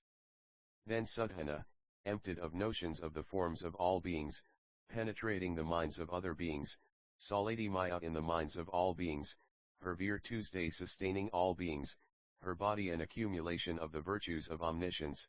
She was engaged in non-discriminatory perfect giving, impartial toward all beings, having united all beings in the fellowship of universal compassion. She had set out to actualize the virtues of all Buddhas. She had entered the ocean of all ways of tolerance. Her mind was expanded with a flood of energy of omniscience. She was indefatigable in clarification of all spheres of truth. She was adept in meditation on the essence of all things. Her mind was accomplished in all branches of meditation. She was engaged in all branches of meditation without confusion and had perceived the unique sphere of meditation of those who arrive at thusness. She was intent on various meditations to evaporate the ocean of afflictions of all beings. She knew how to analyze the teachings of all Buddhas. She had the wisdom to consider all the designs of reality. She gazed tirelessly on all Buddhas. She ceaselessly observed the succession of Buddhas of past, present, and future. She faced the door of vision of Buddhas. She knew the variety of techniques to perfectly accomplish the path of attainment of all Buddhas. She coursed in the space of all who realized thusness. She knew how to take care of all beings. She appeared in an infinite variety of reflections to develop and guide beings according to their mentalities. She comprehended the variety of purities of all Buddha bodies. She had vowed to purify all lands. She had perfected the vow to guide all beings to ultimate liberation. Her mind pervaded the spheres entry into the realm of reality 1435 of all Buddhas with respect. She had the energy to produce all the miracles of enlightening beings. She had purified the supreme spiritual body. She manifest infinite physical bodies. She crushed the power of all demons. She was imbued with the power of great roots of goodness. With intellect born of the power of truth, she perceived the power of Buddhas. She had perfected all powers of mastery of enlightening beings. She was flooded with the power of omniscience. Her wisdom was illumined by the lightning of the knowledge of all Buddhas. Her knowledge contemplated the infinite ocean of minds of beings. She comprehended the myriad mentalities of beings. She was expert in knowledge of the differences in faculties of others. She was skilled in knowledge of the differences in interests of infinite beings. Her body pervaded infinite oceans of LNs in the 10 directions. She was expert in knowledge of the differences in all worlds. She was skilled in the means of knowing the junction and disjunction of all lands. She saw throughout all real ms by knowledge. She was aware of all times. She bowed to all Buddhas. Her mind was directed toward reception of the ocean of all Buddha teachings. She was engaged in accomplishing fulfillment of all qualities of Buddhas. Her intellect was applied to the production of all the provisions for enlightenment. She boldly considered and carried out all the undertakings of enlightening beings. She had completed all the elements of development of the will for enlightenment. She was engaged in protecting all beings. She undertook to be the mother of all enlightening beings and Buddhas. Beginning with these, Sadhana saw Lady Maya in as many ways as atoms in the continent. Seeing her, he magically made his body as extensive as Lady Maya, and with this omnipresent body bowed to the ubiquitous Maya. As he was bowing, an infinite variety of concentrations entered into him. Observing those concentrations, making them externally undetectable, cultivating them, mastering them, remembering them, making them all-pervasive, expanding them, watching them, increasing them, accomplishing them, and fixing their impression, he rose from those concentrations and circled Lady Maya, her retinue, her abode and seat, and then stood respectfully before her and said, "Noble one, Manjushri inspired me to seek supreme perfect enlightenment and directed me to attend spiritual benefactors. So I have been approaching spiritual friends, benefactors, and in the course of doing so I have come to you.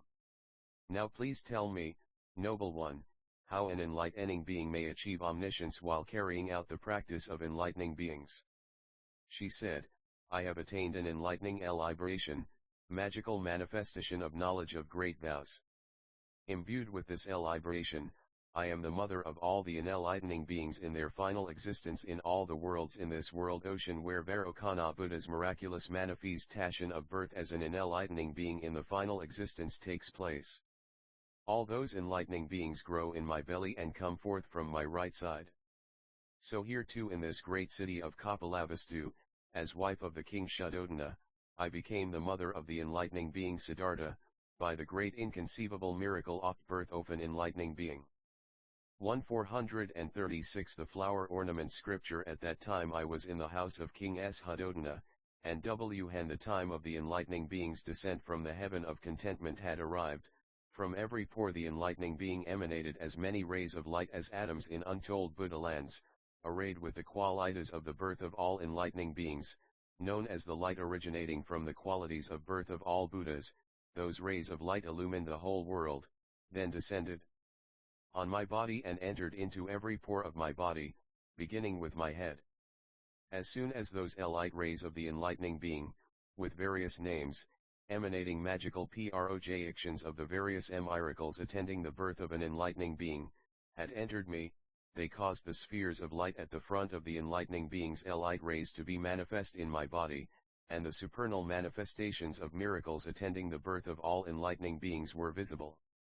And as soon as those light rays of the enlightening being had entered my body, I saw all the enlightening beings whose birth miracles were shown in the spheres at the front of the enlightening being's light rays, as they sat on the Buddha's lion throne at the site of enlightenment, surrounded by congregations of enlightening beings, honored by the leaders of worlds, turning the wheel of teaching. I also saw all the Buddhas with whom those Buddhas associated as they carried out enlightening practices in the past. I also saw mystical projections of their initial inspiration, attainment of enlightenment, turning of the wheel of the teaching, final extinction, and the pure rays of all Buddha lands, as well as the multitudes of emanations of those Buddhas pervading the cosmos in each moment of consciousness. When those rays of light of the enlightening being entered my body outreached all worlds, and my belly became as vast as space, and yet did not go beyond a human physical size.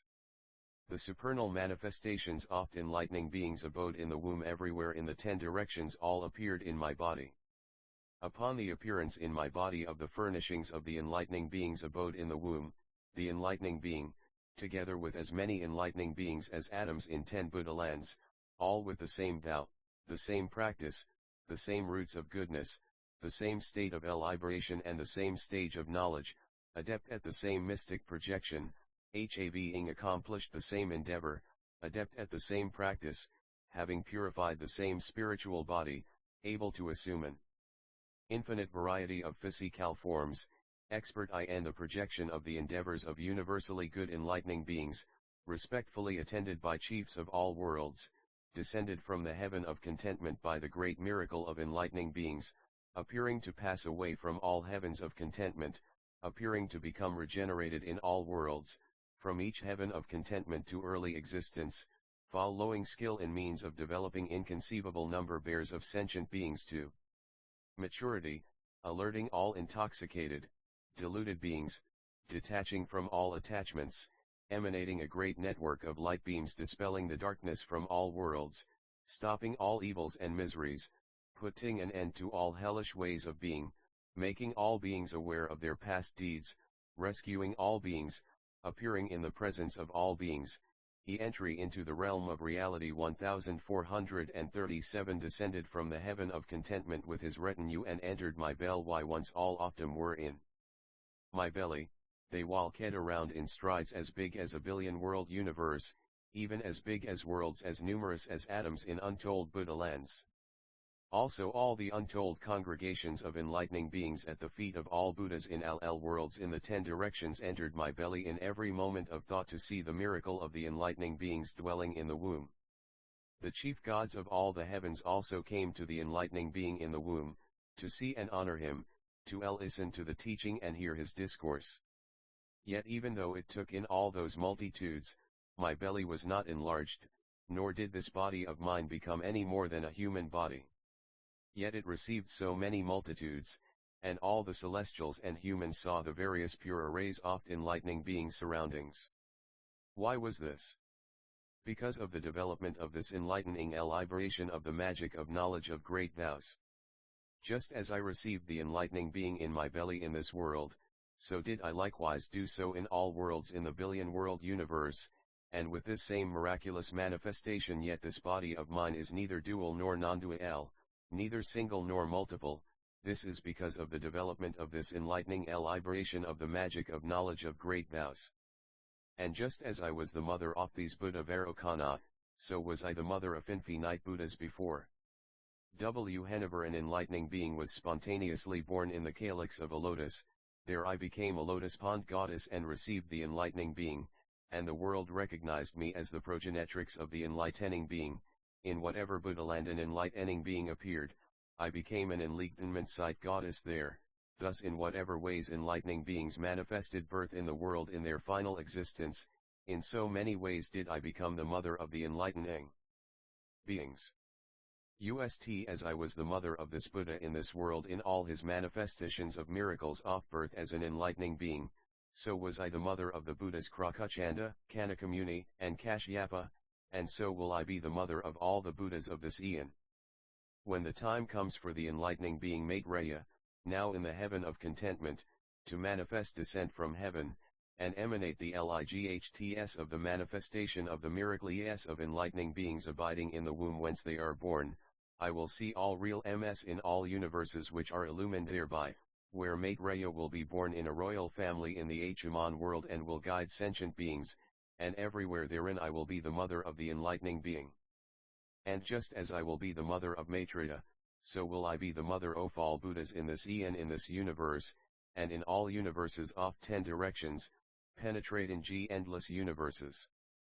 And just as I will be the mother of Maitreya, by untold virtues, so shall I be the mother of all the Buddhas in this eon, and in endless billions of eons in all the worlds in all world systems in this flower treasury ocean of worlds, I will be the mother of all the Buddhas of the future. 1438 The flower or name 11t scripturi when they are enlightening beings, carrying on the practice of universally good enlightening beings, establishing guidance for the perfection of all beings in all ages. Then Sudhana asked Lady Maya, how long ago did you attain this enlightening liberation of magical manifestations of knowledge of great vows? Maya replied, inconceivable eons ago, beyond the range of mind, beyond conscious calculation, there was an age called pure light. In that age of pure light there was a world called elevated, which was pure with some defilement, made of many jewels, with surrounding mountains, polar mountains, and oceans, containing realms of celestials, humans, animals, G-hosts, and hell-ls, variegated and pleasant to see. In that world were a billion sets of 4 continents, in the middle of which was a group of 4 continents called Supreme Lion-like Majesty, in which there were 80 billion metropolises, among which was one called Possessed of the Best of Banners. There in that metropolis was a king called Ed Great Energetic Power, a sovereign ruler. There was also an enlightenment site in that metropolis called Conspicuous Rays of Light, wherein there was a deity called R, one Diant Eyes. Furthermore, at that enlightenment site an enlightening being named Pure Standard sat, to attain omniscience. A demon named Golden Light, along with a great army of cohorts, had come invisibly to prevent the enlightening being from attaining omniscience, but the king Great Energetic Power, who had attained the mastery which enlightening beings realize, issued a great magical projection, producing a great army, more numerous than and superior to that of the demons, to surround the enlightenment site and fight off the demon army. The demon army was thereby scattered, and the blessed Pure Standard realized perfect enlightenment. The goddess of the enlightenment site, Radiant Eyes, looking upon the king as her son, then prostrated herself before the Buddha and made a vow, wherever I may be born, may the king Great Energetic Power be my son, and when he attains supreme perfect enlightenment, I will be his mother then too. Having made this vow, she attended 10 decillion Buddhas at that enlightenment site during that eon. And now, who do you think that goddess was? It was I myself who was the enlightenment site goddess Radiant Eyes at that time. As for the king Great Energetic Power, who had the mastery of an enlightening being and destroyed the demon army by means of a magical projection, it was none other than this present Buddha, the blessed Vairocana, the saint, the perfectly enlightened one. Who was at that time the king, great energetic power. Ever since then, wherever I have been, he has come as my son, carrying out the practice of enlightening beings in all Buddha lands, in all states of being, in all lifetimes, based on all that is good, in all undertakings through which enlightening practice is carried out. Wherever he emerged to develop and perfect sentient beings, there I was his mother, and in his final existence too, I was his mother, everywhere. In all modes of birth as an enlightening being, moment to moment, however many miracles of birth as entry into the realm of reality 1439 and an enlightening being he displayed, in every case I was his mother. In the same way I was the mother of infinite Buddhas of the past, and I am mother to the infinite Buddhas of the 10 directions in the present. And all the Buddhas I was mothers to in their last existence as an enlightening being emanated lights from their navels and illumined this great body and this seed.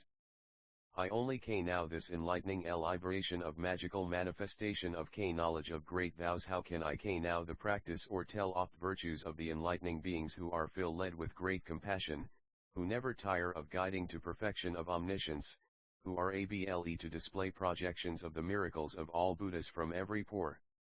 I and the 33-fold heaven of this world is a goddess named Shurandrabha, who is the daughter of a god named Samruddhamati. Go ask her how to learn and carry out the practice of enlightening beings. So then Sudhana paid his respects and left Lady Maya. Surandrabha then Sudhana went to the 33-fold heaven, and went to the goddess Shurandrabha. Paying his respects to the goddess, Sudhana stood before her and said, Noble one, I have set my mind on supreme perfect enlightenment, but I do not know how to learn and carry out the practice of enlightening beings. I hear you give instruction to enlightening beings, so please tell me how to learn and practice. Shurandrabha replied, I have attained an enlightening liberation called pure manifestation of unimpeded recollection. I am aware that there was an age called flowering, in which I served as many Buddhas as there are grains of sand in the Ganges river. When they went forth from their customary surroundings, I protected them, provided for them, and made parks for their use. And all the developmental guidance of sentient beings performed by those Buddhas while they were enlightening beings, while in the womb of the mother, while being born, while taking 7 steps, while roaring the lion's roar, during gch ildhood, during Ifa at home, when leaving home, when awaking at the sight of enlightenment, while teaching G, while displaying the miracles of Buddhas, all that, from their first inspiration to the final ending of their true teaching, I know and remember. Recall and keep in mind, reflect on and follow. There was an eon called Well being, in which I served as many Buddhas as sand grains in 10 Ganges rivers. There was an eon called good fortune, in which I served as many Buddhas as atoms in a Buddha land. There was a eon called no attainment, in which I served 84,000 duodecil lion Buddhas. There was an eon called beautiful light, in which I served as many Buddhas as atoms in this continent. There was an eon called peerless light, in which I served as many Buddhas as sand grains in 20 Ganges rivers. There was an eon called blazing glory, in which I served as many Buddhas as sand grains in the Ganges river. There was an eon called sunrise, in which I 1440 the flower Ornarna's scripture served as many Buddhas as sand grains in 80 Ganges rivers. There was an eon called victorious march, in which I served as many Buddhas as sand grains in 60 Ganges rivers. There was an eon called beautiful moon, in which I served as many Buddhas as sand grains in 70 Ganges rivers.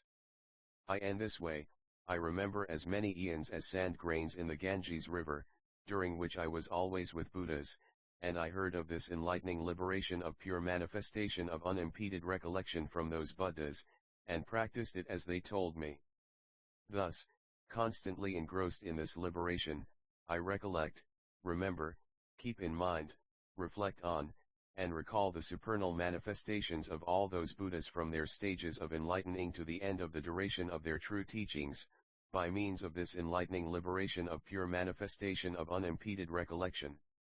I only know this enlightening liberation. How can I know the practice, or tell the virtues, of the enlightening beings who are free from all obscurity and darkness, who light up the night of the mundane world, who are rid of all obstacles, who do not slumber, who are rid of apathy and indolence, who have stopped compulsive actions based on conditioning, who have purified awareness of the essence of all things, who awaken others to the purity of the 10 powers. In the city of Kapilavastu there lives a boy named Vishvamitra who is a teacher. Go ask him how to learn and carry out the practice of enlightening beings. Then Sudhana paid his respects and left the goddess Shurandrabha. Vishwamitra descending from the 33-fold heaven, Sudhana made his way to Kapilavastu, where he went to see the young teacher Vishvamitra. Paying his respects, he stood before the teacher and said, "Noble one, I have set my mind on supreme perfect enlightenment, but I do not know how to learn and carry out the practice of enlightening beings. I hear you give enlightening beings instruction, so please tell me how to learn and practice." Vishvamitra said, "I learned the science of writing from a young enlightening being named Shilpavitijna. Go ask him and he will tell you how the practice of enlightening beings is to be learned and carried out." Shilpavitijna then Sudhana went to the youth Shilpavitijna, paid his respects, and said to him, "Noble one, I have set my mind on supreme perfect enlightenment, but I do not know how to learn and carry out the practice of enlightening beings.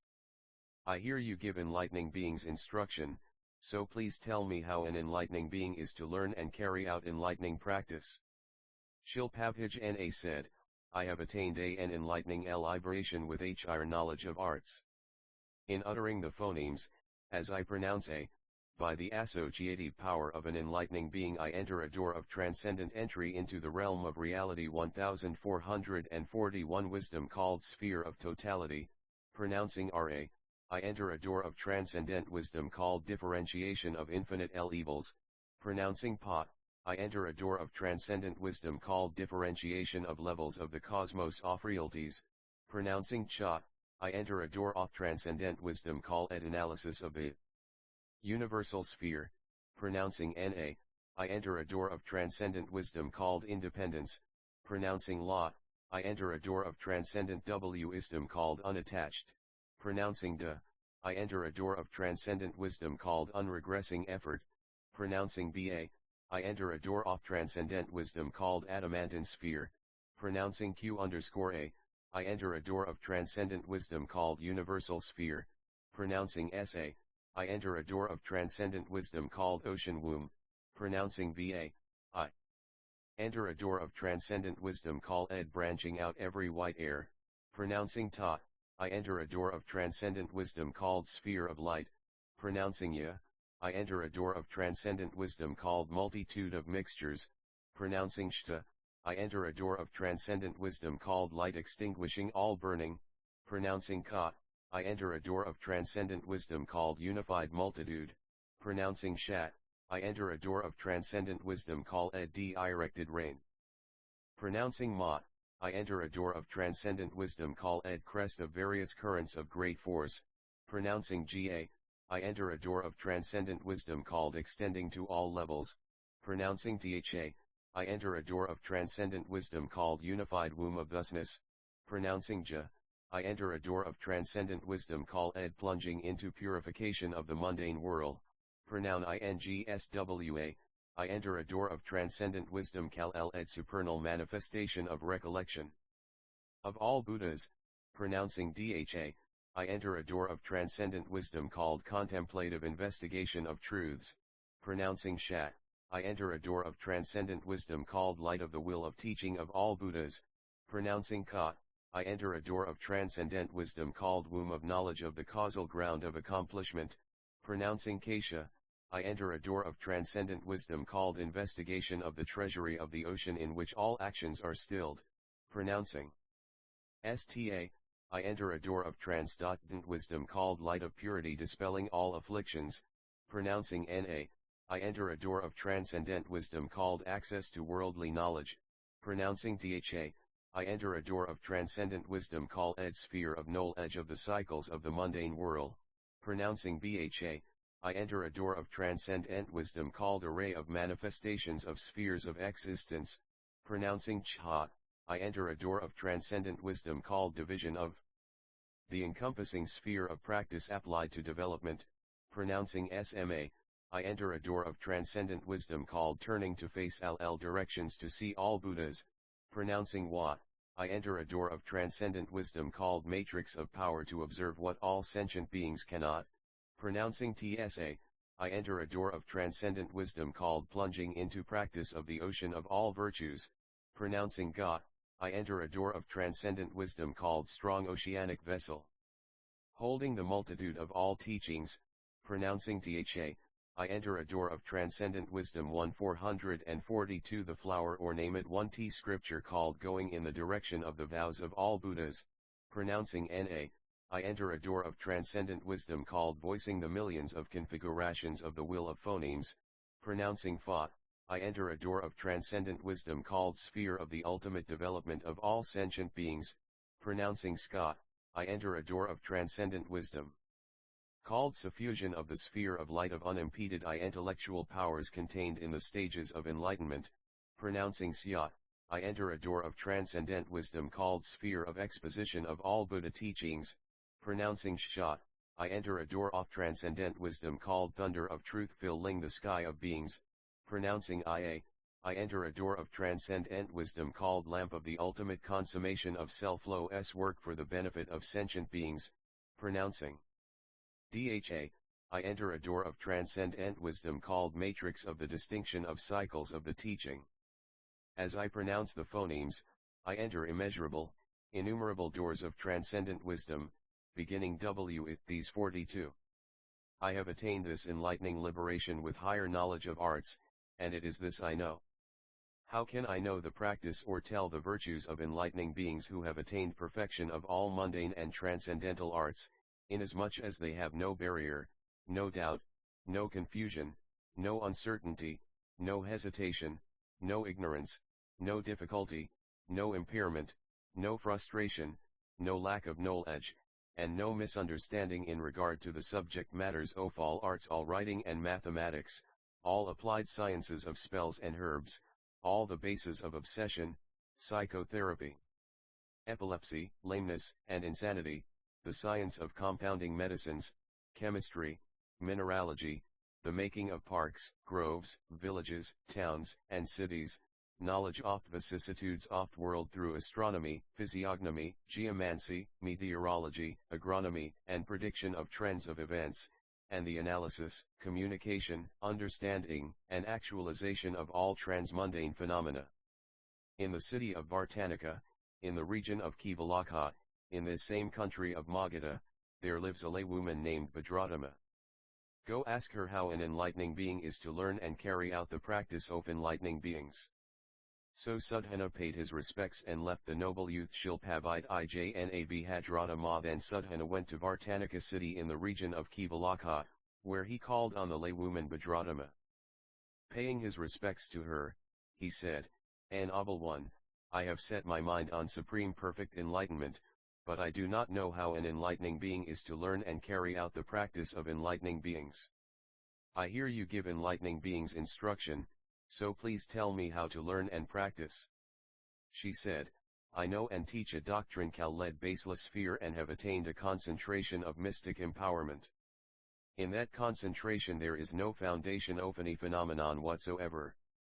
Therein is produced entry into the realm of reality 1443 the mystical empowerment of the eye of omniscience, the mystical empowerment of the ear of omniscience, the mystical empowerment of the nose of omniscience, the mystical empowerment of the tongue of omniscience, the mystical empowerment of the body of omniscience, the mystical empowerment of the mind of omniscience, the mystical power of the waves of omniscience, the mystical power of the lightning of omniscience, the mystical power of the flood of omniscience, spheres illumining the world. It is this doctrine of the baseless sphere that I know. How can I know all the unobstructed, unattached practices of enlightening beings? Go south, there is a city called Biharakacha, where there lives a goldsmith named Mutasara. Go ask him how an enlightening being is to learn and carry out the practice of enlightening beings. So then Sudhana paid his respects, took his leave, and departed. Muktasara then Sudhana made his way south, to the goldsmith Muktasara in the city of Bharukacha. Paying his respects to Mutasara, Sudhana said, Noble one, I have set my mind on supreme perfect enlightenment, but I do not know how an enlightening being is to learn and carry out the practice of enlightening beings. I hear you give an enlightening being's instruction, so please tell me how to learn and practice. Mutasara said, I know an enlightening liberation called supernal manifestation of unobstructed mindfulness, and I ceaselessly seek the teaching at the feet of all Buddhas in the 10 directions. I only know this enlightening liberation. How can I know the practice or tell the virtue oft enlightening beings who roar the fearless roar of the lion, who are grounded on great virtus and knowledge? There is a householder named Suchandra living in the city, whose house is always illuminated.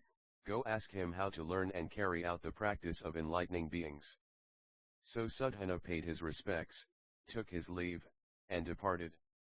Sucha11 Then Sudhana went to the householder Suchandra, paid his respects, and said, Noble one, I have set my mind on supreme perfect enlightenment, but I don't know how to learn and carry out the practice of enlightening beings.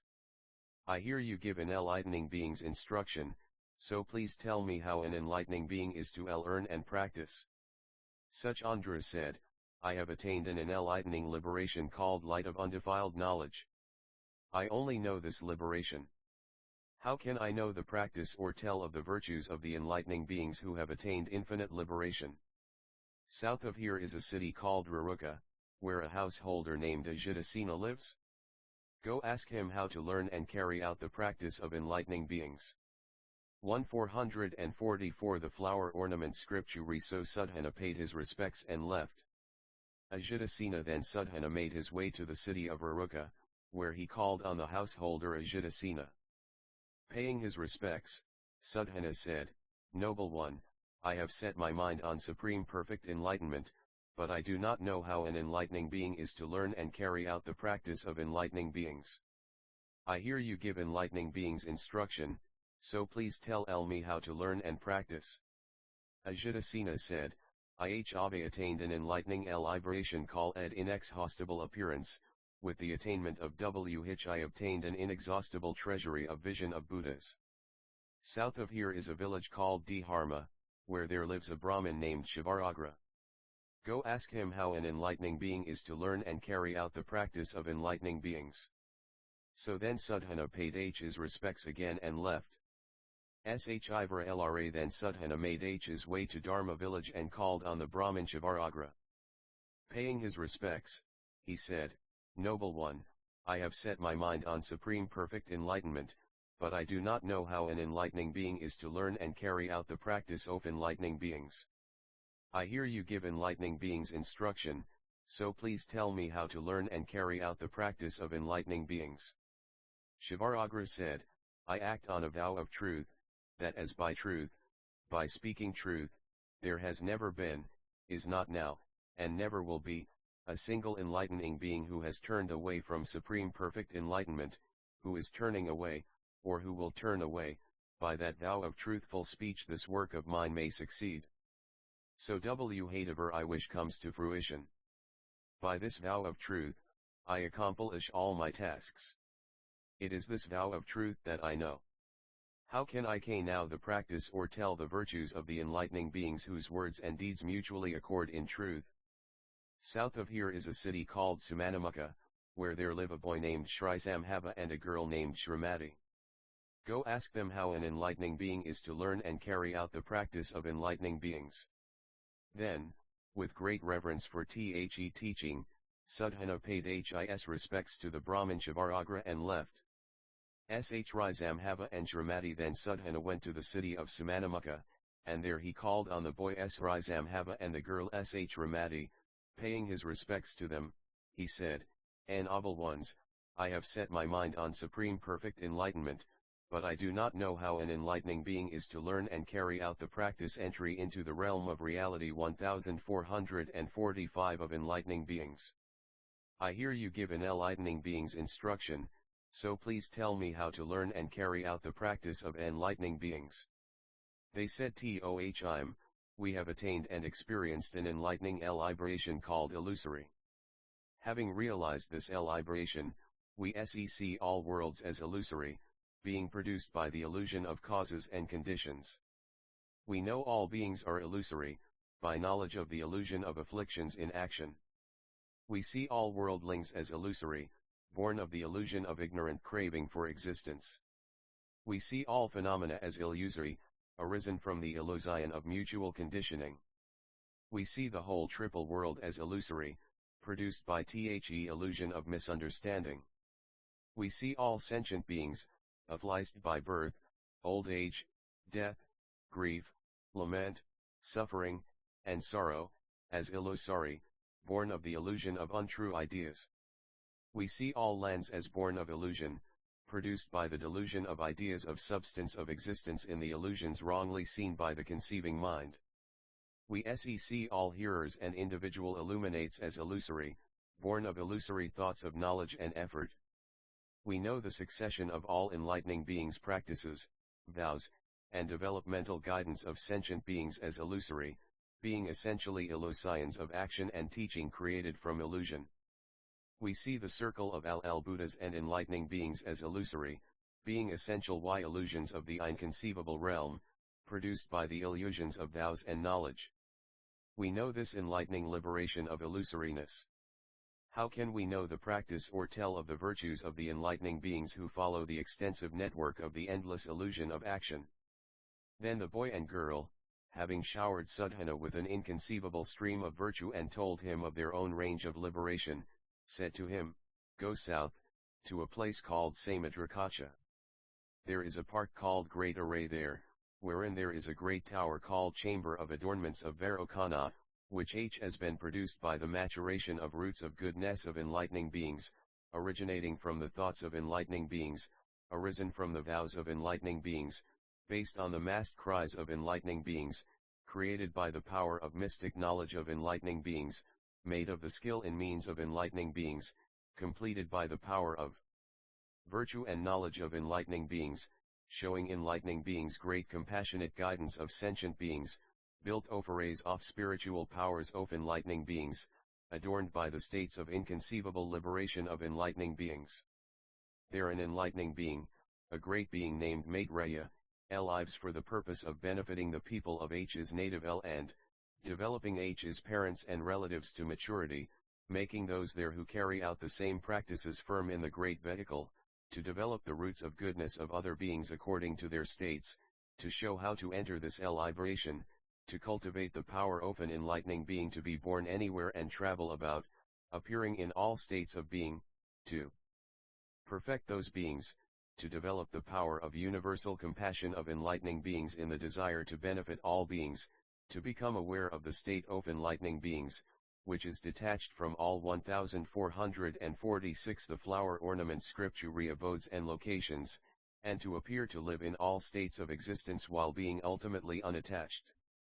Go to Maitreya and ask how an enlightening being is to seek the practices of enlightening beings, clarify the path of enlightening beings, carry out the studies of enlightening beings, purify the aspiration for enlightenment, accomplish the vows of enlightening beings, establish the provisions of enlightening beings, enter the stages of enlightening beings, fulfill the transcendent ways of enlightening beings, persist in the tolerances of enlightening beings, stabilize the qualities of achievement of enlightening beings, and attend spiritual benefactors. Why? Because the enlightening being Maitreya has entered into all practices of enlightening beings, he has reached the goal of aspirations of all enlightening beings, he has comprehended the actions of all beings, he has confronted the developmental guidance of all beings, he has fulfilled led all the transcendent ways, he has been through all the stages of enlightening beings, he has attained all the tolerances of enlightening beings, he has attained the certainty of enlightening beings, he has received all the predictions of Buddhahood, he has roamed in all the liberations of enlightening beings, he has held the empowerments of all Buddhas, he has been anointed by all Buddhas with the consecration of realm of omniscience. As a spiritual benefactor, he will nourish your roots of goodness, increase your determination for enlightenment, make your will firm, purify all your roots of goodness, increase the powers of your enlightening faculties, show you the realm of non-obstruction, bring you into conformity with the stage of universal goodness, introduce you to the means of carrying out all the vows of enlightening beings, describe to you the perfection of the virtues of the practical undertakings of all enlightening beings, and tell you about the practice of universal good. You should not develop just one virtue, nor concentrate on clarifying just one doctrine, nor be satisfied with just one practice, nor concentrate on carrying out just one vow, nor take up just one instruction, nor rest in completion, nor think of attaining the three tolerances as ultimate, nor rest upon fulfillment of the 6 transcendent ways, nor stop on attainment of the 10 stages, nor vow to encompass and purify a finite Buddha land, nor be content with attendance on a limited number of spiritual benefactors. Because an enlightening being should gather infinite roots of goodness, assemble infinite provisions for enlightenment, produce infinite bases of aspiration for enlightenment, learn infinite principles, extinguish the afflictions of infinite beings, penetrate the minds of infinite beings, know the faculties of infinite beings, work for the emancipation of infinite beings, be aware of the conduct of infinite beings, create guidance for infinite beings, destroy infinite afflictions and their consequences, clear away infinite obstacles caused by actions, put a stop to infinite views, remove infinite mental afflictions, produce infinite mental purities, destroy infinite miseries, evaporate infinite oceans of beings' cravings, dispel infinite ignorance, bring down infinite mountains of pride, remove infinite bonds of the entry into the realm of reality 1447 mundane world, evaporate the infinite ocean of birth, cross over infinite torrents of existence, extricate infinite beings stuck in the mud of desire, emancipate infinite beings from the dungeon of the triple world, place infinite beings on the path of sages, extinguish infinite lust, hatred, and delusion, rise above infinite nets of demons, purify infinite will of enlightening beings, increase infinite effort of enlightening beings, produce infinite faculties of enlightening beings, purify infinite resolutions of enlightening beings, enter infinite equanimity of enlightening beings, pursue infinite practices of enlightening beings in their entirety, purify infinite qualities of enlightening beings, fulfill infinite practices of enlightening beings, accord with infinite worldly practices, show infinite adaptations to the world, produce infinite power of faith, stabilize infinite power of vigor, clarify infinite power of mindfulness, purify infinite power of concentration, arouse infinite power of wisdom, stabilize infinite power of resolution, produce infinite power of virtue, expand infinite power of knowledge, establish infinite power of enlightening beings, fulfill infinite power of Buddhas, ascertain infinite ways to truth, enter infinite real ms of truth, clarify infinite doors to truth, produce infinite lights of truth, create infinite perspectives on truth, illumine infinite groups of faculties, clear away infinite afflictions, call infinite spiritual medicines, cure sentient beings of infinite sicknesses caused by afflictions, collect infinite stores of immortal ity elixir, enter infinite Buddha lands, honor infinite Buddhas, enter infinite assemblies of enlightening beings, remember infinite instructions of Buddhas, endure infinite maliciousness from sentient beings, cut off infinite paths of misfortune, give infinite happiness to sentient beings, create infinite benefit for sentient beings, purify infinite methods of mental command, carry out infinite vows, cultivate infinite powers of universal love and compassion, persist in infinite endeavors in search of truth, pursue infinite powers of meditation, develop infinite mystic knowledge, purify infinite lights of knowledge, go the ways of infinite beings, encompass infinite becoming, appear in infinite different forms, know infinite different languages, comprehend infinite differences in the minds of beings, enter the vast realm of action of enlightening beings, live in the vast palace of enlightening beings, observe the profound state of enlightening beings, awaken to the mysterious realm of enlightening beings, reach the difficult goal of enlightening beings, sustain the heart to attain energy of enlightening beings, enter the difficult of access certainty of enlightening beings, be aware of the varied practice of enlightening beings, show the ubiquitous miracle of enlightening beings, receive the united multitudes of teachings, spread the infinitely varied network of practices of enlightening beings, fulfill the endless ways of transcendence, receive infinite directions for the future, enter countless doors of tolerance, purify countless stages of enlightenment, purify innumerable ways of access to truth, purify untold Buddha lands, put on spiritual armor for endless eons, serve infinite Buddhas, accomplish the undertakings of inconceivable vows. In short, the practice of enlightening beings is to perfect all sentient 1448 the flower or immense scripture beings, to alive in all ages, to manifest birth everywhere in all conditions, to awaken to knowledge of all times past, present, and future, to practice all truths, to purify all lands, to fulfill all vows, to provide for all Buddhas, to be one with all enlightening beings in aim, to attain rapport with all spiritual friends.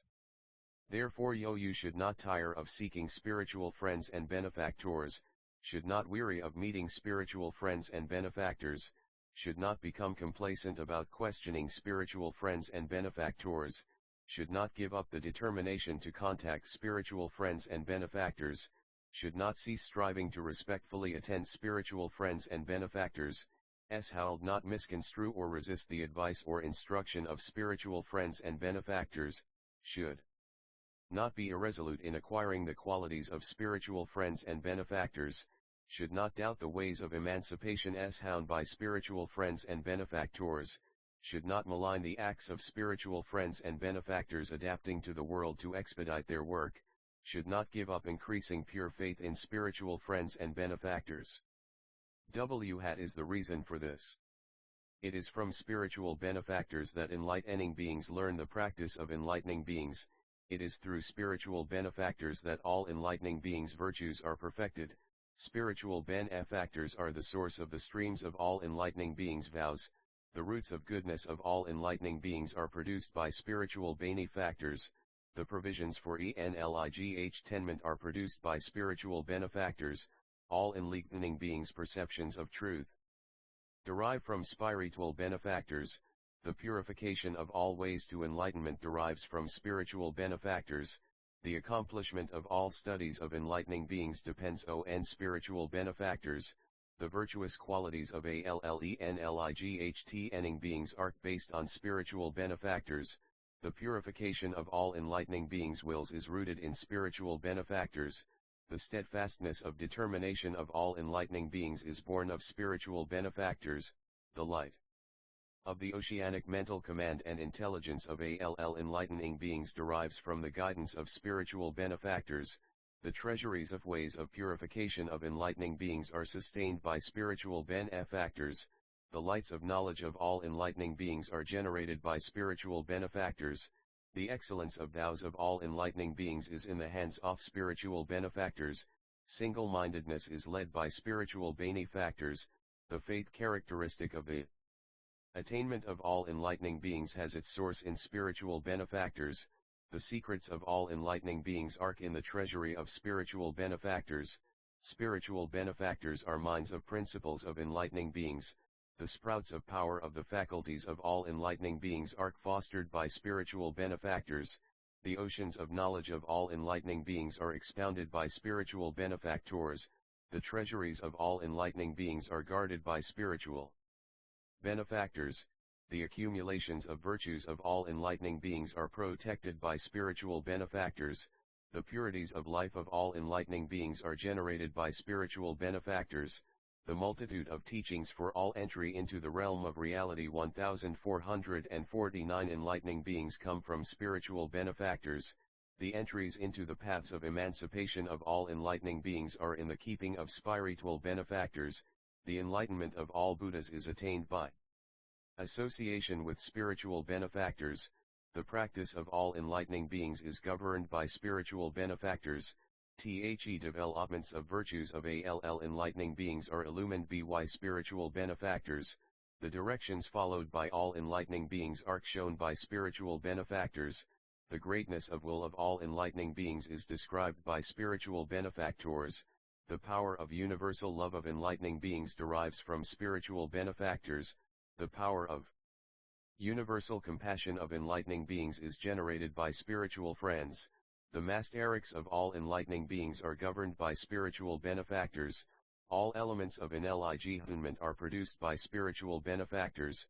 The charitable works of all enlightening beings originate from spiritual friends. Sustained by spiritual benefactors, enlightening beings do not fall into bad ways. Supported by spiritual benefactors, enlightening beings do not fall away from the great vehicle. Minded by spiritual benefactors, enlightening beings do not overstep the precepts of enlightening beings. Guarded by spiritual benefactors, enlightening beings do not come under the sway of bad influences. Protected by spiritual benefactors, enlightening beings do not deviate from the laws of enlightening beings. Aided by spiritual benefactors, enlightening beings go beyond the stage of sentient beings.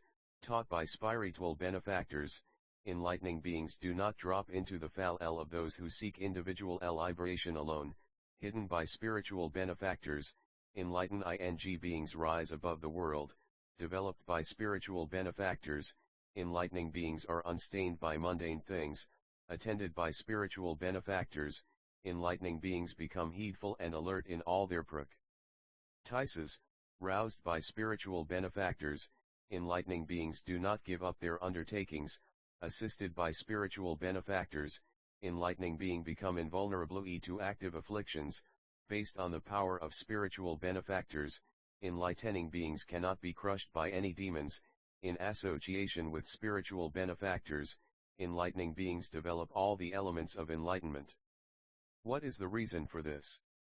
Spiritual benefactors are those who clear away obstructions, restrain us from evil, teach us what is not to be done, extricate us from fall, dispel ignorance, break the bonds of views, emancipate us from the mundane world, cut off attachments to the world, free us from the nets of demons, extract the barbs of suffering, liberate us from the thicket of nescience, convey us across the desert of views, ferry us over the torrents of existence, pull us out of the mud of desire, extricate us from false paths, show the path of enlightening beings, enjoin on us the undertaking of enlightening beings, establish us in spiritual practices, lead the way to omniscience, clarify the eye of wisdom, strengthen the determination for enlightenment, foster universal compassion, tell about enlightening practices, give instruction in the ways of transcendence, direct us into the stages of enlightenment,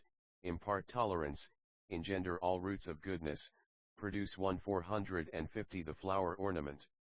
Scripture all preparations for enlightenment, bestow all virtues of enlightening beings, deliver us to the presence of all Buddhas, show all virtuous qualities, inspire us to our goals, enhance efforts and attainments, as how the ways to emancipation, protect us from the paths of destruction, illumine the ways to perceive truth, shower multitudes of teachings, extinguish all afflictions, stop the formation of virus, and introduce us to all aspects of enlightenment. Moreover, spiritual benefactors are mothers, giving birth to the family of Buddhas, they are fathers, producing great benefit, they are nurses, protecting us from all evils, they are mentors, illuminating the learning of enlightening beings, they are guides, leading us into the path of transcendence, they are physicians, relieving us of the maladies of afflictions, they are like the Himalaya mountains, growing the herb of knowledge, they are heroic warriors, protecting us from all perils, they are ferrymen, ferrying us across the torrents of the mundane whirl, they are helmsmen, delivering us to the treasure island of omniscience.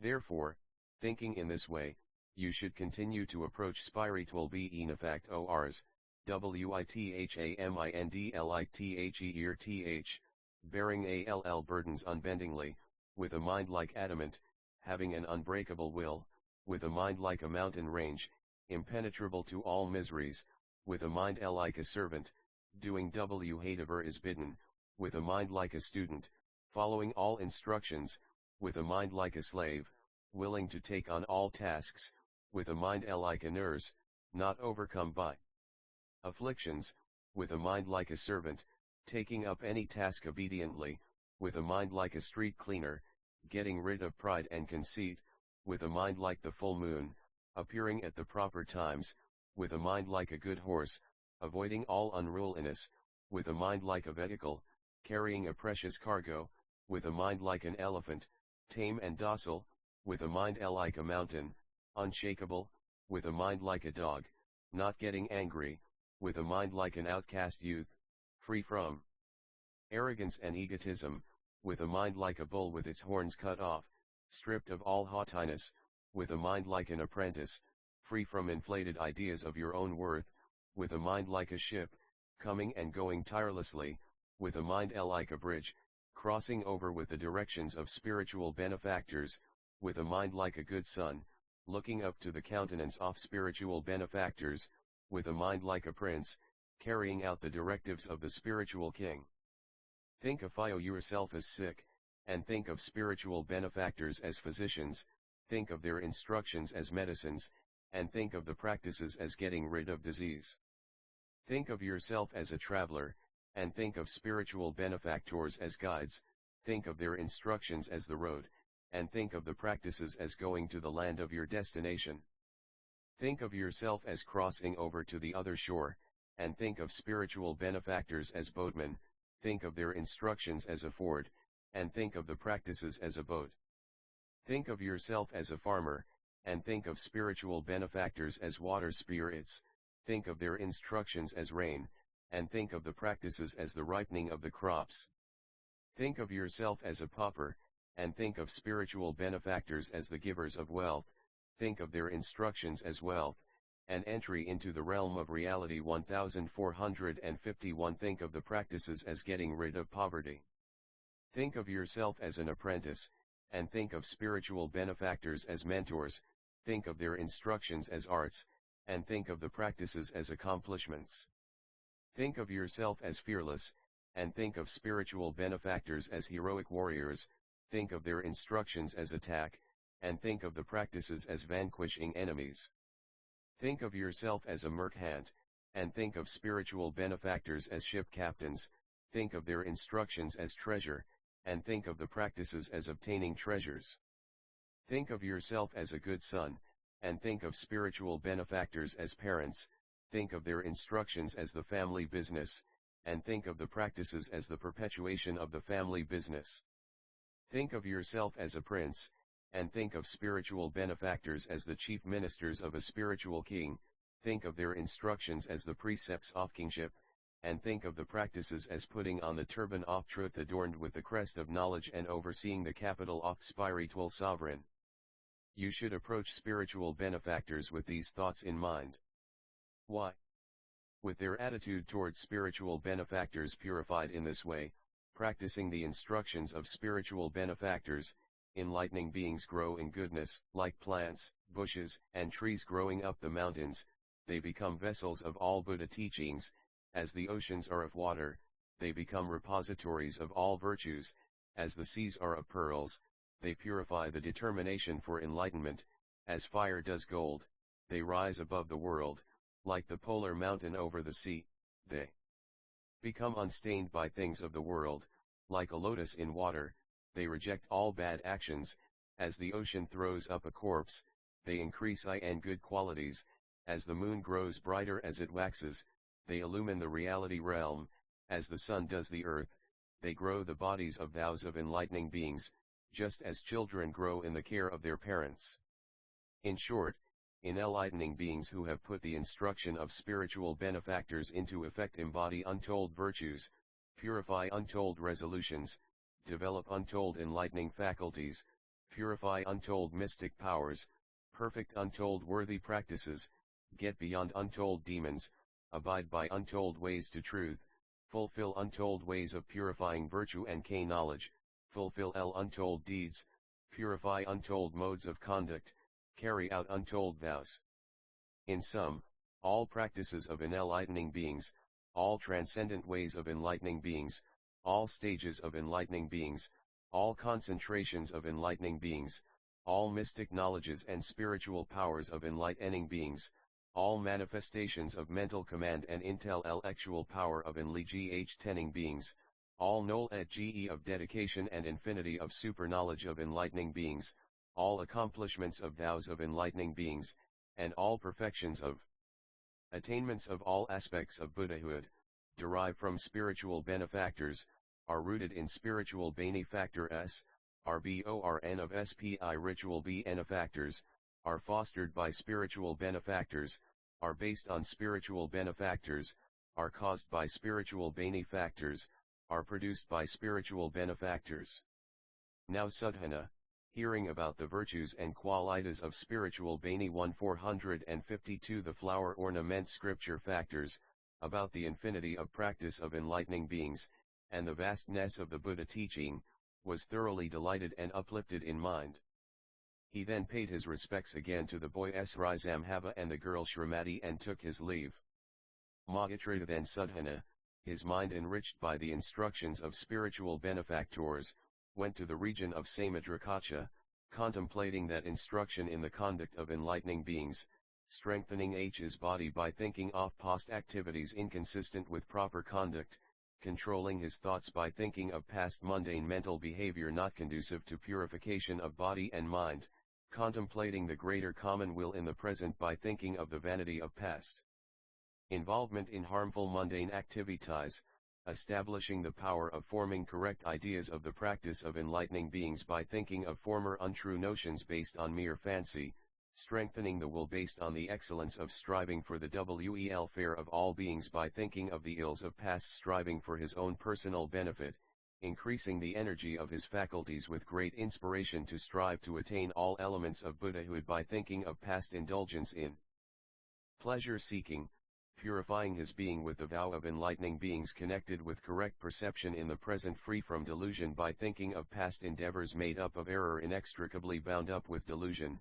unifying body and mind with great vigor in action by thinking of past accomplishment of tasks through exertion of great vigor and striving for the attainment of complete Buddhahood in the present, developing great joy and happiness by thinking how it would be to go on forever as in the past helpless amid the ills of unenlightened life and instead dedicating himself to the aid and benefit of all beings by establishing all the teachings of enlightenment, developing energy in his faculties rooted in inconceivable good by seeing this present life as a cause of old age, sickness, death, and grief, an abode of assemblage and disintegration, and yet the basis and condition of carrying out the practice of enlightening beings forever, absorbing the Buddha teachings that mature sentient beings, seeing the Buddhas and going to all their lands, attending all teachers of truth, keeping the instructions of all Buddhas, seeking all truths, meeting all spiritual friends, realizing all elements of Buddhahood, and embodying the vows of enlightening beings.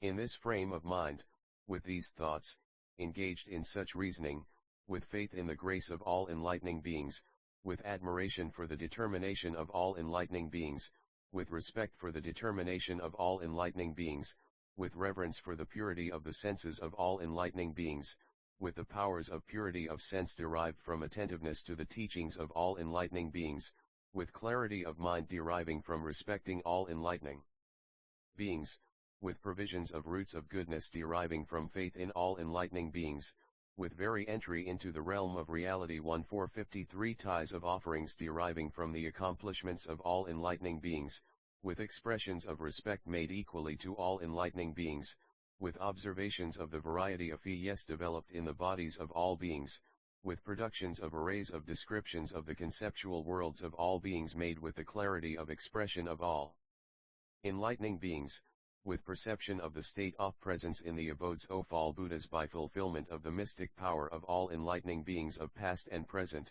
with awareness of the miracles of Buddhas and enlightening beings everywhere, following the all-pervasiveness of the bodies of all Buddhas and enlightening beings in every single point, with perception of the light of super-knowledge of the purity of vision of all enlightening beings, with a mind-sense comprehending the network of all places as a whole, pervading all levels of cosmos, with the power of accomplishment of vows, extending everywhere throughout the entirety of space, continuous through past, present, and future, ceaselessly penetrating all truths, entering all areas illumined by the instructions of all spiritual benefactors, by the penetrating power of faith and resolve, Sadhana, is mind pursuing such thoughts of respect, reverence, honor, submission, regard, empowerment, and determination, with the eye of knowledge intent upon the ground of the realm of such infinite knowledge, prostrated himself in front of the door of the great tower, chamber of the adornments of Vairocana, the illuminator. Contemplating such application of accomplishment for AWHILE, by the power of effectuation of resolute vows, deriving from intense faith, Sadhana projected himself continuously into the presence of all Buddhas, and likewise into the presence of all enlightening beings, to the abodes of all spiritual benefactors, to all monuments of Buddhas, to all statues of Buddhas, to the abodes of all enlightening beings and Buddhas, to the locations of all treasures of true teaching, to the presence of all monuments to saints and individual illuminates, to the vicinities of all groups of sages, worthies, and parents. He continuously projected himself into the presence of all beings, by entering into the totality of the body of knowledge, extending every white air, by focusing attention through a gauge knowledge of control of formation of mental images. And just as he prostrated himself before the great tower of the sea hamber of the adornments of Vairocana, in the same way he prostrated himself before all the aforementioned beings and objects throughout the cosmos. In this way, continuously mystically manifesting the eons of the endless future, by equanimity like the infinity of space, equanimity like the non-obstruction of the reality realm, equanimity toward the omnipresent ultimate limit of reality, the equanimity of absence of false notions in those who realize thusness, the pervasiveness of perceptions of reflectional knowledge, equanimity toward thoughts as being like dreams, equanimity toward the representations of all worlds as being like reflections, equanimity toward conditional origins being like echoes, equanimity toward non-origination, equanimity toward formation and disintegration, and equanimity toward the evolution of causal conditions as being equal to 454 the flower ornamenti scripturae non-existence, believing that development takes place according to actions, believing that results come about according to causes, believing that all three vehicles come to be according to accumulation of spiritual practices, believing that the appearance of all Buddhas comes from faith, believing that all creations of offerings to Buddhas come from devotion, believing that all projections of Buddhas derive from respect, believing that the nature of all Buddhas derives from the accumulation of virtues, believing that all arrays of mental adornments derive from wisdom and technique, believing that all Buddha teachings derive from vows, believing all arrays of adornments spreading throughout the realm of realities, the sphere of omniscience, by the practices of all enlightening beings, derive from dedication, and by elimination of nihilism by knowledge of dedication, by elimination of the notion of permanence by knowledge of non-origination, by elimination of erroneous views of causality by knowledge of causality, by elimination of false views by independent knowledge, by elimination of notions of self and others by knowledge of interdependence, by elimination of views attached to extremes, by knowledge of reality realm without extremes or mean, by elimination of the notion of transmigration by knowledge of the equal extinction of all abodes, by elimination of notions of becoming and decay by knowledge of non-origination and non-extinction, by elimination of all views by knowledge of non-origination of emptiness, by dealing with the non-independent nature of things with the power of knowledge of how to accomplish vows, by detachment from all notions of appearances by knowl edge of the signless ultimate, due to the nature of things being unperishing like seeds producing sprouts, due to the nature of things being like the impression of a stamp, due to the nature of things being like seeing reflected images, due to the nature of things as being represented by sounds that are like echoes, due to the nature of things as arising from acts that are like illusions, due to the nature of things as rousing the formless world of mind, due to the nature of things as results conforming to the accumulation of causes and conditions, due to the nature of things as like developments according to accumulation of acts, due to the nature of things as outgrowths of skill in means, due to the nature of things as flowing into the transcendent equality of reality and unreality with conscious thought accomplishing entry into knowledge. Thus, Suddhana prostrated himself before the great tower, the chamber of adornments of Vairocana. After a long while, his being flooded by the energy of inconceivable roots of goodness, his body and mind refreshed, he rose from the doorstep of the tower, gazed with unblinking eyes at the great tower containing the adornments of Vairocana, circled it respectfully hundreds of thousands of times, and voiced these thoughts: this is abode of those who dwell in the state of emptiness, signlessness, and wishlessness. This is the abode of those who dwell in the state of non-conceptualization of all things, those who dwell in the state of the unity of the cosmos, those who dwell in the state of ungraspability of the realm of beings, those who dwell in the state of the non-origination of all things, those who dwell in the state of non-attachment and try into the realm of reality 1455 to all worlds, those who dwell in the state of non-reliance on what all worldlings rely on, those who dwell in the state of having shed everything, those who dwell in the state of independence from all supports, those who dwell in the state of independence of all bodily existence, those who dwell in the state of annihilation of all afflictive notions, those who dwell in the state of the essence of all things, those who dwell in the state of freedom from false imaginings, those who dwell in the state of detachment from all thought, those who dwell in the state of neither entering nor leaving all perceptions, those who dwell in the state of entry into profound transcendent wisdom, those who dwell in the state of capacity to penetrate the real of reality in all its aspects, those who dwell in the state of ability to extinguish all afflictions, those who dwell in the higher state of wisdom free from all views, cravings, and conceits, those who dwell in the state of freedom arising from higher knowledge of all meditations, liberations, concentrations, and spiritual attainments, those who dwell in the state of development of all spheres of concentration of enlightening beings, those who dwell in the state of presence with all Buddhas.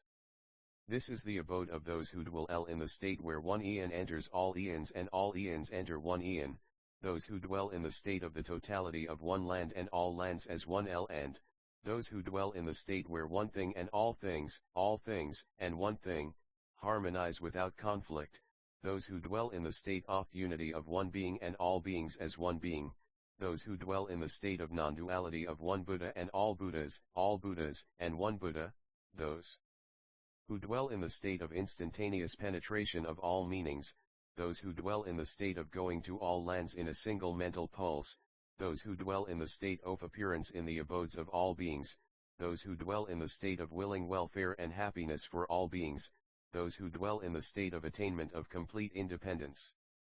This is the abode of those who have dropped all attachments to the world yet appear in the abodes of all beings in order to develop them to maturity, those who are not attached to any land but travel in all lands in the service of Buddhas, those who travel in all lands to encompass the arrangement of all Buddha lands, without leaving where they are, those who are in the presence of all Buddhas while free from attachment to the conception of Buddha, those who continue to associate with spiritual friends, even though they have no peer in any world in terms of knowledge, those who dwell in the abodes of all demons while yet being detached from passion, those who dwell in the state of comprehension of all ideas while their minds are clear of all ideas, those who adapt to all beings without duality between self and other, those who are physically present in all worldly realms without being cut off from the realm of reality, those who vow to remain in the world for all time, without dwelling on the idea of long or short periods, those who appear in all worlds without moving from one spot. This is the abode of those who abide in the state of entering everywhere into the recondite realms of truth, those who dwell in the state hard to know, those who dwell in the profound state, those who dwell in the 1456th of Hnur ornament scripture non-dual state, those who dwell in the signless state, those who dwell in the unopposed state, those who dwell in the ungraspable state, those who dwell in the non-conceptual state, those who dwell in the state inconceivable to all individual illuminates, those who dwell in the state that is beyond the sphere of all demons, those who dwell in the state that is undefiled by any worldly objects, those who dwell in the state of the transcendent ways of enlightening beings, those who dwell in the state of conformity to the state of all Buddhas. This is the abode of those who dwell in the state that is void of signs yet do not enter the unchangeability of individual illuminates, those who dwell in the abode of non-origination of all things and yet do not fall into the condition of non-origination, those who dwell in contemplation of impurity yet do not make the condition of dispassion their final realization, nor do they live with elements of passion, those who dwell in the state of love, their minds not stained by hatred, those who dwell on interdependent origination, ultimately free from delusion in regard to all things, those who dwell in the four meditation states, yet do not come under the sway of meditation, those who dwell on the four immeasurables, yet do not go to the world of pure form, so that they may develop all sentient beings, those who dwell in the states of the four formless attainments, yet do not go to the formless world, because of universal compassion, those who dwell in the state of tranquility and insight, yet do not realize knowledge and liberation for themselves alone, so that they may develop all sentient beings, those who dwell in the state of universal equanimity, yet do not abandon the real M of sentient beings, those who dwell in the state of emptiness yet do not stick to it as a view, those whose sphere is not in appearances yet who confront the guidance of beings who act on appearances, those who have no wishes at all, yet do not give up the vows of enlightening beings. Those who can control all active afflictions, yet for the sake of developing sentient beings appear to act under the influence of afflictions, those who have ended death and birth by perfect knowledge, yet appear to be born and die, those who are detached from all conditions of existence, yet go into all conditions of existence by the power to guide all beings, those who dwell in love but have no emotional attachment, those who dwell in compassion but show no hesitation, those who dwell in joy but are always grieving because they watch all who are fearing, those who dwell in equanimity while working for others, those who dwell in the attainments of the 9 successive stages of meditation, yet do not disdain the realm of desire, those who are independent of all becoming yet do not dwell in the experience of the Absolute, those who dwell in the 3 liberations but do not dwell in the feeling of liberation of individual saints, those who observe the 4 holy truths but do not dwell in the experience of the result, those who dwell in profound contemplation of interdependent origination but do not dwell in attachment to the ultimate, those who practice the eightfold holy path but do not dwell in ultimate emancipation, those who transcend the states of sentient beings but do not dwell in attachment to individual liberation, those who have perfect null entry into the realm of reality 145-7 edge of the 5 grasping clusters but do not dwell in ultimate extinction of the clusters, those who are beyond the 4 demons but do not dwell on the idea of demons, those who have transcended the senses yet do not remain ultimately inoperative, those who dwell in thusness, but do not dwell in the absolute limit of reality, those who show all vehicles of emancipation but do not leave the great vehicle. This is the abode of those who abide in all virtues. Then Suddhana spoke these verses, Hr is the compassionate, pure-minded Maitreya, radiant with love, striving for the good of the world, at the stage of coronation, Her of the Buddhas, he dwells in contemplation of the enlightened realm. This is the realm of great knowledge of the illustrious offspring of Buddhas, secure in liberation. This is the abode of those unrivaled ones who travel the realm of reality without attachment. This is the abode of those risen from the power of discipline, generosity, patience, and vigor, who've reached perfection of the power of mystic knowledge by meditations, who are firm in wisdom, technique, resolve, and power, who have reached the goal of the great vehicle. This is the abode of those of an obstructed intellect and broad mind, enjoying the realm of space, free from dependence, penetrating all times, free from obstruction, clearly perceiving all being and becoming. Those who understand the principle of non-origination of all things realize the nature of things as of the essence of space, they do not rest on anything, like a bird in the sky. This is the abode of those who are perfect in knowledge. Those who, knowing the nature of passion, hatred, and delusion as unreal, evolving from thoughts, go to dispassion, free from conception. This is their abode, who have realized peace and tranquility. Investigating the doors of liberation, the truths, their meanings, the path, the clusters, the senses, beings, and relativity, those who do not become attached to quiescience, who have wisdom and skill in means, this is their abode. This is the abode of those who have entered the realm of unobstructed K. Now LEDGE, 1458 The flower ornament scripturi in whom vain imaginings and false thoughts of ends and beings have ceased, who have abandoned the notion of self-existence of things, do not grasp things, and are filled with peace.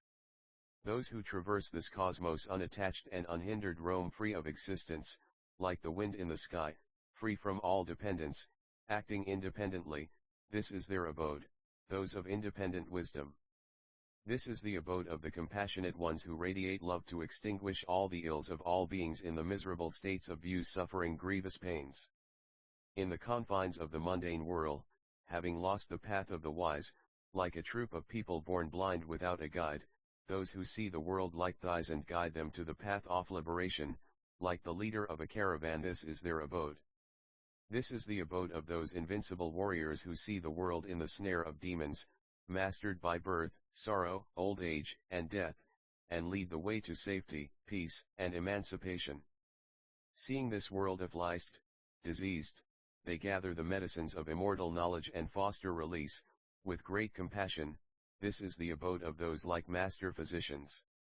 This is the abode of those like mariners who make a ship of good ways to save those fallen in the sea of death, a mass of sorrows, soothing troubled, helpless beings. Those of pure minds devoted to omniscience who relieve beings in the sea of affliction, cross the ocean of existence and pull them out. This is their abode, who arc like fish ers. This is the abode of those like giant birds who watch the abodes of all beings with love and compassion, based on great vows, and pull beings out of the sea of existence. Entry into the realm of reality 1459 This is the abode of those who course in the sky of reality, as suns and moons illumining the abodes of beings, with the orb of vows and rays of knowledge lighting up the world. This is the abode of the steadfast who remain for eons to develop even one being, and as for one do the same for all, as refuges for the world. This is the abode of those of adamant will who spend endless ages in a single land working tirelessly for the benefit of the world, and as in one land, do the same everywhere in the 10 directions. This is the abode of those like oceans of intellect who imbibe the multitudes of teachings of Buddhas in the 10 directions at a single sitting and continue forever, alert and never complacent. This is the abode of those unobstructed in action who go forth to untold oceans of lands, enter the assemblies of the guides, and serve the Buddhas in various ways. This is the abode of the minds of all virtue who have entered the infinite ocean of practice, steadfast, plunging into the ocean of vows, acting for the will of the world for myriad eons. This is the abode of those with unobstructed eyes who perceive infinite lands, Buddhas, beings, and ages, in a single point, going in and out without encountering any boundaries. This is the abode of those exalted in perfection of virtue who perceive myriad eons, lands, Buddhas, and beings in a single moment of awareness, based on unobstructed knowledge. This is the abode of those unattached and unhindered in action who carry out as many vows as atoms in all lands and drops of water in the oceans. They enter holy undertakings, mnemonic powers, concentrations, 1460 The flower ornament scripture meditations, liberations, and vows, practicing these for endless eons, the mindful offspring of Buddha are in here. Here abide the offspring of Buddha, various, diverse, they carry out many instructive talks, considering arts and sciences beneficial to the world, they dwell here, in the abode of the wise. Here they dwell, in knowledge of means of supercognition, of all the different patterns of existence everywhere, they see births and deaths everywhere, while grounded in liberation within illusion, unhindered in action. Abiding here, from their first determination, they show spiritual practice based on the good, filling the cosmos with multitudes of emanations, thus they show hundreds of miracles. Those who awaken to enlightenment in an instant of awareness enter an endless variety of acts of knowledge. This is the abode of those who have reached what is hard to attain, such that the thought of it would drive the worldling mad. This is the abode of those whose minds are unhindered, who course in the unobstructed reality realm, whose sphere is that of non-grasping, whose will and intellect are pure. This is the abode of the peerless ones who live and act in all worlds without attachment, who abide in knowledge of non-duality. This is the abode of the dispassionate who realize phenomena are like space in essence, without any basis, quiescent, and live among them as in space. Here abide the merciful who see the world injured by pain and sorrow and concentrate on the welfare of the world, filled with great compassion. Here the infinitely liberated appear in the abodes of all beings and try into the realm of reality 1461 like the sun and moon, free from the snare of the mundane whirl. Here the offspring of Buddha stay, yet in the presence of all Buddhas, appearing in all lands, throughout endless eons. While here they pervade all directions with multitudes of emanations, as many as the bodies of all enlightening beings, equal to the universe. The valiant ones are all in here examining the sphere of the enlightened, They abide for countless eons yet never become surfeited. Here, in each instant awakening to untold millions of concentrations, they reveal the realm of Buddhahood in accord with They concentration they enter. Those of vast perception here instantly gain access to eons, lands, and Buddha names, throughout measureless eons. Here they enter infinite eons in a single thought, free of false ideas, by control of thoughts of the world. Here, in the abode of concentration, they see past, present, and future, pinpointed on each instant, as they roam in the palace of liberation. While here in this abode, sitting cross-legged, without disappearing they simultaneously appear in all lands, everywhere. Abiding here, these mighty ones drink of the ocean of Buddha's teachings. 1462 The flower ornament scripture having gone into the sea of knowledge and reached the other shore of inexhaustible virtue. Here, with unobstructed thought, they think of the number of all Buddhas, the number of all lands and ages, and the number of all phenomena as well. Staying here, the offspring of Buddhas instantly discern the formation and decay of all the lands there be in past, present, and future. Here, in the palace of enlightening beings, they observe in all their difference the action of the Buddhas, the aspirations and faculties of beings. In a single atom they see congregations, lands, beings, and ages, as numerous as all atoms, all there without obstruction. In the same way they see in all atoms congregations, lands, beings, and ages, all clearly defined. Here they discern the essence of things, of all lands, ages, and Buddhas, as without inherent existence, through the principles of non-becoming. Here they observe the equality of beings, phenomena, and Buddhas, and discern the equality of lands and endeavors of past, present, and future. The steadfast ones here in this best of abodes guide millions of other beings, glorify millions of Buddhas, and also contemplate phenomena. In millions of cons I could not tell the scope of the undertakings and knowledge of the wise, beyond thought, so endlessly vast is it.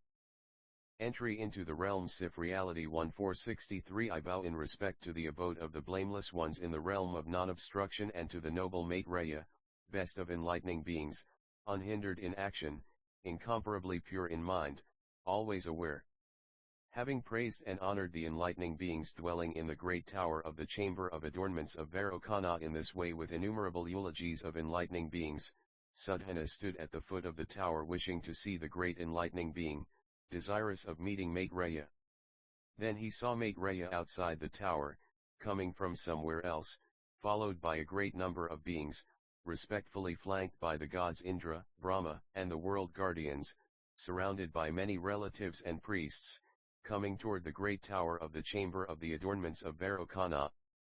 Seeing Maitreya, Sudhana was uplifted in mind, very happy and joyful, and prostrated himself before Maitreya from afar. Now Maitreya, seeing Sudhana, pointed him out to the crowd with his right hand and spoke these verses eulogizing the virtuous qualities he had actualized. Look at Sudhana, pure in mind, horn of enduring riches, seeking the practice of supreme enlightenment, this wise one has come to me. Welcome, son of compassion and love, universally kind, welcome, tranquilize, do not flag in practice. Welcome, pure of heart, tireless in mind, welcome, buoyant in sense, do not flag in practice. Having set out to contemplate all truths, guide all beings, and follow all spiritual benefactors, you are welcome, with your unshakable, steadfast resolve. You are welcome, having come by a good path, on the path of virtue, you are welcome, having set forth on the path of the victors, may you succeed, never stopping. Welcome, full of virtue, enriched by goodness, your scope of action is endless, it is rare to see such as you in the world. You consider gain and not gaining equal, you are beyond censure, misery, and ill repute, like a lotus, unstained by worldly things, you are Yundi's tract in mind. Your heart is pure, free of guile and deceit, a good receptacle, 1464 The flower ornamenti scripturae free from pride and conceit, free from anger, not arrogant, you are a welcome sight. Attentive to all fields of awareness, born of the treasures of every dimension, developing the treasuries of all Buddhas, wel come, indefatigable one. Aware of past, present, and future, absorbed in the reality realm, born oft womb of virtues of all Buddhas, welcome, tireless hero. Sprung from the ground of Manjushri's knowledge, grown by the watering of Meghashri, having sought out in enlightening beings, come will show you the unimpeded realm.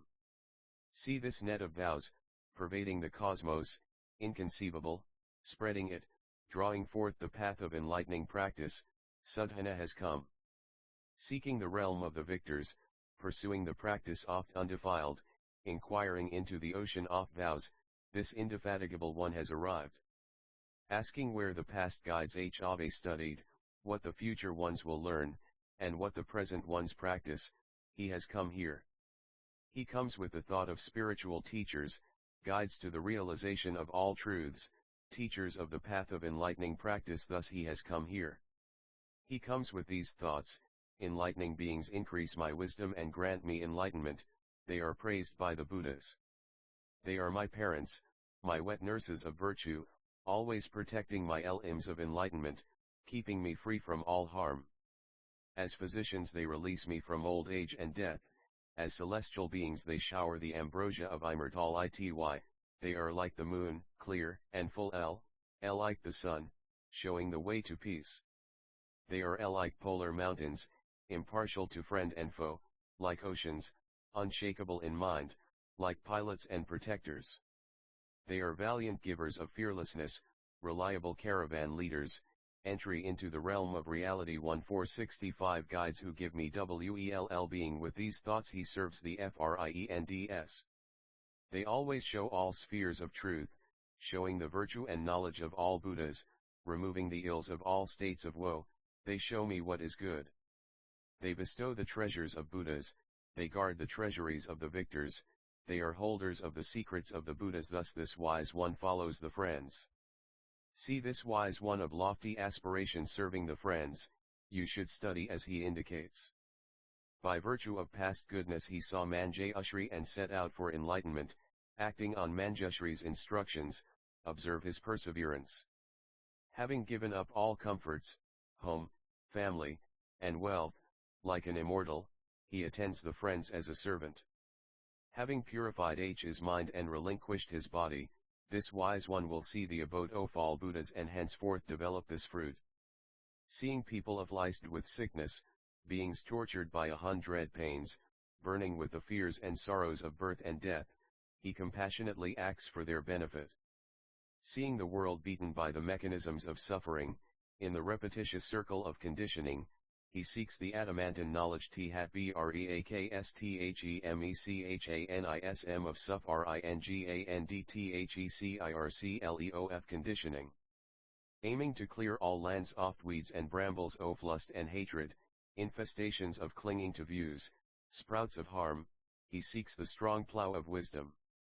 The mind of the world is thick with delusion and ignorance, bereft of the eye of wisdom, without a guide, he will become a leader of the world, showing the way to the abode of safety. He will be a conveyor of tolerance and liberation, 1466 The flower ornament scripture assailing the enemy afflictions with the sword of knowledge, heroic bestower of freedom from fear, teacher of the world.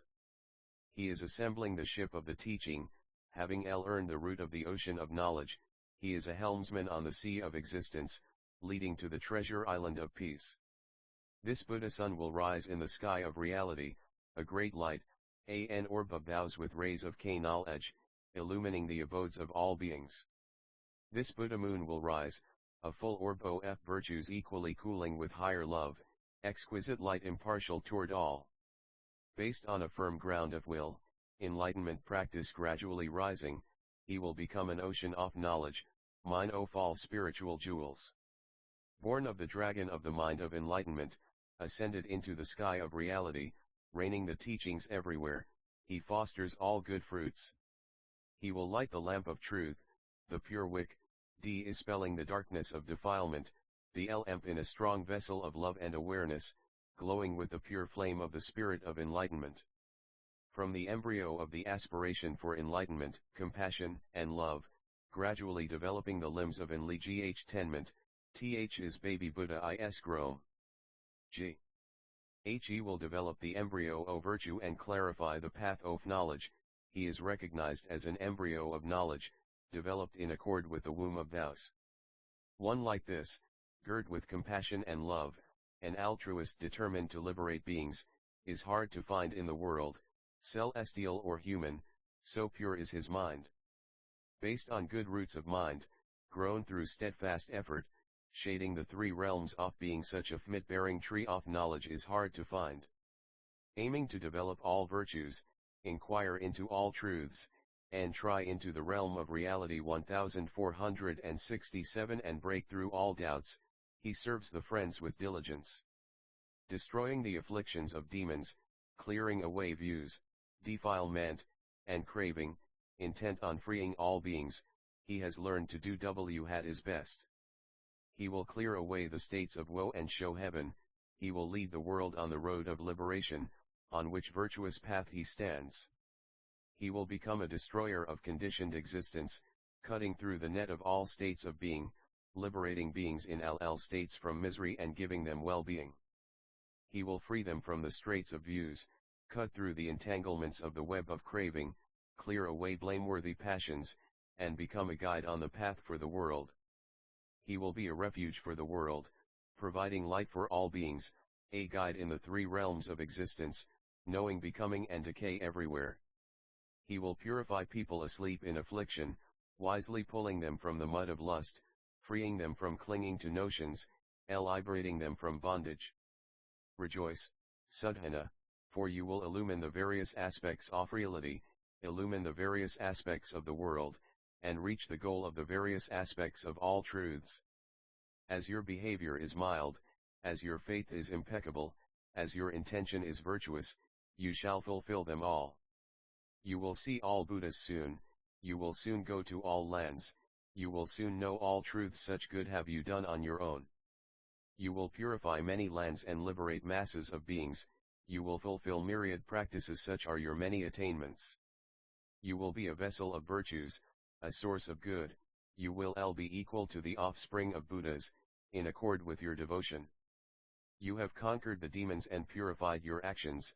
1468 The flower ornament scripture. You have cleared away the afflictions in accord with your vows. You will clear the path of knowledge and realize the path of truth. Before long you will halt the course of the mechanism of suffering, which is due to afflictions in action. You will turn the supreme will of truth, breaking the cycle of suffering of all beings, which is based on the routines of the world, the circle of becoming, gone astray in repetition of mundane states. You will preserve the lineage of Buddhas, purify the lineage of the teaching, support the spiritual community, and become a source of Triyasuris. You will remove the web of craving and the dense net of views, you will free the world from the net of suffering, having purified such a network of vows. You will perfect beings, purify the world, and establish the realm of knowledge. Such is your intention. You will bring greater felicity, beneficially gladdening sentient beings, gladdening the family of enlightening beings, satisfying the wishes of all Buddhas. You will be a Buddha clearly seeing the abodes of all states of being, seeing reflections of all lands and the scope of all truths. You will be a light illumining the reality realm, extinguishing all states of woe, bringing felicity to existence. You will show the door of heaven and open the door of enlightenment in the world. You will lead the world to the door of liberation, the doorway you have cleared. You will lead away from false paths into the path of sages. You will humbly follow the path of enlightenment, resolute and diligent. Intent on freeing beings in the sea of existence from suffering, you will save the world from the sea of existence. Become such an ocean of virtue.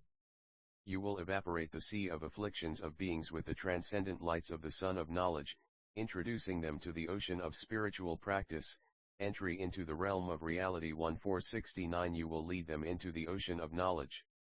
You will increase the ocean of understanding and purify the ocean of practice. Soon you will plunge deep into the ocean of the vows of all Buddhas. You will view many oceans of lands and see the oceans of congregations therein. By the power of the ocean of understanding, you will imbibe the ocean of teachings. You will see multitudes of Buddhas and will make myriads of offerings. You will hear millions of truths, such are the vows you make. You will go to the abodes of all lands, to all the abodes of beings, and will observe the abodes of all Buddhas. This is the direction you are taking. You will observe the abode of concentration and tell of the abodes of liberation. You will dwell in spiritual powers, grounded in the reality realm. You will rise over the abodes of all beings, like the light of sun and moon, and ascend to the presence of the Buddha. Such is your climb on the great path.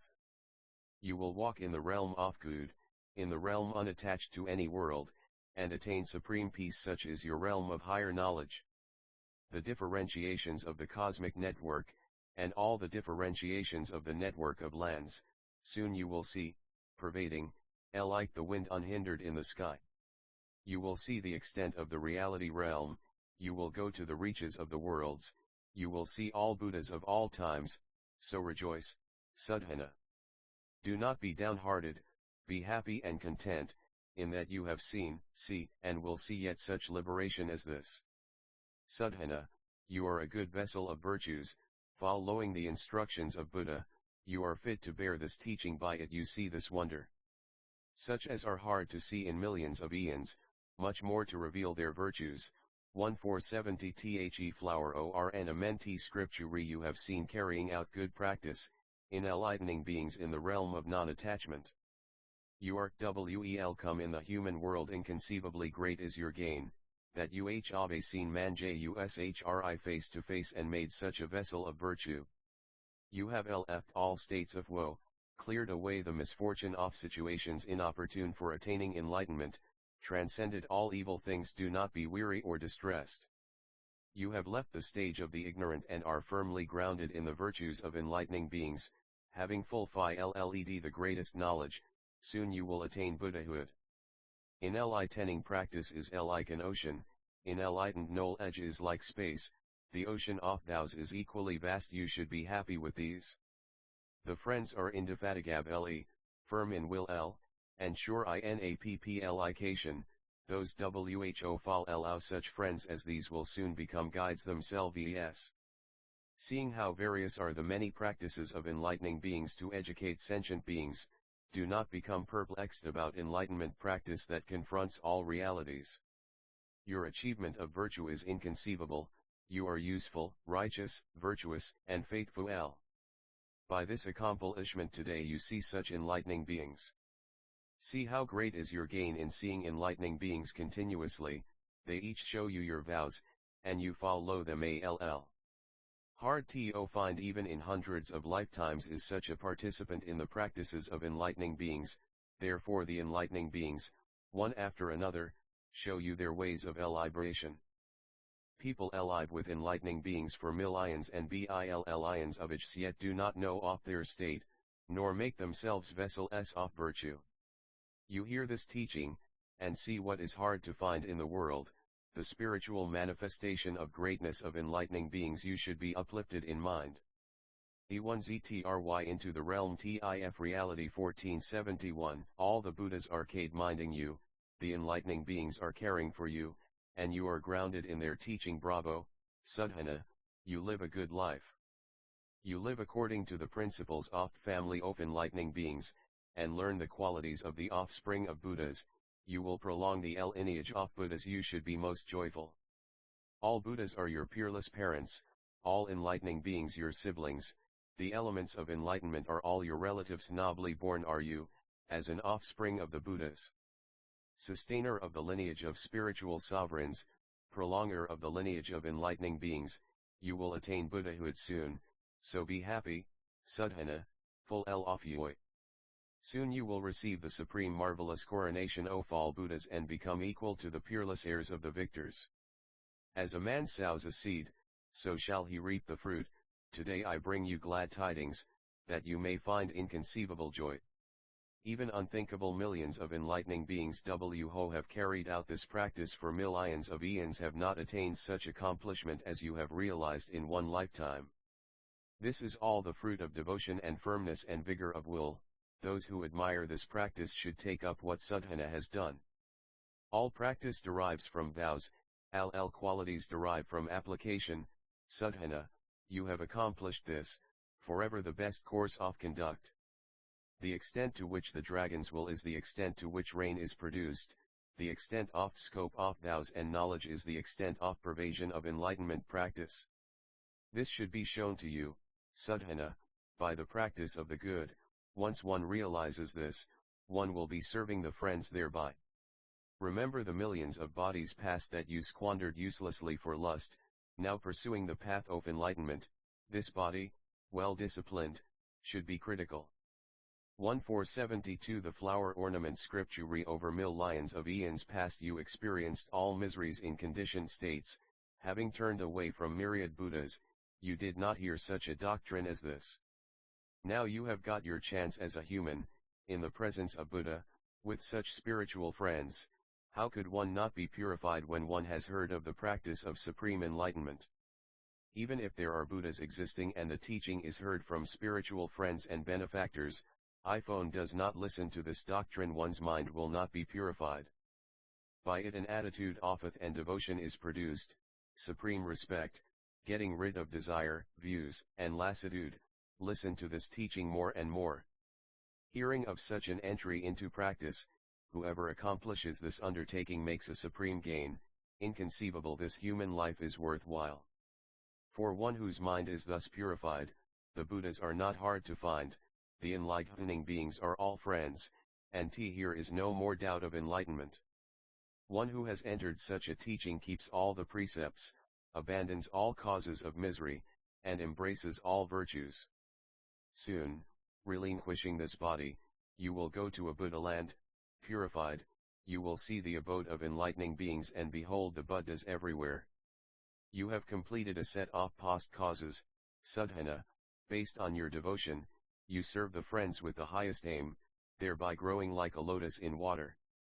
Intent on rapport with all spiritual friends and with all Buddhas, intent on seeking out all truths, arise, well disciplined, and do not weary. Set out to apply all truths and follow all the paths offspring of Buddha, grounded on vows, arise, vessel of all virtues.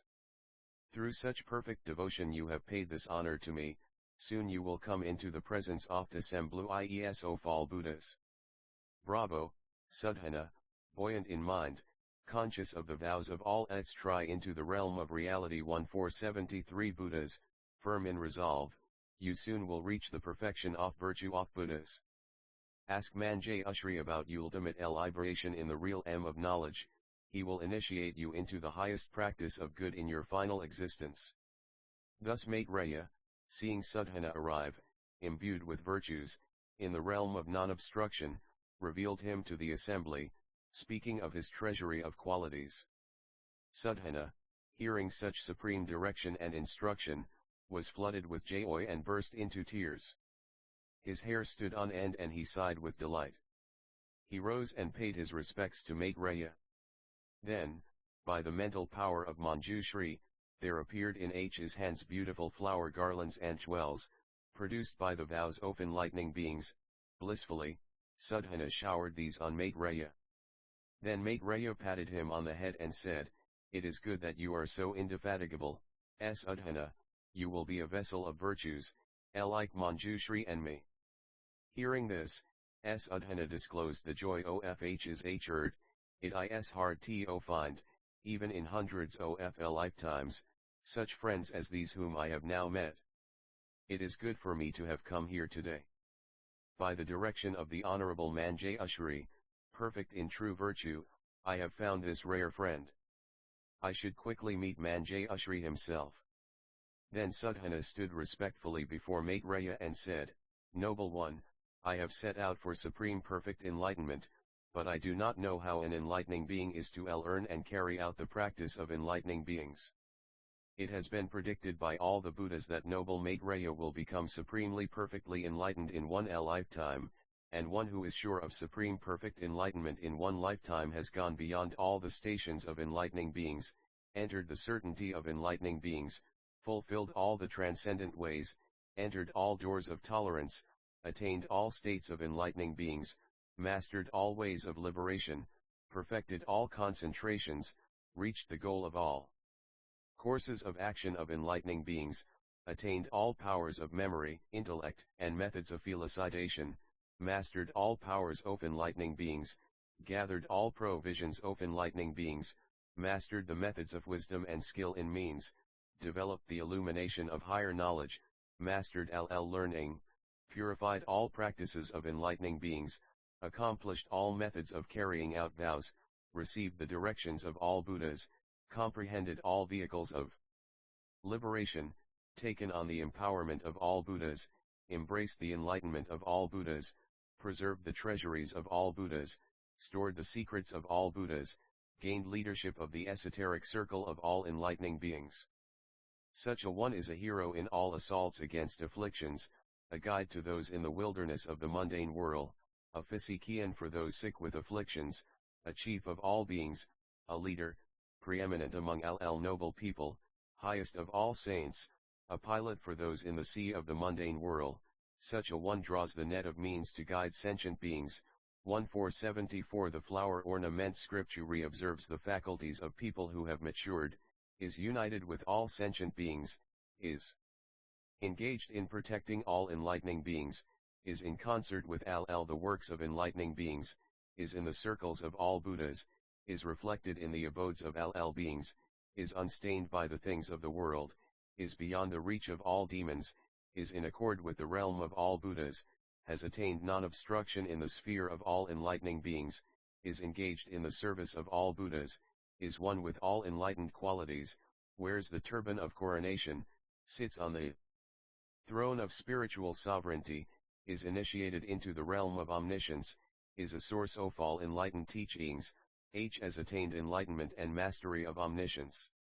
So please tell me, noble one, how an enlightening being is to learn and carry out the practice of enlightening beings, by which practice an enlightening being attains enlightenment and understands all enlightened teachings, responds when called upon, rescues sentient beings, fulfills the commitment to carry out the practice of enlightenment, comforts and inspires people, keeps true to one's word, ascertains all the myriad Buddha teachings, sustains the lineage of Buddhas and enlightening beings, and preserves the eye of enlightenment. Then the enlightening being Maitreya, looking over the whole crowd, pointed out Sudhana and said, Good people, look at this fine young man, who asks me about the perfection of the virtues of enlightening practice. With this diligence, this purposefulness, this zealous commitment, this steadfast will, this unflagging vigor, this thirst for enlightened teaching, this excellent questing, this burning urgency, this desire to meet spiritual friends and benefactors, this indefatigability in attendance on spiritual friends and benefactors, he left his city in search of spiritual benefactors at the direction of Manjushri and traveled south, inquiring of 110 spiritual benefactors, until finally he has come to me, his mind thoroughly unwearied.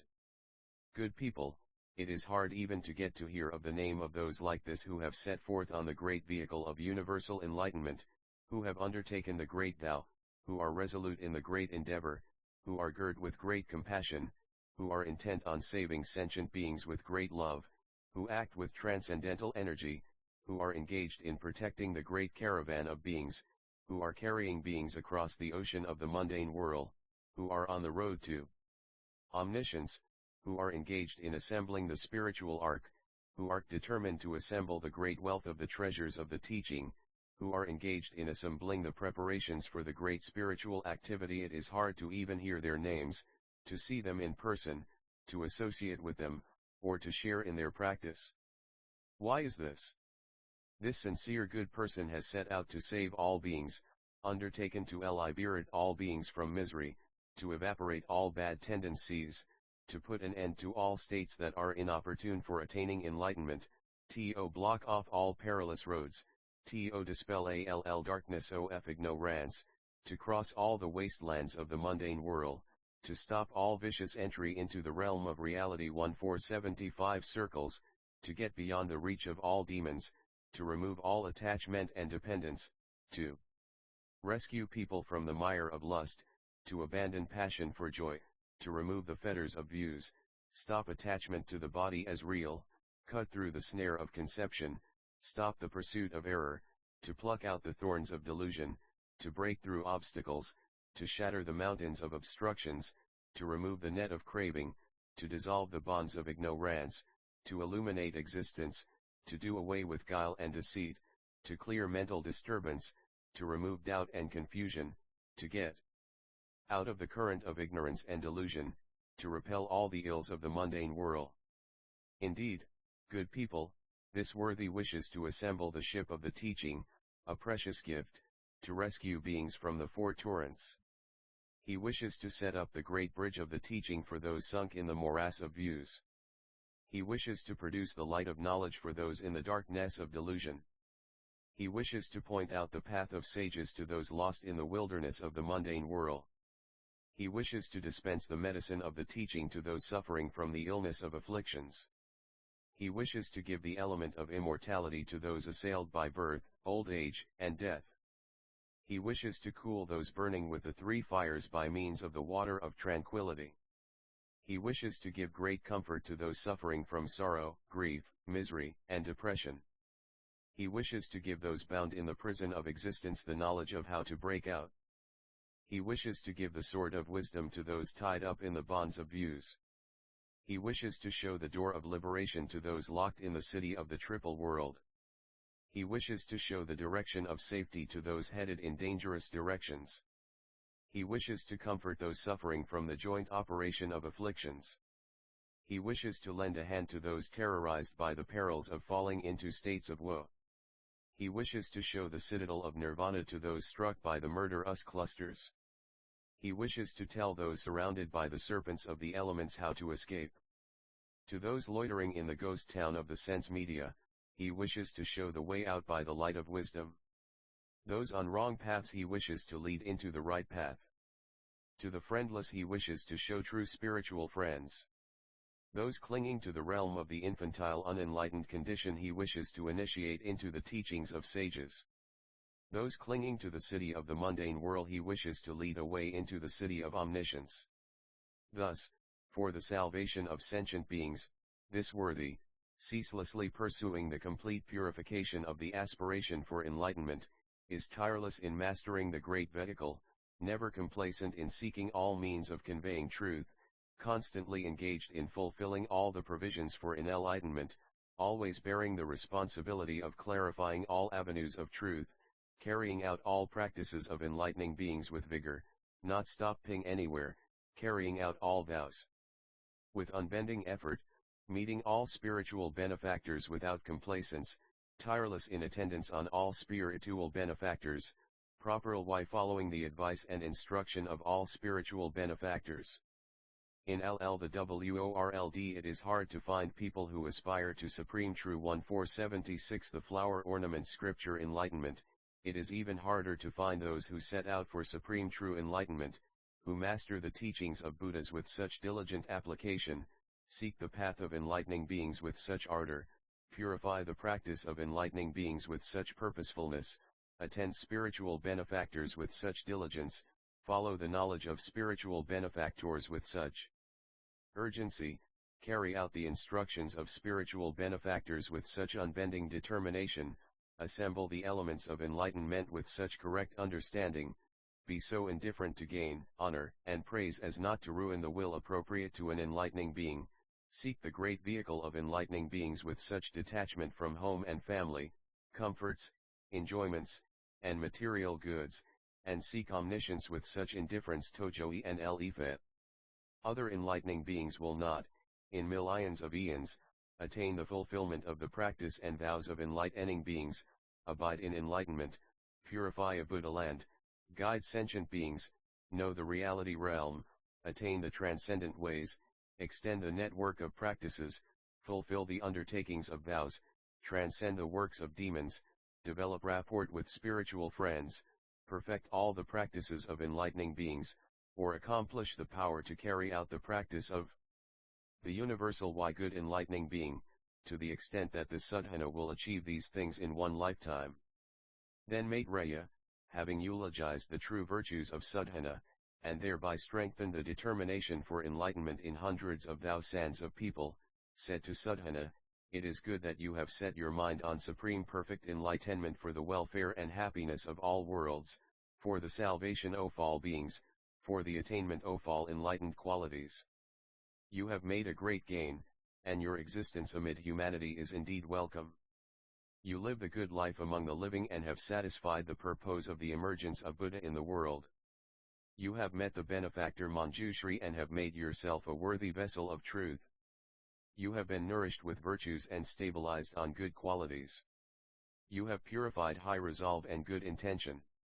You are minded by all Buddhas, and you are in the care of all spiritual friends.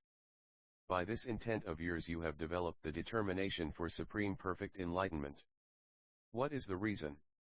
The determination for enlightenment is the seed of all clements of Buddhahood. It is like a field, growing good qualities in all beings. It is like the earth, being a support for all beings. It is like water, washing away all afflictions. It is like wind, unattached to all worlds. It is like fire, burning up the deadwood of clinging to views. It is like the sun, illumining the abodes of all beings. It is like the moon, fulfilling the sphere of all good qualities. It is like a lamp, producing spiritual light. It is like an eye, seeing the even and the uneven. It is like a road, leading to the city of omniscience. It is like a passageway, leading away from all wrong paths. It is like a vehicle, carrying all enlightening beings. It is like a door, leading into all the practices of enlightening beings. It is like a mansion, because of determination to abide in concentration. It is like a park, because of experience of spiritual pleasures. It is like a home, protecting all beings. It is like a basis, being the entry into the realm of reality. 1477 Practice of all enlightening beings. It is like a father, protecting all enlightening beings. It is like a mother to all beings. It is like a nurse, protecting in every way. It is like a king, overwhelming the mentality of all individually liberated ones. It is like an overlord, because oft excellence of all vows. It is like the ocean, containing all jewels of virtue. It is like the polar mountain, being impartial toward all beings. It is like the surrounding mountains, being a refuge for all beings. It is like the Himalaya, growing the herb of knowledge. It is like intoxicating fragrance, being the seat of all sense of virtues. It is like the sky, because of the great extent of its virtue. It is like a lotus, unstained by any things of the world. It is like an elephant, patient and noble. It is like a horse of good breed, free from all unruliness. It is like a charioteer, being the driver of the great vehicle. It is like medicine, curing the ills of afflictions. It is like a pit, because in it all bad qualities disappear. It is like a thunderbolt, penetrating all things. It is like a chest of incense, producing the aroma of all virtues. It is like a great flower, pleasant to the sight of all beings. It is like cooling sandalwood, cooling off the burning of Pazian. It is like the moon, pervading the cosmos. It is like the medicine good to see, obliterating all ills due to afflictions. It is like an extracting drug, as it extracts the arrows of evil propensities. It is like a chief of gods, because of mastery of all the faculties. It is like the god of wealth, because it puts an end to all poverty. It is like the goddess of beauty, being adorned with all virtues. It is like jewelry, gracing all enlightening beings. It is like the conflagration that ends an aeon, burning up all evil doing. It is like medicine for underdevelopment, because it increases the growth of all enlightened qualities. It is like a dragon pearl, repelling the poison of all afflictions. It is like a water cl earring jewel, because it removes all turbidity and pollution. It is like a wish-fulfilling jewel, granting success in all aims. It is like the horn of plenty, fulfilling all wishes. It is like the desire-granting tree, as it showers the ornaments of all virtues. It is like a goose feather robe, as it does not absorb any of the ills of the mundane world. It is like a cotton fiber, being soft in nature. It is like a plow, clearing the minefield of sentient beings. It is like a warrior, striking down the self. It is like an arrow, piercing its target of sooth-fearing. It is like a power, overcoming its enemy, afflictions. It is like armor, protecting logical thought. It is like a scimitar, cutting off the head of affliction. It is like a sword blade, slashing through the armor of pride, conceit, and arrogance. It is like a razor, slicing off compulsive propensities. It is like the banner of a hero, bringing down the banner of pride. It is like a machete, felling the tree of ignorance. It is like an axe, cutting through the tree of sooth-fearing. It is like combat, being a savior from all attacks. It is like hands, protecting the body of the transcendent ways. It is like feet, being the base of all virtue and knowledge. It is like a surgical probe, cleaning away the covering of the sheath of ignorance. It is like an extracting instrument, extracting the thorn of the notion of self. It is like a hoe, dragging away the thorns of propensities. It is like a benefactor, freeing you from the bonds of the mundane hurl. It is like wealth, rejecting all that is useless. It is like a teacher, knowing the way to carry out enlightening practices. It is like a mine. 1478 The flower ornament scripture having inexhaustible blessings. It is like a fountain, having inexhaustible knowledge. It is like a mirror, showing the reflection of all ways into truth. It is like a white lotus, free from defilement. It is like a great river, carrying forth the streams oft ways of transcendence and the ways of integration. It is like the chief water spirit, causing the clouds of teaching to shower. It is like the root of life, sustaining the universal compassion of all enlightening beings. It is like the elixir of immortality, bringing you to the deathless realm. It is like an all-encompassing net, taking in all beings who can be guided. It is like health, producing endless health. It is like an antidote to poison, vitiating the poison of desire. It is like a spell, destroying the poison of all folly. It is like wind, removing all barriers and obstacles. It is like an island of jewels, being a mine of the spiritual jewels of all the elims of enlightenment. It is like a family, producing all good qualities. It is like a home, being the abode of all virtuous qualities. It is like a market, attended by all enlightening merchants. It is like liquid metal, clearing all obstructions caused by actions and afflictions. It is like a honeybee, filling the stores of provisions for omniscience. It is like a road, whereby all enlightening beings approach the city of omniscience. It is like a vessel, holding all pure qualities. It is like rain, settling the dust of afflictions. It is like a basis, defining the respective stations of all enlightening beings. It is like a magnet, unaffected by individual libration. It is like a jewel, inherently pure. It is like an emerald, being totally beyond the knowledge of all individual illuminatees and worldlings. It is like the drum that sounds the hour, because it wakes up being sleeping in affliction. It is like still, clear water, being pure. It is like an ornament of the finest gold, obscuring all collections of virtue in the conditioned realm. It is like an enormous mountain, being invulnerable to anything in the triple world. It is like a savior, not abandoning any who take refuge in it. It is like motivation, because it draws you toward your aim.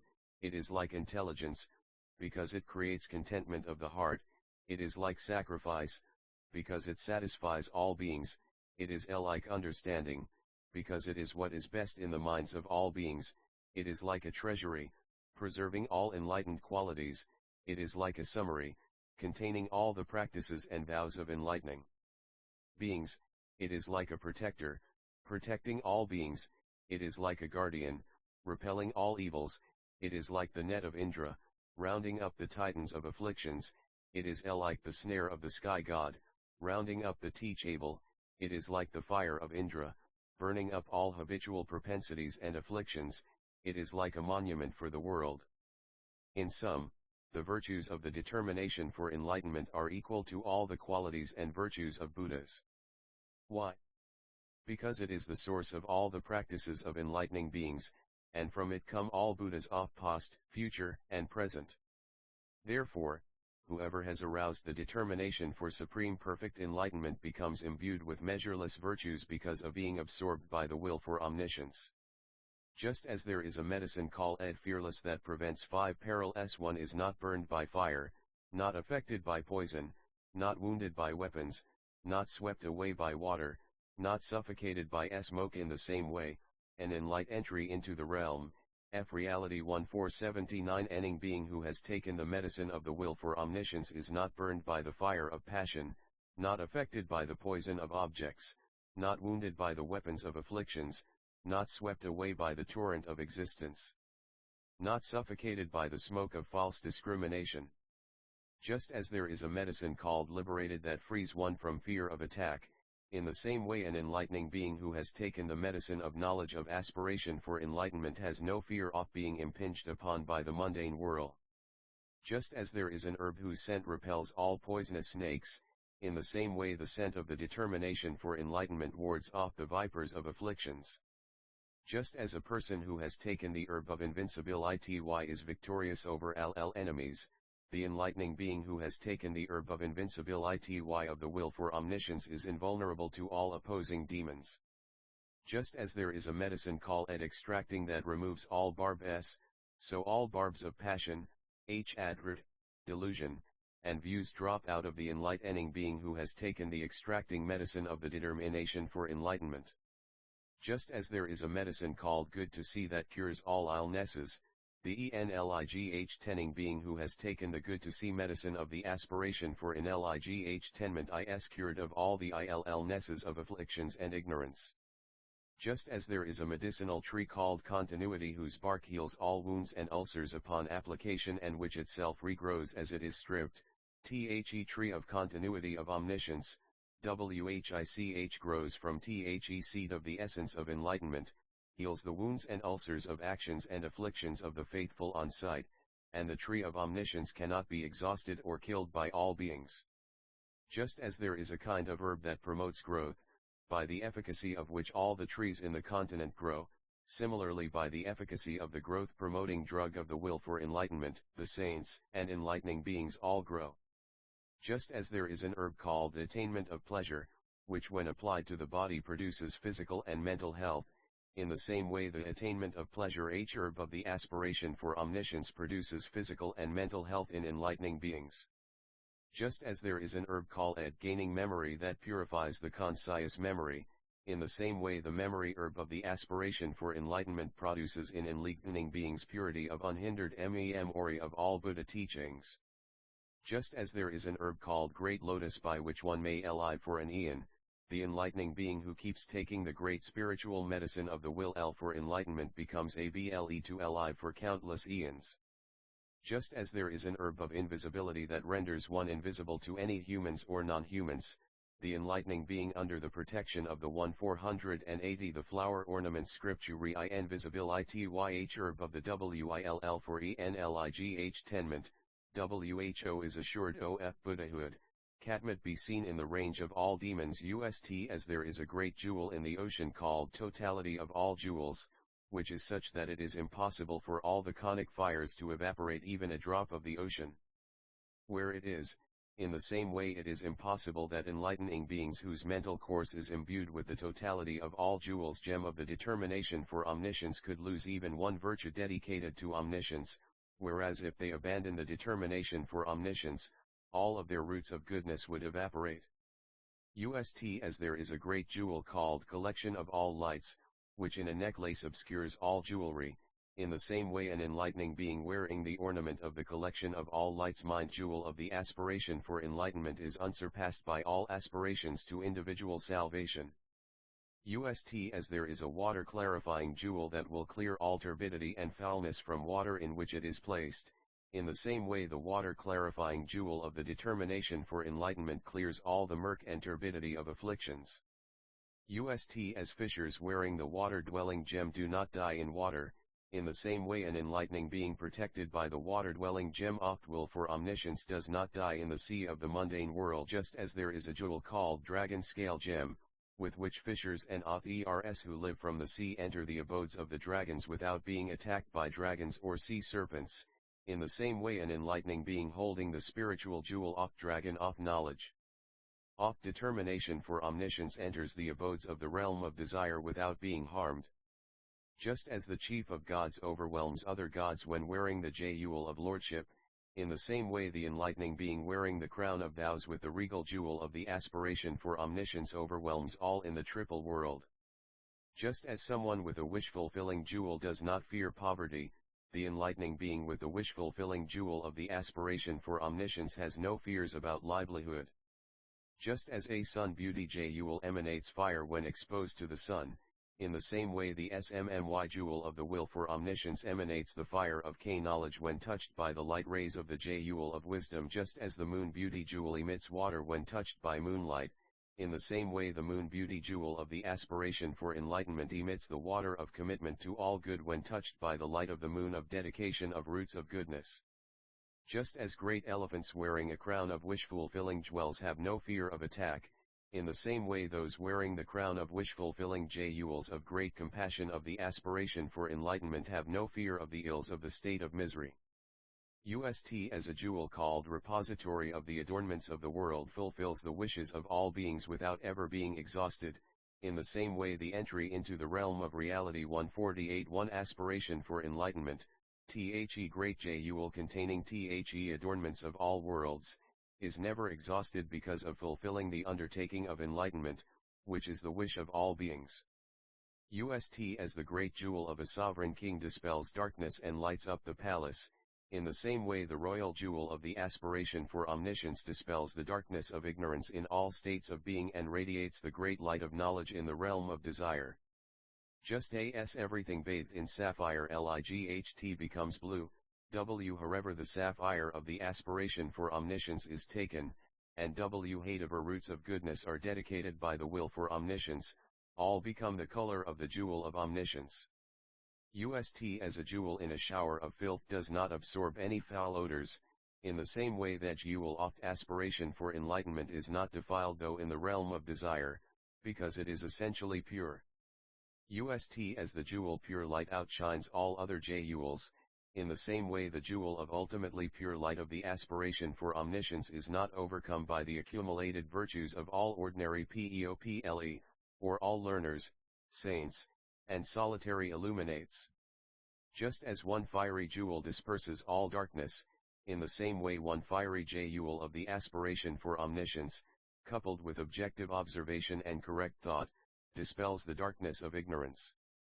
Just as a priceless jewel in the hand of a merchant in a boat on the sea is superior in beauty and value to hundreds of thousands of crystals in town, in the same way the priceless jewel of the aspiration for omniscience, even in the ocean of the mundane hurl, in the boat of vows, and the determination of an enlightening being who has aspired to enlightenment for the first time, even though not having yet reached the city of omniscience, is still superior to the crystals of all hearers.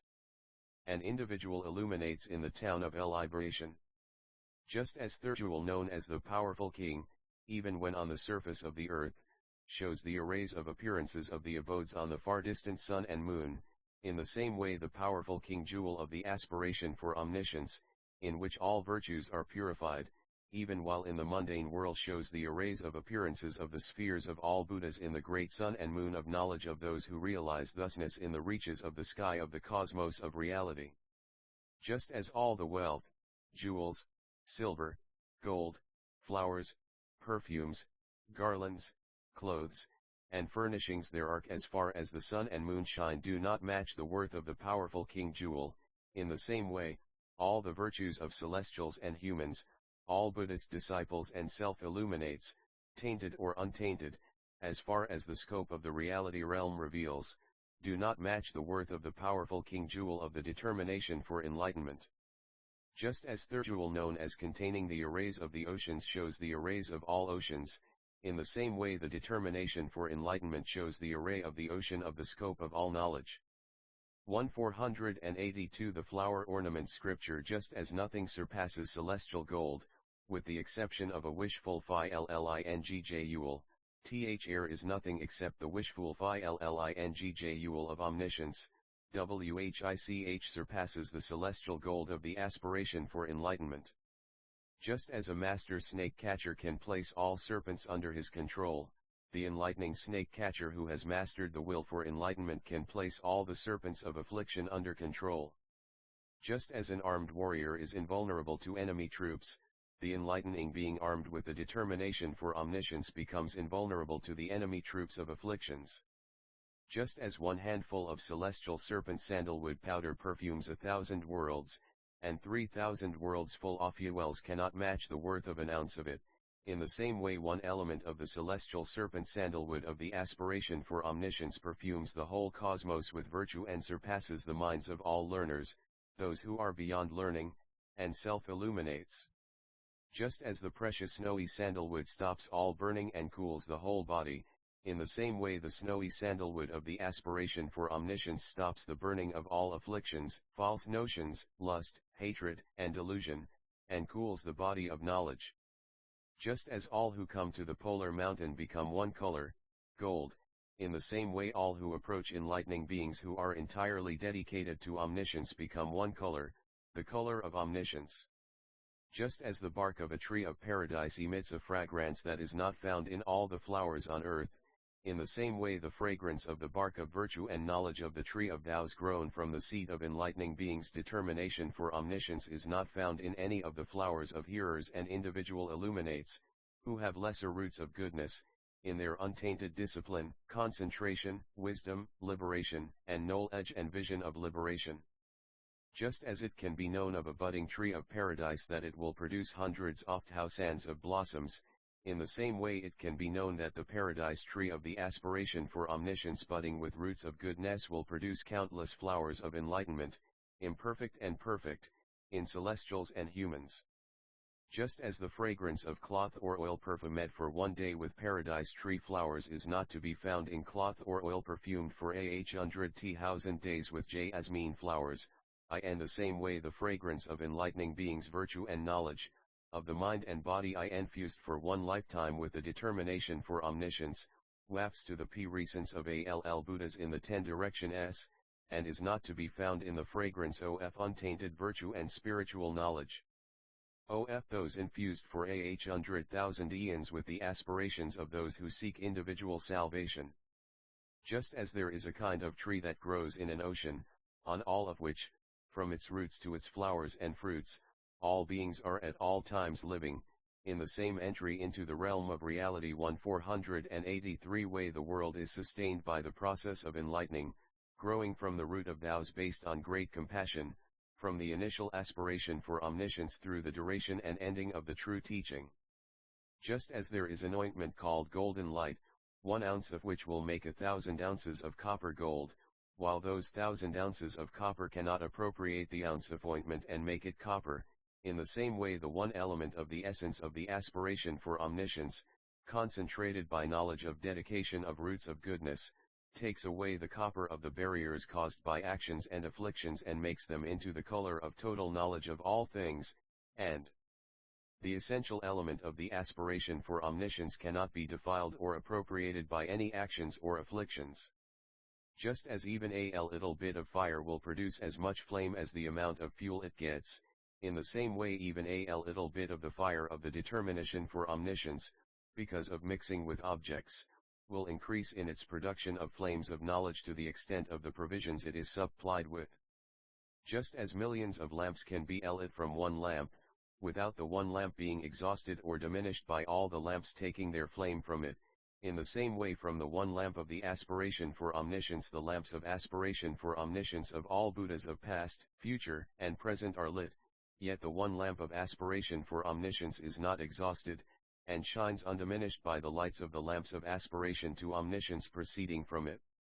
Just as when a lamp is put into a room, even 1,000 years of darkness immediately vanishes and it lights up the place, in the same way when the lamp of the aspiration for omniscience enters the room of the mind of sentient beings, dark with ignorance, immediately untold eons of darkness caused by the obstruction by afflictions is dispelled, and the lamp produces the light of knowledge.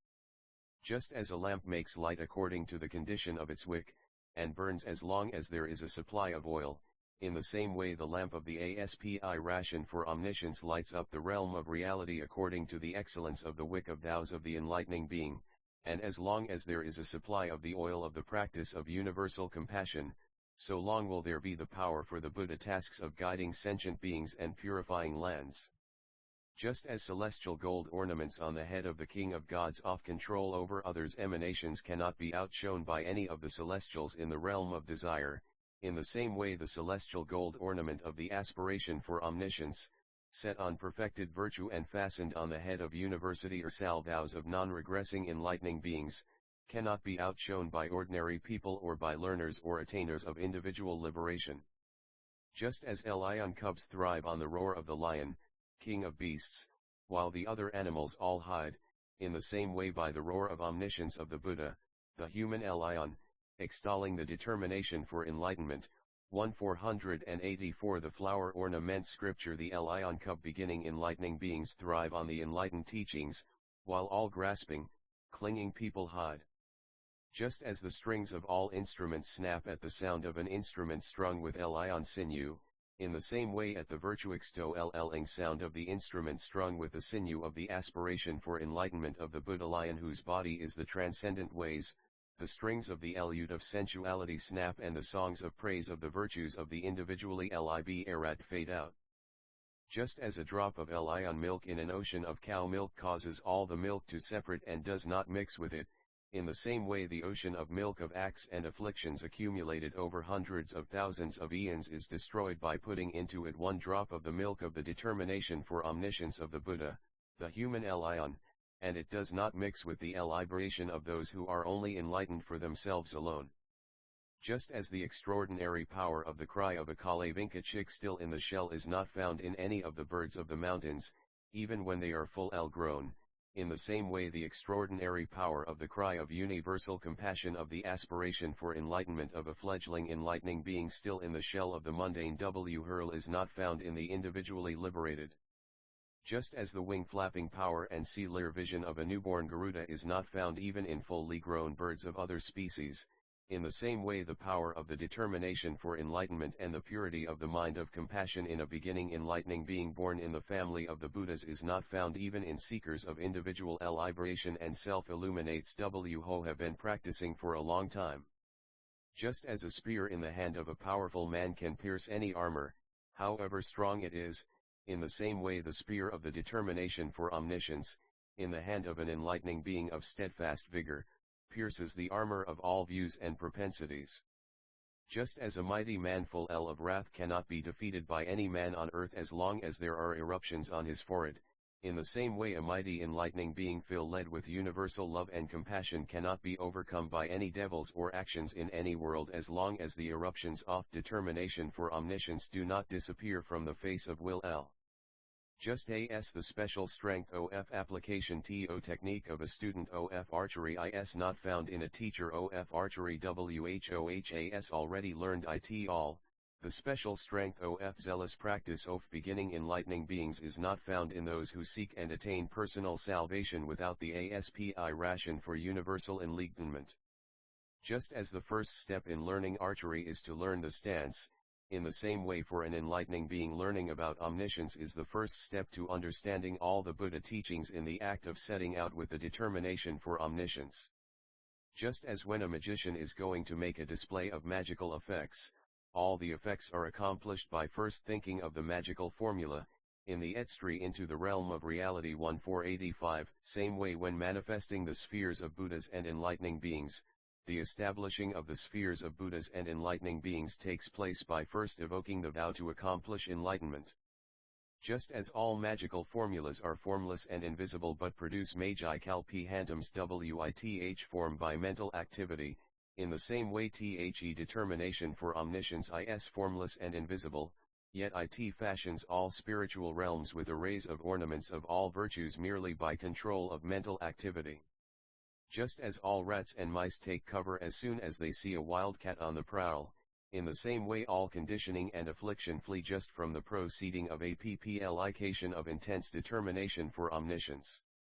Just as when one puts on an ornament of the finest gold it outshines all bangles, in the same way the enlightening being wearing the gold ornament of the determination for omniscience outshines the ornaments of virtue of all hearers and individual illuminates.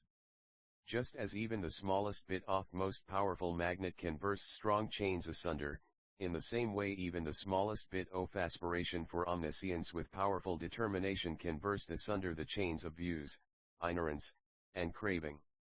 Just as wherever a magnet is used, all metals that it expels are repelled and do not remain there or join with it, in the same way wherever the determination for omniscience is used, whether in the midst of actions or afflictions or the liberation of hearers and individual illuminates, those actions and afflictions and individual liberation are expelled and do not remain or join with it. Just as a fisher with knowledge of sea monsters is free from fear of any creatures of the sea and is safe from harm even in the mouth of a whale, in the same way the enlightening being with the knowledge of the powerful determination of the aspiration for enlightenment is free from fear of all the actions and afflictions of the mundane world and cannot be annihilated even in the midst of realization of individual liberation, because of not falling into the extinction produced by witness of ultimate reality. Just as one who has drunk the elixir of immortality does not die from the attacks of others, in the same way the enlightening being who has drunk the immortality elixir of the aspiration for omniscience does not die in the stages of learners of individual salvation and does not cease acting on the vow of universal compassion of enlightening beings. Just as a man who has perfected the ointment of invisibility can wander through people's houses unseen by anyone, the enlightening being grounded on the wisdom and commitment of the determination for enlightenment can roam in the real ms of all demons without being seen by any demons. Just as a person who cleaves to a great king does not fear ordinary people, the enlightening being who cleaves to the spiritual king of the determination for omniscience does not fear any obstacles, hindrances, or states of misery. 1486 The flower ornament scripture read just as someone in water is in no danger from fire, the enlightening being who is soaked in the virtue of the aspiration for enlightenment is in no danger from the fire of knowledge of individual liberation. Just as a person who cleaves to a heroic warrior does not fear enemies, the enlightening being who cleaves to the heroic warrior of the determination for omniscience does not fear the enemies that are evil actions. Just as the king of gods with the thunderbolt weapon crushes the titans, the enlightening being with the thunderbolt of the steadfast will of the aspiration for omniscience crushes all the titans of demons and false teachers. Just as a person who takes the elixir of life lives for a long time and does not grow weak, the enlightening being who uses the elixir of the aspiration for omniscience goes around in the mundane world for countless eons without becoming exhausted and without being stained by the ills of the mundane world. Just as in all compounds of herbal extracts potable water is primary, never spoiling, in the same way in the application of preparations of all enlightening beings' practices and vows the determination for omniscience is primary, never becoming corrupt. Just as in all of a person's doing the faculty of flow ifa is the primary necessity, for an enlightening being to absorb the Buddha teachings the aspiration for enlightenment is the primary necessity. Just as a person who has lost the faculty of life has no way to alive, being unable to do anything for his people, in the same way an enlightening being without the root of the determination for omniscience has no way to alive, being unable to obtain enlightened knowledge for all beings. Just as the ocean cannot be ruined by any poisons, the ocean of aspiration for omniscience cannot be ruined by any of the poisons of compulsive actions, afflictions, or aspirations for personal liberation alone. Just as the sun is not outshone by the lights of all the stars, the sun of aspiration to omniscience is not outshone by the taintless virtues of those who are personally liberated. Just as a newborn prince is not inferior to fully grown ministers, because of his superior birth, a beginning enlightening being, born in the family of the enlightened spiritual kings, is not inferior to Buddhist disciples with long experience in religious practice, because of the superiority of universal compassion of the aspiration for enlightenment. Just as a minister, no matter how old, should pay respect to a prince, no matter how young, and a prince need not honor a minister, in the same way Buddhist disciples and self-illuminates, no matter how long they have formedreligious should respect to evenabeginning enlightening being, and the enlightening being need not honor those who are enlightened only for themselves. Just as a prince, without any power yet never without the character of royalty, is not equaled even by the ministers who have gained eminence, because of his superior birth, in the same way a beginning enlightening and try into the realm for Arya Lighty 1487 being, no matter how much under the sway of action and affliction, is never without the character of the aspiration for omniscience, and is not equaled even by eminent Buddhist disciples and self-illuminates, because of being of the family of enlightened ones. Just as a clear jewel appears impure to a clouded eye, the inherently pure jewel of the aspiration to omniscience is perceived as impure by those whose eye of unbelief is beclouded by ignorance.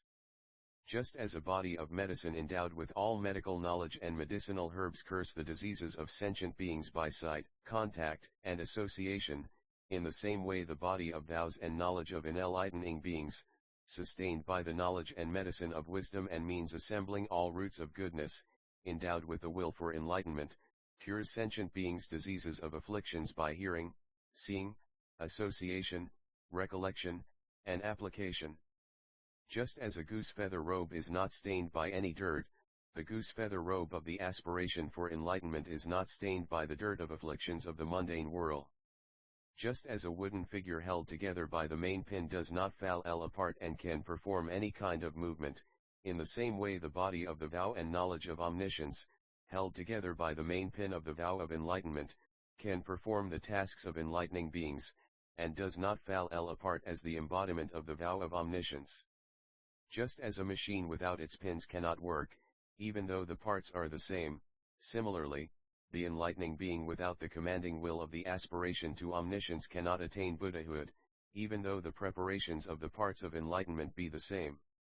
Just as a sovereign ruler has a precious incense by the perfume of which his 4 armies are levitated into the air, in the same way the roots of goodness of an enlightening being, perfumed by the incense of determination for omniscience, leave the mundane and end up in the unconditioned realm of the sky of enlightened knowledge.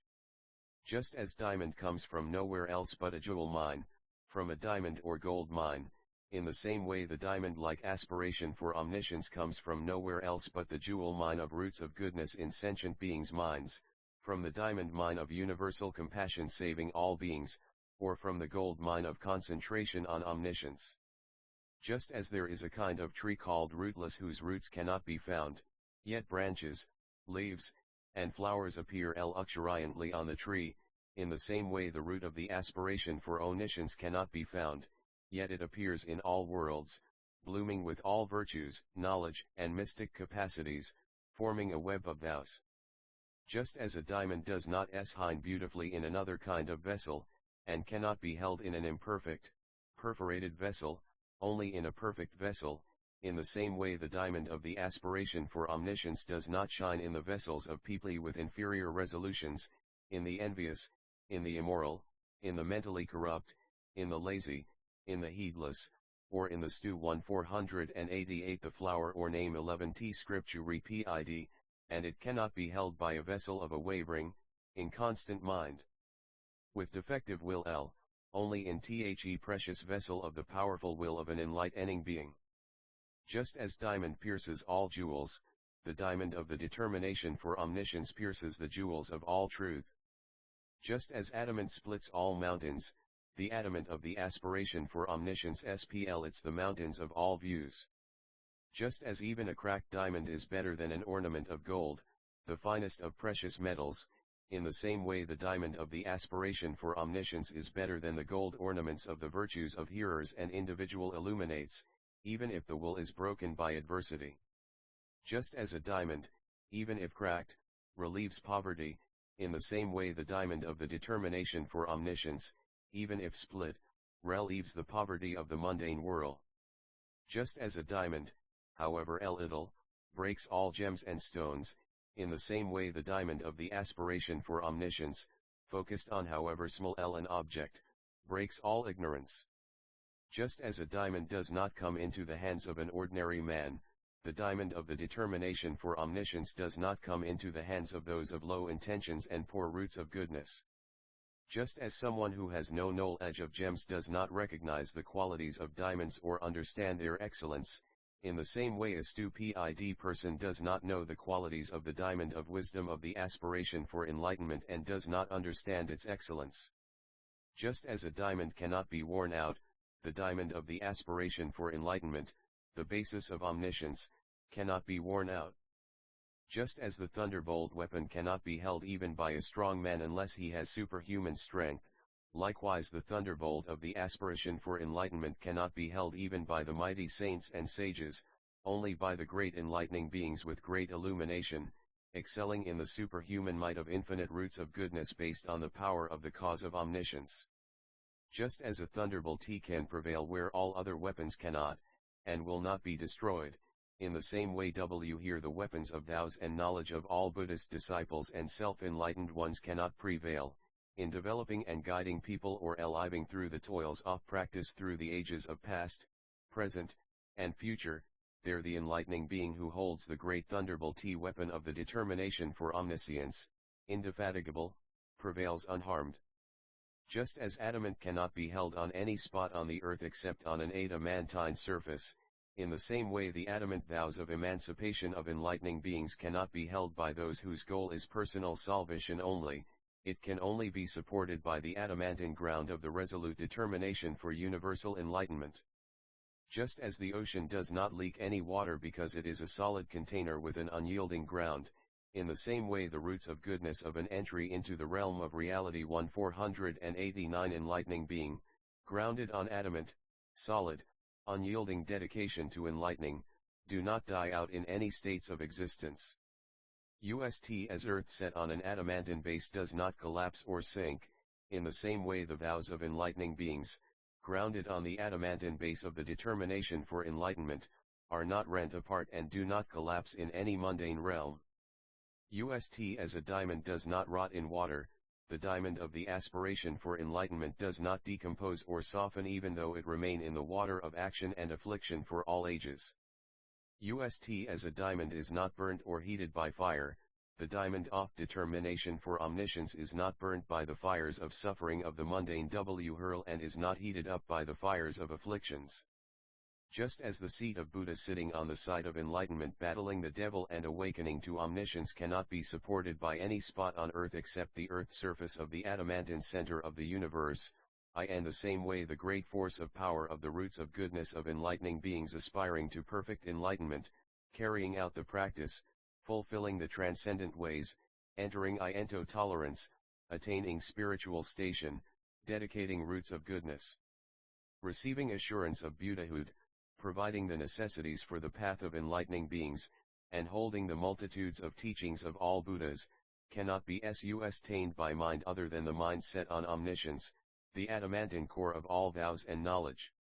The aspiration for omniscience has these and untold other extraordinary virtues, and those who have set their minds on supreme perfect enlightenment are, have been, and will be endowed with such virtues. Therefore you have made a great gain in having aspired to supreme perfect enlightenment and seeking the practice of enlightening beings, because of attainment of these virtues. Also, You ask how an enlightening being is to learn and carry out the practice of enlightening beings. Go into this great tower containing the adornments of Vairocana and look, then you will know how to learn the practice of enlightening beings, and what kind of virtues are perfected in those who learn this. Then Sudhana respectfully circumambulated the enlightening being Maitreya and said, "Please open the door of the tower, and I will enter." Then Maitreya went up to the door of the tower containing the adornments of Vairocana, and with his right hand snapped his fingers, the door of the tower opened, and Maitreya bade Sudhana to enter. Then Sudhana, in great wonder, went into the tower. As soon as he had entered, the door shut. He saw the tower immensely vast and wide, hundreds of thousands of leagues wide, as measureless as the sky, as vast as all of space, adorned with countless attributes, countless canopies, banners, pennants, jewels, garlands of pearls and gems, moons and half-moons, multicolored streamers, jewel nets, gold nets, strings off jewels, jewels on golden threads, sweetly ringing bells and nets off kims, flowers showering, celestial garlands and streamers, 490 the flower ornament scripture censers, giving off fragrant fumes, showers of gold dust, networks of upper chambers, round windows, arches, turrets, mirrors, jewel figurines of women, jewel chips, pillars, clouds of precious cloths, jewel trees, jewel railings, jeweled pathways, jewel-ed awnings, various arrays of the floor, chambers off jewels, jeweled promenades, rows of golden banana trees, statues made of all kinds of jewels, images of enlightening beings, singing birds, jewel lotuses, lotus ponds, jewel stairways, ground of masses of various jewels, radiant gems, arrays of all kinds of jewels. Also, inside the great tower he saw hundreds of thousands of other towers similarly arrayed. He saw those towers as infinitely vast as space, evenly arrayed in all directions, yet these towers were not mixed up with one another, being each mutually distinct, while appearing reflected in each and every object of all the other towers. Then Sudhana, seeing this miraculous manifestation of the inconceivable realm of the great tower containing the adornments of Vairocana, was flooded with joy and bliss, his mind was cleared of all conceptions and freed from all obstructions. Stripped of all delusion, he became clairvoyant without distortion, and could hear all sounds with unimpeded mindfulness. He was freed from all scattering of attention, and his intellect followed the unobstructed eye of liberation. With physical tranquility, seeing all objects without hindrance, by the power of production everywhere he bowed in all directions with his whole body. The moment he bowed, by the power of Maitreya, Sudhana perceived himself in all of those towers, and in all those towers he saw various diverse inconceivable miraculous scenes. In one tower he saw where the enlightening being Maitreya first aspired to supreme perfect enlightenment, what his family was, what his basic goodness was, how he was inspired, how he was encouraged by spiritual friends, how long he lived, what age he lived in, what Buddha he met, what land he adorned, what assembly he was in, and what kind of special vows he undertook. He also perceived the length of life of the beings and the Buddha of that time, and saw himself in the presence of that Buddha, and saw all of his works. In one tower he saw where Maitreya first attained absorption in love, whence came his name, the Loving One. In another he saw where he carried out spiritual practice, in another, where he fulfilled the transcendent ways, in another, where he attained acceptance of things as unoriginated, in another, here he was assured of supreme perfect enlightenment, how he was assured, by whom, and how long it was predicted it would be before he was enlightened. In one tower he saw Maitreya as a sovereign king directing people to virtuous action, in another he saw Maitreya as a world guardian bestowing well-being and happiness on the world, in another he saw Maitreya as Indra, fostering detachment in those obsessed with pleasure, in another he saw Maitreya as Brahma, describing to people the measureless pleasure of meditation, in another he saw Maitreya as the chief of God's optimally portion, describing to people the virtues of attentiveness and diligence, In another he saw Maitreya as the chief oft heaven of contentment, revealing the virtues entry into the realm of reality. 149 One of enlightening beings bound to become Buddhas in one lifetime. In another he saw Maitreya as a king oft heaven of good emanations, showing a company of crystals the array of emanations of all enlightening beings. In another he saw Maitreya as a lord of the heaven of control, explaining to the gods control over all phenomena. In another he saw Maitreya causing the devil to act, showing the gods the impermanence of all states of being. In another he saw Maitreya born in the palace of Titans, teaching the Titans truth so that they might do away with all conceit, pride, and arrogance, plunge into the ocean of knowledge, enter the ocean of spiritual knowledge, and attain the magic of knowledge of truth. In one tower he saw the underworld and saw Maitreya illumine the great hells with light and relieve the hellish pains of the beings in hell. In another tower he saw the G-host world and saw Maitreya giving much food and drink to the ghosts, relieving their hunger and thirst. In another tower he saw Maitreya guiding the beings in the animal realm. In one tower he saw Maitreya expounding the teaching to world guardians in an assembly of celestial kings. In another he saw him in a group of chief gods of the 33-fold heavens. In another he saw him in a group of chiefs of the heaven of timely portion. In another he saw him in a group of lords of the heaven of contentment. In another he saw him in a group of chiefs of the heaven of good emanations. In another he saw him in a group of kings of the heaven of control. In another tower he saw Maitreya as a great Brahma in a group of Brahma lords, expounding the teaching. In one tower he saw Maitreya in a group of dragons and serpents. In another, in a group of goblins and fiends.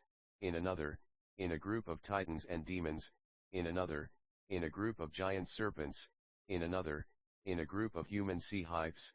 In another tower he saw the enlightening being Maitreya in a group of gods, dragons, goblins, fiends, cherubs, titans, birds, minotaurs, serpents, humans, and non-humans, expounding the teaching to them. In one tower he saw Maitreya in a group of hearers. In another, in a group of individual illuminates. In another, in a group of enlightening beings. In another tower he saw Maitreya expounding the teaching to beginning enlightening beings who had just set their minds on enlightenment. In another tower he saw Maitreya extolling the excellences of the stages to those who had undertaken practice. In another, to those who had attained tolerance and were irreversible. In another, to those bound to be enlightened in one lifetime who had attained coronation. In another tower, to enlightening beings in the first stage.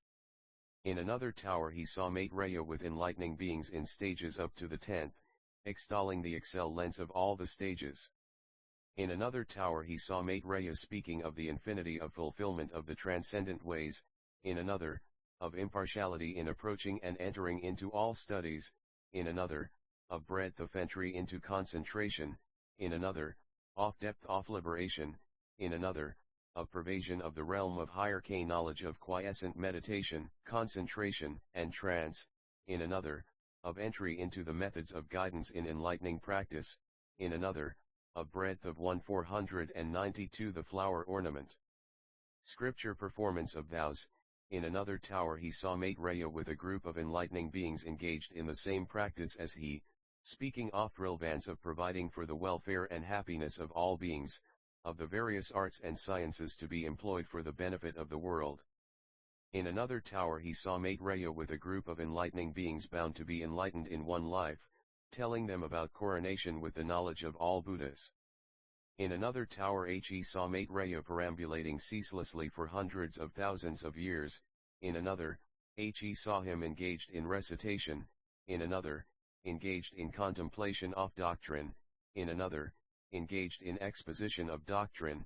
In another, engaged in writing down the teaching. In another, absorbed in concentration on universal love. In another, absorbed in all the meditations and immeasurables. In another, absorbed in the points of totally and the libations. In another tower he saw Maitreya absorbed in the practice of bringing forth the higher knowledge of enlightening beings. In one tower he saw enlightening beings absorbed in an enlightening consent ration which emanated phantoms, and saw multitudes of all kinds of emanations coming from every pore of their bodies. From the pores of some he saw multitudes of celestial hosts emerging, from some he saw multitudes of dragons, goblins, cherubs, titans, birds, minotaurs, serpents, Indras, Brahmas, world guardians, and emperors, from some he saw multitudes of princes, from some he saw multitudes of grandees, ministers, and gentlemen, from some he saw multitudes of hearers, individual illuminates, and enlightening beings, from some he saw multitudes of Buddha bodies, from the pores of some he saw measureless multitudes of phantoms of all sentient beings emerge. He heard various aspects of the teaching being broadcast from the pores of some oft enlightening beings, teachings of the virtues of enlightening beings, transcendent generosity, discipline, tolerance, vigor, meditation, wisdom, methods, vows, power, knowledge, the means of integration, the immeasurables, concentrations, trance, superknowledge, mystic spells, intellectual powers of analysis and exposition, tranquility and observation, means of elaboration, interdependent origination. The reliances, summarization of teachings, the points of mindfulness, the right efforts, the bases of mystic powers, the religious faculties and powers, the elims of enlightenment, the paths, explanation of vehicle of hearers, explanation of the vehicle of individual illuminates, explanation of the great vehicle, the stages, tolerances, practices, and vows. In this way he heard voices expressing all the ways into the teaching being broadcast. In another tower he saw gatherings of the audiences of Buddhas, as wellasthe various differences among those Buddhas, their different families, the infinite variety of their physical adornments, the variety of their spans, the differences in their lands and eras, the variety of their teachings, the variety of the outwardness of their projected manifestations, the differences in the duration of their true teachings, and the differences in their assemblies. In the middle of the great tower containing the adornments of Vairocana entry into the realm of reality 1493 he saw one tower which was bigger than all the others and arrayed with adornments surpassing all the other towers. In that tower he saw a billion world universe, in which he saw 100 million sets of 4 continents, with 100 million Jambudvipas and 100 million evens of contentment. In those Jambudvipa continents he saw the enlightening being Maitreya being born in a lotus calyx. He also saw Maitreya taking 7 steps as Indra and Brahma watched, looking over the 10 directions, making the lion roar, showing all the stages of childhood, in the palace, out in the garden, setting out for omniscience, appearing to undertake ascetic practice, finally eating food, going to the side of enlightenment, conquering the devil, awakening to enlightenment, steadily gazing on the tree of enlightenment, being asked by Brahma to teach, and turning the will of the teaching, going into the celestial abodes, with various different manifestations of enlightening teaching, using various names of eras in different ways, with various different spans of life, various different arrays of gatherings, with various demonstrations of ways of purification of lands, carrying out various practices and vows, with various structures of teaching used as means to develop and mature all concerned, showing various distributions of relics and bases of maintaining the teachings. And everywhere there Sudhana perceived himself at Maitreya's feet. In all those assemblies, in all the manifestations of works, in the varieties of spans of life, by means of the knowledge based on clear recollection, standing on the ground of knowledge, sure to reach omniscience, Sudhana heard, from all the objects in all those towers, the nets of bells and chimes, the drums and songs, and so on, and from the beings therein, the thunder of inconceivable multitudes of voices. From some he heard of the variety of aspirations for enlightenment, from some, about the variety of offerings to Buddhas, from some, about the variety of arrays of Buddha lands, from some, about the infinite variety of teachings of Buddhas. Thus he heard the voices of all the teachings as they had been expounded in the past.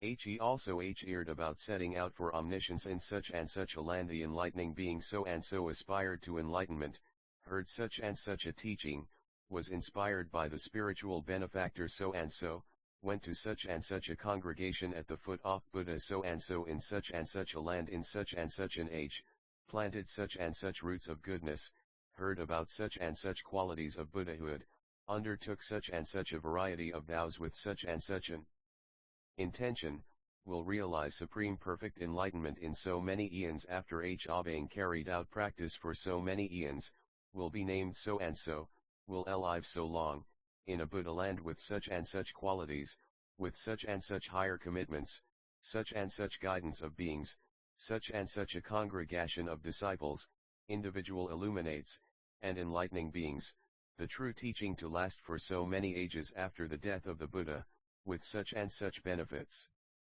He heard another voice saying that in such and such a world the enlightening being so and so makes so many hundreds of difficult sacrifices in the 1494 the flower ornament scripture practice of transcendent giving, the enlightening being so and so keeps the precepts, cultivates tolerance, acquires vigor, attains meditations, engages in the investigation of wisdom, the enlightening being so and so, in search of truth, relinquishes kingship, wealth, family, hands and feet, eyes and head, and practices self-mortification by fire, the enlightening being so and so, advanced in the teaching of those who arrive at thusness, works as a spiritual preacher, giving the gift of religion, performs the service of religion, raises the banner of religion, beats the drum and blows the horn of religion, showers the rain of religion, preserves the teaching of the enlightened, adorns monuments to the enlightened, has images of Buddhas made, comforts beings, and guards the treasury of truth. He heard another voice say that the Buddha so and so now is in such and such a world, currently existing and expounding the teaching, with such and such an initiation, in such and such an assembly in such and such a land in such and such an age, with such and such a span, with such and such a doctrine guiding people in such and such a way, realizing such and such vows. In this manner, from each object Sadhana heard articulations of an infinite variety of aspects of the teaching, and by listening to all those voices he heard those facets of he teaching with a mind flooded with joy. From some he got facets of mental command, from others, facets of commitment, tolerance, conduct, transcendence, higher perceptions, mystic knowledge, liberation, and concentration. He also saw measureless arrays of reflections in the mirrors, reflections of assemblies of Buddhas, circles of enlightening beings, congregations of disciples, groups of self-illuminates, defiled lands, pure lands, defiled and pure lands, reflections of all Buddhas in one world, worlds with Buddhas, small worlds, large worlds, subtle worlds, gross worlds, worlds in the cosmic net of Indra, inverted worlds, level worlds, worlds of hells, animals and ghosts, worlds full of celestials and humans. He also saw countless enlightening beings on the promenades or sitting on their seats, engaged in various activities. Some were walking around, some were doing spiritual exercises, some were practicing observation, some were projecting universal compassion, some were working on various sciences having to do with the welfare of the world, some were instructing, some were reciting, some were writing, some were asking questions, some were engaged in ripening conduct, concentration, and knowledge, some were undertaking vows. He saw webs of fuel lights coming from the pillars, some sapphire, some topaz, some ruby, some white, some crystal, some golden, some emerald, some diamond, some rainbow, some the colors of all lights, delightful to the body and mind, supremely pleasant to the eye. He also saw the golden statues of women and all the jewel statues with their hands extended downward, holding myriads of flowers, garlands, parasols, banners and pennants, incense and perfume, various jewels on gold strings, various pearl necklaces, garlands of various jewels, holding all kinds entry into the realm of reality 1495 of ornaments in their hands. He saw some figures bowing, crowned with jewels, with steady gaze, palms joined, in gestures of respect. He also saw delicate clouds of pure water imbued with all fragrances coming from the pearl necklaces, and saw long streams flowing from the webs of strings of lapis lazuli. He also saw all the jewel parasols embellished with all kinds of ornaments, and he saw the inner chamber adorned with jewel bells, sets of chimes, silk streamers, strings off bells, slivers off jewels, and heaps of various gems. He saw countless superb red, blue, and white lotuses growing in the lotus ponds, some a foot across, some a fathom across, some as big as a wagon wheel, and in them he saw arrays of various figures of women, men, boys, girls, Indra, Brahma, the world guardians, gods, dragons, goblins, cherubs, titans, birds, centaurs, serpents, sages, saints, and enlightening beings, bodies in the forms of all living beings, various in appearance, joining their palms and bowing in gestures of respect. He also saw figures of Buddhas adorned with the 32 marks of great people, sitting in the lotus posture. Also, on the checkerboard lapis lazuli surface of the ground, he saw inconceivable reflections in each square. Here he saw the reflection of a land, there the reflection of a Buddha. All the arrays of adornments in those toers he saw reflected in each of the squares. Also, in all the flowers, fruits, and buds of the jewel trees he saw golden busts of all kinds of beings, Buddhas, enlightening beings, gods, dragons, goblins, cherubs, titans, birds, serpents, Indras, Brahmas, the world guardians, human emperors, princes, grandees, ministers, women, men, boys, girls, monks, nuns, male and female devotees, some with flower garlands hanging from their hands, some with strings off jewels hanging from their hands, some holding all kinds of ornaments, some bowing with their palms joined and gaze steady, paying respect, some singing hymns of praise, some in trance, some with a golden luster, some with a silver luster, some with a frosty luster, some with a sapphire luster, some with a shining jewel luster, some shining with the colors of all jewels, some with a saffron luster, some shining like bodies of light, some with bodies adorned with the marks of greatness. From the crescents adorning the towers he saw reflections of countless moons, suns, stars, and planets emerge and illumine the 10 directions.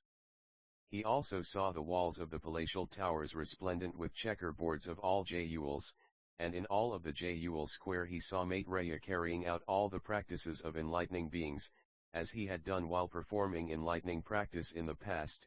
In one square he saw Maitreya giving away his head, in another, giving away clothing, in another, giving away his top-knot jewel, in another, giving the crown jewel of truth, in another, giving away his teeth, in another, giving away his tongue, in another, giving away his ears and nose, in another, giving away his heart, in another giving away his marrow and flesh, in another, giving away his blood, in another, giving away his skin, in another, giving away his limbs, in another, giving away his body, in another, giving away his sons, daughters, and wife, in 496 the flower ornament scripture, another, giving away heaps of jewels, in another, giving away village, town, city, and country, in another, giving away the continent, in another, giving away 4 continents, in another, giving away all powers of rulership, in another, giving away the throne, in another, giving away servants, in another, giving away the palace and harem, in another, giving away parks and retreats, in another, giving parasols, banners, and pennants, in another, giving garlands and perfumes, in another, giving medicines, in another, giving all kinds of food and drink, in another, giving all kinds of implements, in another, giving all kinds of furniture, cushions, and shelters, in another, giving precious copper vessels, in another, giving excellent vehicles, in another, freeing those in bondage, in another, freeing the condemned, in another, giving medical care to the young, in another, showing the right path to those on the path of destruction, in another, navigating the rivers as a boatman, in another, as a wonder horse, rescuing people on the Isle of Demons in the ocean, in another, as a great seer, practicing the sciences, in another, as a ruler, leading people into the paths of righteous conduct, in another, as a physician, engaged in treating the sick, in another, serving his mother and father, in another, listening to spiritual benefactors, in another, in the form of a Buddhist disciple, engaged in teaching people, in another in the form of a self-illuminate, in another in the form of an enlightening being, in another in the form of a Buddha, engaged in teaching people, in another, manifesting existence as paragons of types of beings, developing beings to maturity, in another, as a religious preacher expounding experience of the teachings of Buddhas, reciting the teachings, reflecting deeply on them, decorating monuments of Buddhas, having statues of Buddhas made, enjoining people to honor the Buddhas, giving out perfumes, making all kinds of offerings to Buddhas, leading people into paths of actions based on virtuous ways, directing people to the precepts, to refuge in the Buddha, the teaching, and the community, to listening to the teaching, to discussion, recital, and profound contemplation of the teaching, sitting on the lion seat to talk of the teaching, revealing the enlightenment of Buddhas. Thus Sadhana saw Maitreya's practices of the 6 ways of transcendence over countless eons, projected from each of the squares of the checkerboard walls. In one tower he saw magical arrays of all the spiritual benefactors whom Maitreya attended, and he perceived himself in the presence of all those spiritual benefactors, being welcomed and told not to be weary, to behold this wonder of the enlightening being. So Sadhana saw these and other inconceivable projections of magnificent scenes from each of the towers and each object in the towers.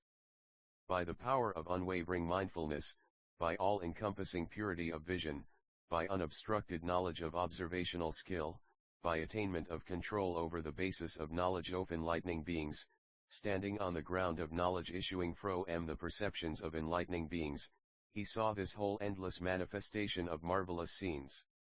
It was like someone asleep seeing various things in a dream: nice houses and mansions, charming villages, towns, and cities, agreeable clothing, food, entry into the realm of reality 149-7 and drink, or delightful performances of music, song, and dance, or as one might see pleasant parks, gardens, and retreats, trees, rivers, lotus ponds, and mountains, or perceive oneself together with family and friends, or as one might see the ocean, or the polar mountain, or the celestial abodes on the highest mountains, or the whole continent, or perceive oneself to be many miles tall, in which case one would see one's house and surroundings as enormous. One sees all the elements arrayed together, as if it were daytime, and one does not know the length or brevity of the night, nor realize one is asleep. If one sees oneself in a pleasant situation, one's body will be at rest, one will be free from torpor and drowsiness, with all attachments removed, feeling great joy and bliss. It will seem to last long: a day, a week, a fortnight, a year, a century, or even more, and when one awakes, one will remember it all. In the same way Sadhana, by the power of the enlightening being, by the knowledge of the collection of dreams that constitutes the world, the notion of smallness gone from his mind, abiding in the immensely vast unobstructed perception of enlightening beings, with the mental scope of enlightening beings, his intellect having entered into the inconceivable wisdom of enlightening beings, saw the whole supernal manifestation, was perfectly aware of it, understood it, contemplated it, used it as a means, beheld it, and saw himself there. It was like the case of a dying man hovering in his final mental state, on the brink of the mental state immediately preceding rebirth, faced with the state of being which is caused by his actions. As a result of the accumulation of whatever actions he has done, he will see hell if he has done evil, or the state of animals, ghosts, or the underworld, and may see angry, abusive henchmen of the underworld carrying weapons, and hear the cries of lament and anger of beings in hell.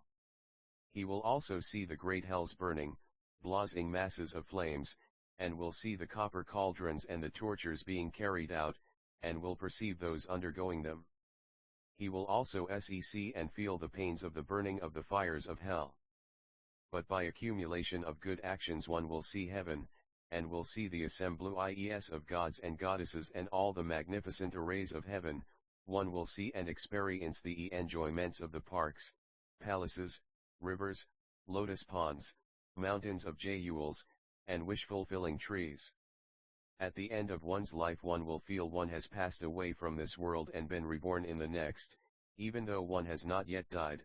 Thus by the wonder of the mental realms caused by actions one will see and experience these events. In the same way Sudhana, by the wonder of the states caused by the actions of an enlightening being, saw that whole supernal manifestation of the Tower of Vairocana. Just as a man possessed by a spirit sees various things, and tells of what he is asked about, in the same way Sudhana, by the power of knowledge of an enlightening being, saw all those arrays. Just as a man who has entered the abode of water spirits, by entering into the perception of water spirits, thinks a day or a week or a fortnight or a month or a year or a century has passed, merely in his perception, and when leaving the perception of water spirits for the perception of human sees that 498 the flower ornament scripture it was only a short time. In the same way, with the mindfulness of the perception of an enlightening being, by the power of Maitreya, in that short time, Sudhana had the sense of the passage of billions of eons. There is a celestial mansion called chamber of the finest ornaments of all worlds, wherein the whole universe is seen by reflection, with all objects clearly defined. In the same way Sudhana saw all those arrays, unconfused, reflected in all the objects. Just as a monk in the trance of absorption in one of the points of totality is single-minded and undivided whether walking, standing still, sitting, or reclining, and sees and experiences the whole world through entry into the sphere of total absorption in whatever point of totality he is focused on, by the marvel of meditation, in the same way Sudhana saw all those arrays whatever object he immersed himself in. Just as all the adornments of the cities of celestial musicians are visible in the sky, without constituting a barrier to anyone, just as human abodes within demonic abodes, each distinct within the demonic abodes, are visible according to the purity of the objects of desire, just as reflections of the worlds of the universe are seen in the ocean just as a magician sees forms and activities by the power of spells and drugs, in the same way Sudhana, by the inconceivable direction of the magic of the enlightening mystic knowledge of Maitreya, saw all those miraculous displays, by bringing forth the power of magic of knowledge of truth, by the power of mystic knowledge mastered by the enlightening being. Then the enlightening being Maitreya, entering the tower and relaxing his magical force, snapped his fingers and said to Sudhana, "Arise." This is the nature of things, characterized by non-fixity. All things are stabilized by the knowledge of enlightening beings, thus they are inherently unreal, and are like illusions, dreams, reflections. Then, at a finger snap, Sudhana emerged from that trance and Maitreya said to him, "Did you see the miraculous display of the magical power of enlightening beings? Did you see the results of the power of enlightening beings' preparations for enlightenment? Did you see the creations of the vows and knowledge of enlightening beings? Did you see the practices and attainments of enlightening beings? Did you hear the enlightening beings' ways of emancipation? Did you see the infinity of adornments of Buddha lands? Did you see the excellence of the vows and expertise of Buddhas? Did you realize the inconceivability of the liberation of enlightening beings? Did you experience enlightening beings' bliss of absorption?" Sudhana said, "I saw, noble one, by the empowerment and spiritual force of the benefactor." "And what is this liberation called?" Maitreya said, "This liberation is called the sanctum of supernal manifestations of unconfused recollection entering into knowledge of all objects of past, present, and future. And an enlightening being assured of an enlightenment in one lifetime attains untold liberations like this." Sudhana said, "Where has that magnificent display gone?" Maitreya said, "Where it came from." Entry into the realm of reality 1499. Sudhana said, "Where did it come from?" Maitreya said, "It came from the effectuation of the magical power of knowledge of enlightening beings, and it resides in that very magical power." It does not go or come at all, it is not an aggregate or an accumulation, it is not uniform and unchangeable, it is not abiding or fixed in existence, it is not located in any place. It is like the network of clouds of the water spirits which do not appear from body or mind and yet are indeed seen in masses. By the mental power of the water spirits measureless clouds emerge, by the wonder of the realm of the water spirits. In the same way, those supernal manifestations are not internal or external, yet it is not that they are not seen, by the magical power of the enlightening being, and because of your own capacity. Just as the illusions of a magician manifesting illusory objects do not come from anywhere or go away, nor are they in transit, yet they appear by the power of spells and drugs, in the same way those supernal arrays have never gone or come, nor accumulated, but they appear by proper learning of the inconceivable magic of knowledge of enlightening beings, by mastery of knowledge empowered by past vows. Sudhana said, "From how far away do you come?" Maitreya said, "In the state where there is no coming, the state of enlightening beings is the state of neither motion nor stasis, the state of no support or abode, the state of no passing away or rebirth, the state neither static nor transient, the state of no stirring or arising, the state of no concern or attachment, the state of no deeds or fruition, the state of no origination or destruction, the state of no annihilation or eternity." Furthermore, great compassion is the state of enlightening beings, as they attend to sentient beings who can be guided. Great kindness is the state of enlightening beings, as they rescue suffering beings. Discipline is the state of enlightening beings, as they become reconstituted according to will. Commitment is the state of enlightening beings, based on past vows. Spiritual power is the state of enlightening beings, as they manifest all that is pleas, and non-doing is the state of enlightening beings, as they do not leave the presence of all Buddhas. Neither grasping nor rejecting is the state of enlightening beings, as they are not obsessed with body or mind. Wisdom and means is the state of enlightening beings, as they adapt to sentient beings. Manifesting emanations is the state of enlightening beings, their bodies being equivalent to reflected images. And you ask how far away I come from. I come from the village of Kuti in the territories of the Malada people, land of my birth. There is a gentle Emanti here named Gopalaka, who guides people into the Buddha teachings, teaches the native people according to their kapakitas, and establishes family and relatives, priests, and household ers, and the Jirit vehicle. Sudhana asked, "What are the native lands of enlightening beings?" Maitreya said, "There are 10 native lands of enlightening beings." "What are they?" The arousal of the ASB_iration for enlightenment is a native land of 1500. The flower ornament scripture enlightening beings, causing one to be born in the family of enlightening beings. Strong will is a native land of enlightening beings, causing one to be born in the family of spiritual friends.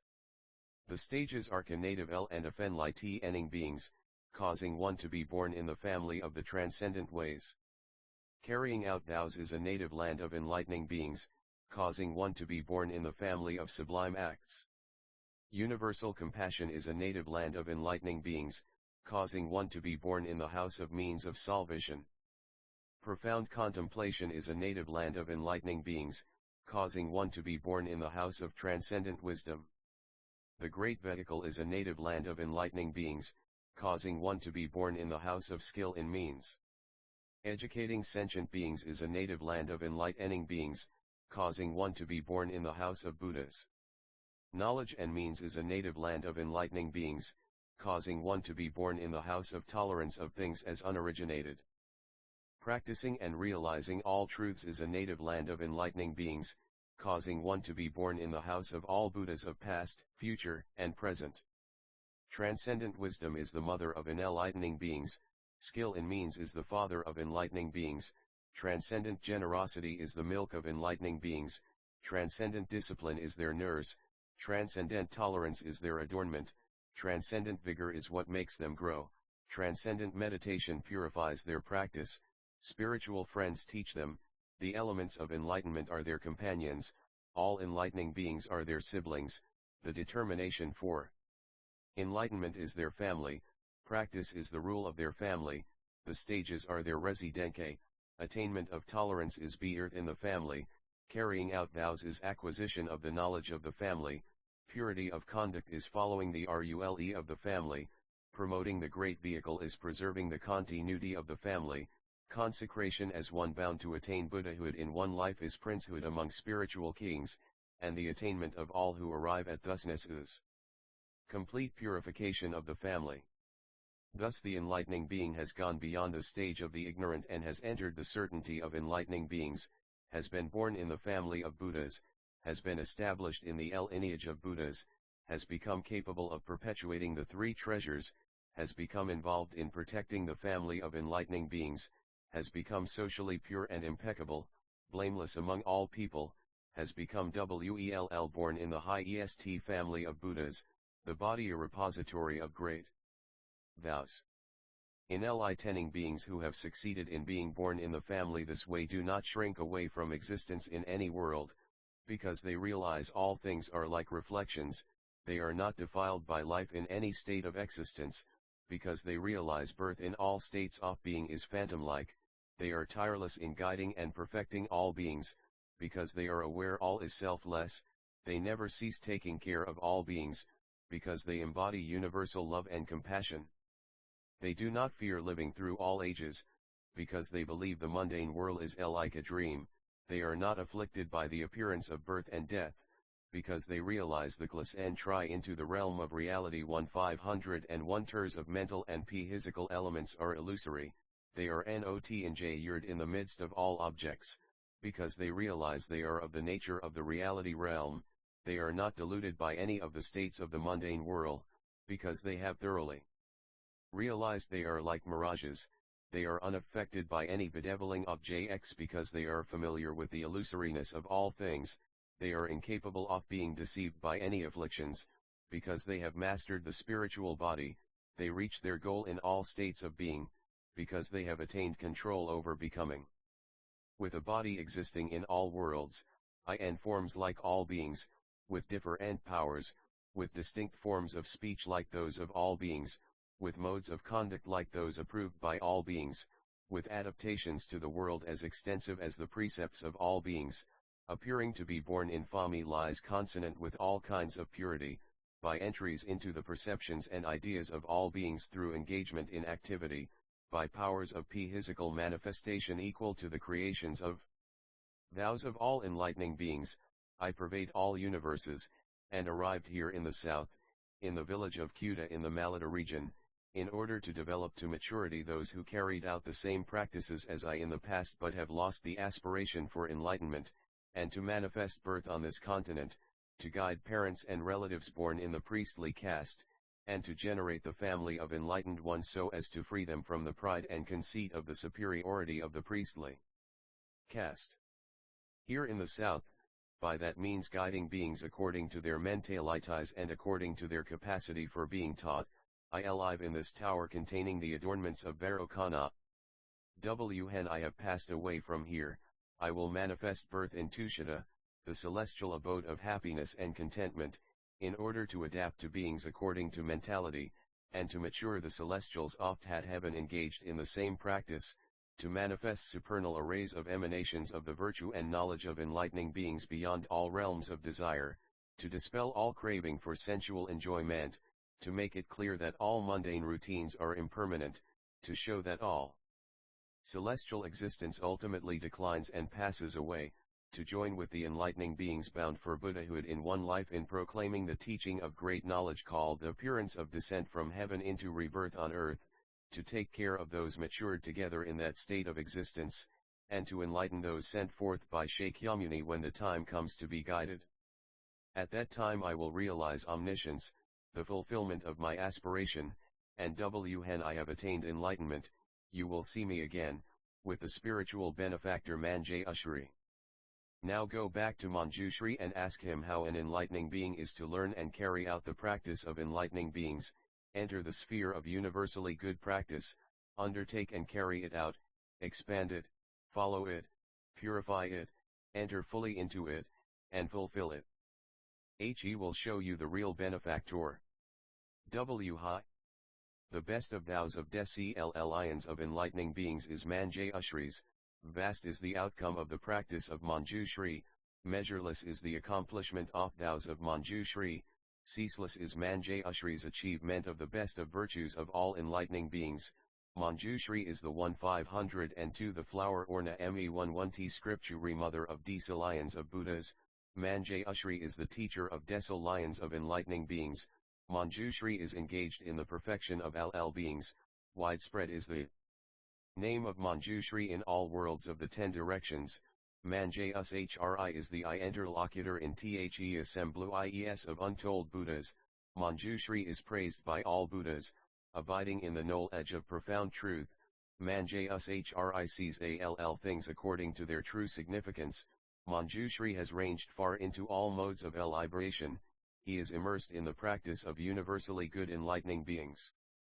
He is the progenitor of spiritual benefactors, who makes you grow in the family of the enlightened, causes you to establish roots of goodness, shows you the provisions for enlightenment, introduces you to true benefactors, immerses you in all virtues, establishes you in the network of universal vows, causes you to hear of the accomplishment of all vows, shows the secrets of all enlightening beings, and has similarly practiced the wonder of all enlightening beings together with you in past lives.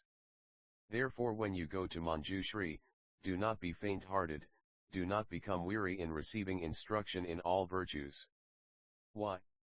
All the spiritual benefactors you have seen, all the ways of practice you have heard, all the modes of liberation you have entered, all the vows you have plunged into, should all be looked upon as the empowerment of Manjushri, and Manjushri has reached the ultimate perfection. Then Sudhana paid his respects to Maitreya the enlightening being and went on. Manjushri then Sudhana, passing more than 110 cities, went to Sumanamukha and stayed there thinking about Manjushri, wishing to see and meet with Manjushri. Then Manjushri extended his hand over 110 leagues and laid it on the head of Sudhana, who was standing in the city of Sumanamukha, and said, "Good, good. Those without the faculty of faith, those who are weary or sluggish in mind, those who have not accumulated efforts, those whose vigor recedes, those who are satisfied with meager virtues, those imbued with only one root of goodness, those unskilled in carrying out practical vows, those who are not in the care of spiritual benefactors, those who are not minded by the Buddhas, cannot know this true nature, this principle, this sphere, this abode they are unable to know, to fathom, to penetrate, to believe, to conceive, to know exact, why, or to attain." Having caused Sudhana to see by means of his spiritual talk, having directed him, inspired him, gladdened him, imbued him with countless facts of truth, illumined him with the great light of infinite knowledge, led him into the endless mental command, presence of mind, concentration, and superknowledge of enlightening beings, plunged him into the sphere of universally good practice, and established him in his own place, Manjushri lf the presence of Sudhana. E11try into the realm of reality 1503 the vow for practice of union universal good and Sudhana, attending as many spiritual benefactors as atoms in a billion wo rldun ivers, hismindhaving accumulated theprovisonsfor omniscience, acting on the instructions of all spiritual benefactors with correct understanding, his mind equally attentive to all spiritual friends, his intellect in harmony with all spiritual friends without emotion, following the ocean of principles of the advice and instruction of all spiritual friends, filled with universal compassion, illumining all beings with universal love, physically blissful, abiding at peace in the vast liberation of enlightening beings, his equanimous vision attentive to all dimensions, having accomplished the ocean of virtues of all Buddhas, on the path of resolve of all Buddhas, strengthened by the energy of vigor of preparation for omniscience, his mind thoroughly dedicated to the will of all enlightening beings, comprehending the succession of all Buddhas of past, present, and future, awake to the ocean of principles of all enlightened teachings, following the ocean of principles of the wheels of teaching of all Buddhas, in the realm of manifesting reflections of life in all worlds, immersed in the principles of the vows of all enlightening beings, set out to carry on enlightening practice throughout all ages, seeing the realm of omniscience, Having developed all the faculties of enlightening beings, aware of the path of omniscience, his intellect focused on all the principles of the reality realm, illumining the principles of all lands, following the course of beneficial action extending to all beings, shattering the precipitous mountains of spiritual impediments, according with the unimpeded nature of reality, abiding at peace in the liberation of enlightening beings containing the universal reality realm, investigating the realm of all Buddhas, empowered by all Buddhas, stood contemplating the realm of the enlightening being universally good. Having heard the name of the enlightening being universally good, his practice of enlightenment, the excellence of his vow, the excellence of basing his undertaking on the provisions for enlightenment, the excellence of his expertise in accomplishment, his conduct in the stage of universal good, his preparations for the stages, the excellence of his attainment, the speed of his attainment of the stages, his entry into the stages, his stabilization in the stages, his progress through the stages, his importance in the stages, his mastery of the stages, and his abiding in the stages, Sudhana, eager to see the enlightening being Samantabhadra, universally good, sat on a lotus seat of jewels facing the Lion throne of the Buddha on the enlightenment site there filled with oceans of diamonds, with a mind as vast as space and free from all attachments, with perception of all lands well developed, with a mind having transcended all barriers and clingings, with a mind unimpeded in the realm of non-obstruction in the midst of all things, with a mind freely pervading everywhere without hindrance, with a pure mind entering the realm of omniscience, with a well-ordered mind purified by observing the ornaments of the site of enlightenment, with a broad mind immersed in the ocean of all enlightened teachings, with a vast mind pervading all realms of 1504 the flower ornament scripture beings to guide them to perfection, with an immeasurable mind purifying all Buddha lands, with an infinite mind reflected in the circles of all Buddhas, abiding indefatigably for all ages, until the ultimate realization of the power, expertise, and unique qualities of all Buddhas.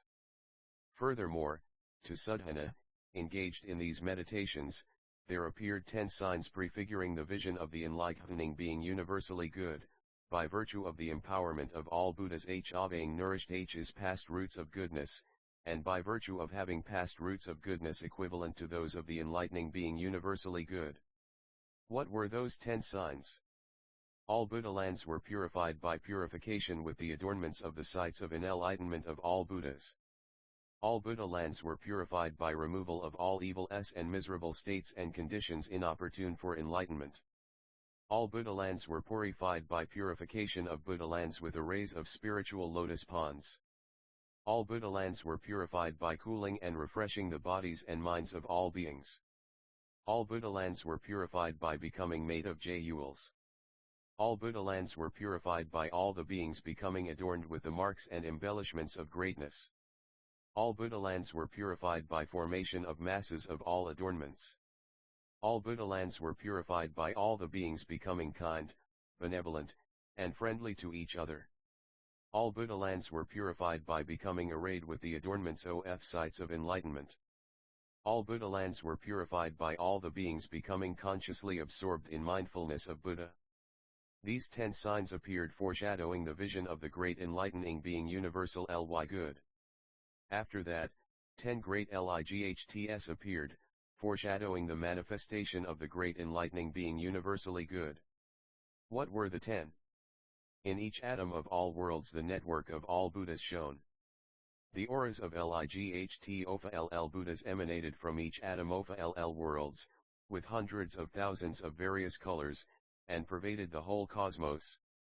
Sea louds of jewels manifesting reflections of all Buddhas emanated from each atom of all worlds and pervaded the cosmos.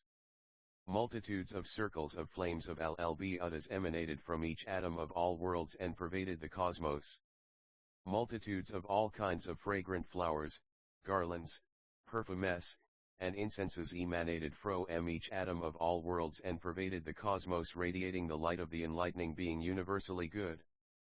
Multitudes of lamps in the forms of all beings emanated from each atom of all worlds and pervaded the cosmos. Multitudes of figures of light beams in the forms of the bodies of all Buddhas emanated from each atom of all worlds and pervaded the cosmos, showing the basic vows of all Buddhas. Oceans of multitudes of reflections of enlightening beings of all forms and appearances, representations of phantom bodies of all beings, fulfilling the wishes of all beings, emanated from each point of all worlds and pervaded the cosmos. These 10 great lights appeared, foreshadowing the manifestation of universally good. Then Suddhana, having seen these 10 foreshadowing lights, had the entry into the realm of reality 1505 opportunity to see the enlightening being universally good, supported by the power of his own roots of goodness, a living manifestation of all Buddha teachings, empowered by all Buddhas, immersed in the vows of the enlightening being universally good, in the presence of the realm of all Buddhas, having the power of certainty of the lofty realm of enlightening beings, perceiving the attainment of the light of omniscience in the sight of the enlightening being universally good, his senses directed toward vision of the enlightening being universally good, flooded with great energy for THEVISION of THENLIGHTENINGBEING universal LYGOOD, STRIVING unremittingly in THE search for THE enlightening being universally good, with the sphere of his senses turned to all directions, with the body of an enlightening being entering the sphere of the eye of universal good, with a mind directed toward all Buddhas and aware of the enlightening being universally good in the presence of all Buddhas, with a will seeking unremittingly for the enlightening being universally good, inwardly perceiving the vision of the enlightening being universally good in all objects, with the eye of knowledge on the path of the enlightening being universally good, with a mind as vast as space, with a powerful resolve supported by indestructible universal compassion, with a vow to accompany the enlightening being universally good throughout all time, with purity of manner equally following the practice of the enlightening being universally good, abiding in knowledge based on the state of the enlightening being universally good, dwelling in the sphere of all those who realize thusness, he saw the enlightening being universally good sitting on a lion seat in the calyx of a great jewel lotus in front of Vairocana Buddha, the perfectly enlightened one, in an ocean of enlightening beings, his body standing out among the whole assembly, unexcelled by any worldlings, looking over all the enlightening beings, his knowledge endless, his range insuperable, his sphere inconceivable, having arrived at equality of past, present and future and attained equality with all Buddhas. He saw clouds of light rays as numerous as atoms in all Buddha lands emanate from each of universally good's pores and illumine all worlds throughout the space of the cosmos, relieving the pain of all beings. He saw as many auras of light as atoms in all Buddha lands emanate from universally good's body, increasing the ecstasy of all enlightening beings. He saw clouds of fragrant flames of various colors emanate from universally good's head and pores, pervading the audiences of all Buddhas and showering on them. He saw as many clouds of all kinds of flowers as atoms in all Buddha lands emanate from each of universally good's pores, filling the audiences of all Buddhas and showering on them. He saw as many clouds of all kinds of fragrant trees as atoms in all Buddha lands emanate from each of universally good's pores, adorning all universes throughout space with fragrant trees budding with inexhaustible aromatic powders and oils, showering on the audiences of all Buddhas. He saw clouds of all kinds of cloth emanate from every pore, covering all universes throughout space and decorating them. He saw clouds of streamers, ornaments, strings of pearls, and wish-fulfilling 1506 the flower ornament scripture jewels, numerous as atoms in all Buddha lands, emanate from every pore, filling the assemblies of all Buddhas and showering on them to fulfill the wishes of all beings. He saw clouds of fuel trees, as many as atoms in all Buddha lands, emanate from every pore, filling all universes in space, adorning them with blooming jewel trees and showering great rains of fuels on the audiences of all Buddhas. He saw multitudes of embodiments of celestial beings, as many as atoms in all Buddha lands, emanate from every pore, filling all worlds praising the enlightening being. He saw multitudes of phantom embodiments of the celestial beings in all the Brahma worlds emanate from every pore, asking the enlightened Buddhas to turn the will of the teaching. He saw multitudes of embodiments of all the celestials in the realm of desire emanate from every pore, receiving the cycles of teaching of all Buddhas. He saw multitudes of all Buddha lands of past, present, and future, as many as atoms in all Buddha lands, emanate from each pore in each mental moment, pervading all universes throughout space as places of rest, salvation, and refuge for beings with no place of rest, no savior, no refuge. He saw multitudes of all Buddha lands, as many as atoms in all Buddha lands, filled with congregations of inspired enlightening beings, emanate from every pore, pervading all universes throughout space, conducive to the purification of beings of lofty resolve. He saw multitudes of pure lands with defilement, as many as atoms in all Buddha lands, emanate from every pore in each moment of thought, pervading all universes throughout space, conducive to the purification of defiled beings. He saw multitudes of defiled lands with mental purity, as many as atoms in all Buddha lands, emanate from every pore in each moment of thought, pervading all universes throughout space, conducive to the purification of wholly defiled beings. He saw multitudes of embodiments of all enlightening beings, as many as atoms in all Buddha lands, emanate from every pore in each instant of consciousness, pervading all universes throughout space, adapting to the conduct of all beings and developing all beings to supreme perfect enlightenment. He saw multitudes of embodiments of enlightening beings, as many as atoms in all Buddha lands, emanate from every pore in each mental moment, pervading all universes throughout space, invoking the names of all Buddhas in order to increase the roots of goodness of all beings. He saw multitudes of embodiments of enlightening beings, as many as atoms in all Buddha lands, emanating from every pore, pervading all universes throughout space, in all Buddha lands presenting the accomplishment of all roots of goodness of all enlightening beings, from the first arousal of the aspiration for enlightenment. He saw as many multitudes of enlightening beings as atoms in all Buddha lands emanate from every pore, in each and every Buddha land illustrating the oceans of vows of all enlightening beings for the perfection of the practice of universally good enlightening beings. He saw as many clouds of practices of the enlightening being universally good as atoms in all Buddha lands emanate from every pore, raining showers fulfilling the wishes of all beings, increasing the flood of attainment of omniscience. He also saw as many clouds of perfect enlightenment as atoms entry into the realm of reality 1507 in all Buddha lands emanating from every pore, showing perfect enlightenment in all Buddha lands, increasing the great spiritual energy of attainment of omniscience.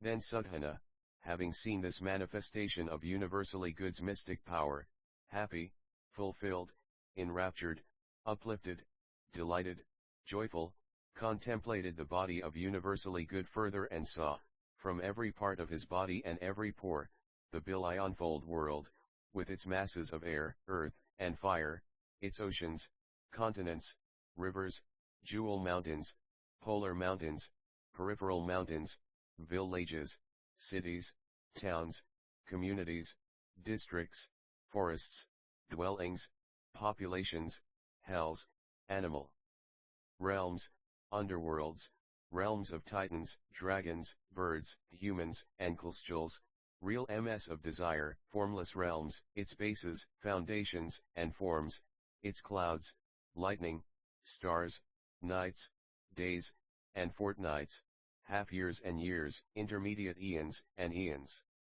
And as he saw this world, in the same way he saw all the worlds to the east, and as in the east he saw all the worlds in all directions, in the south, west, north, northeast, southeast, southwest, northwest, the nadir and the zenith.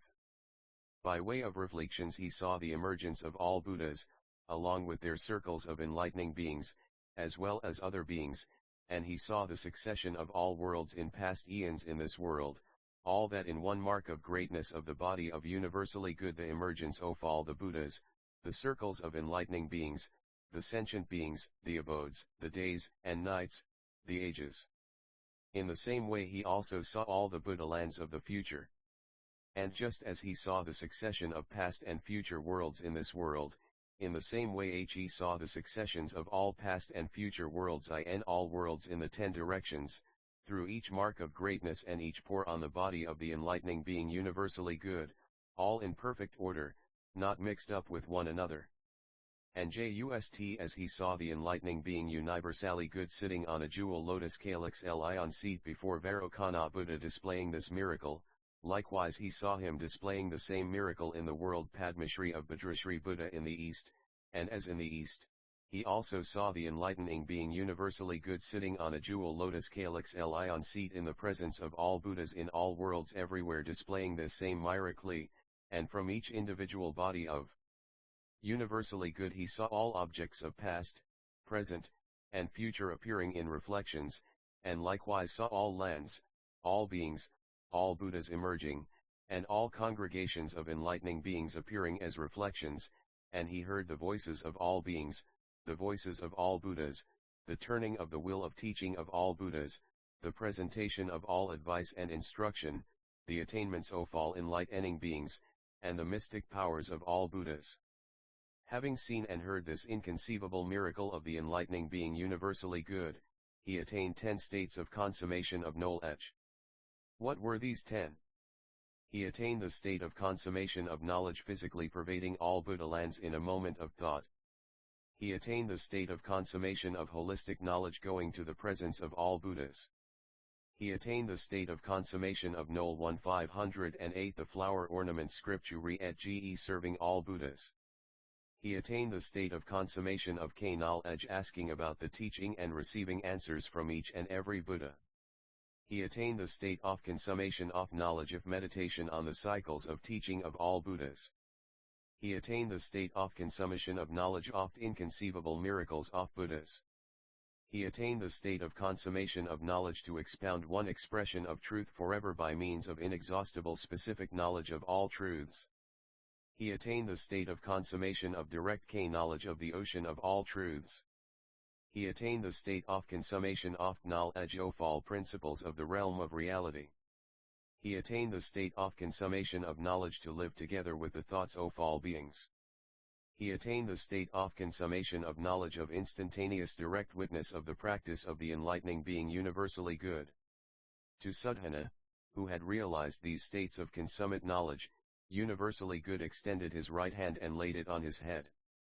With universally good's hand on Sudhana's head, as many concentrations as atoms in all Buddha lands entered into Sudhana, and by each concentration he entered into as many oceans of worlds as atoms in all Buddha lands, as many hitherto unseen provisions for omniscience as atoms in all Buddha lands accrued to him, as many origins of elements of omniscience as atoms in all Buddha lands became manifest to him.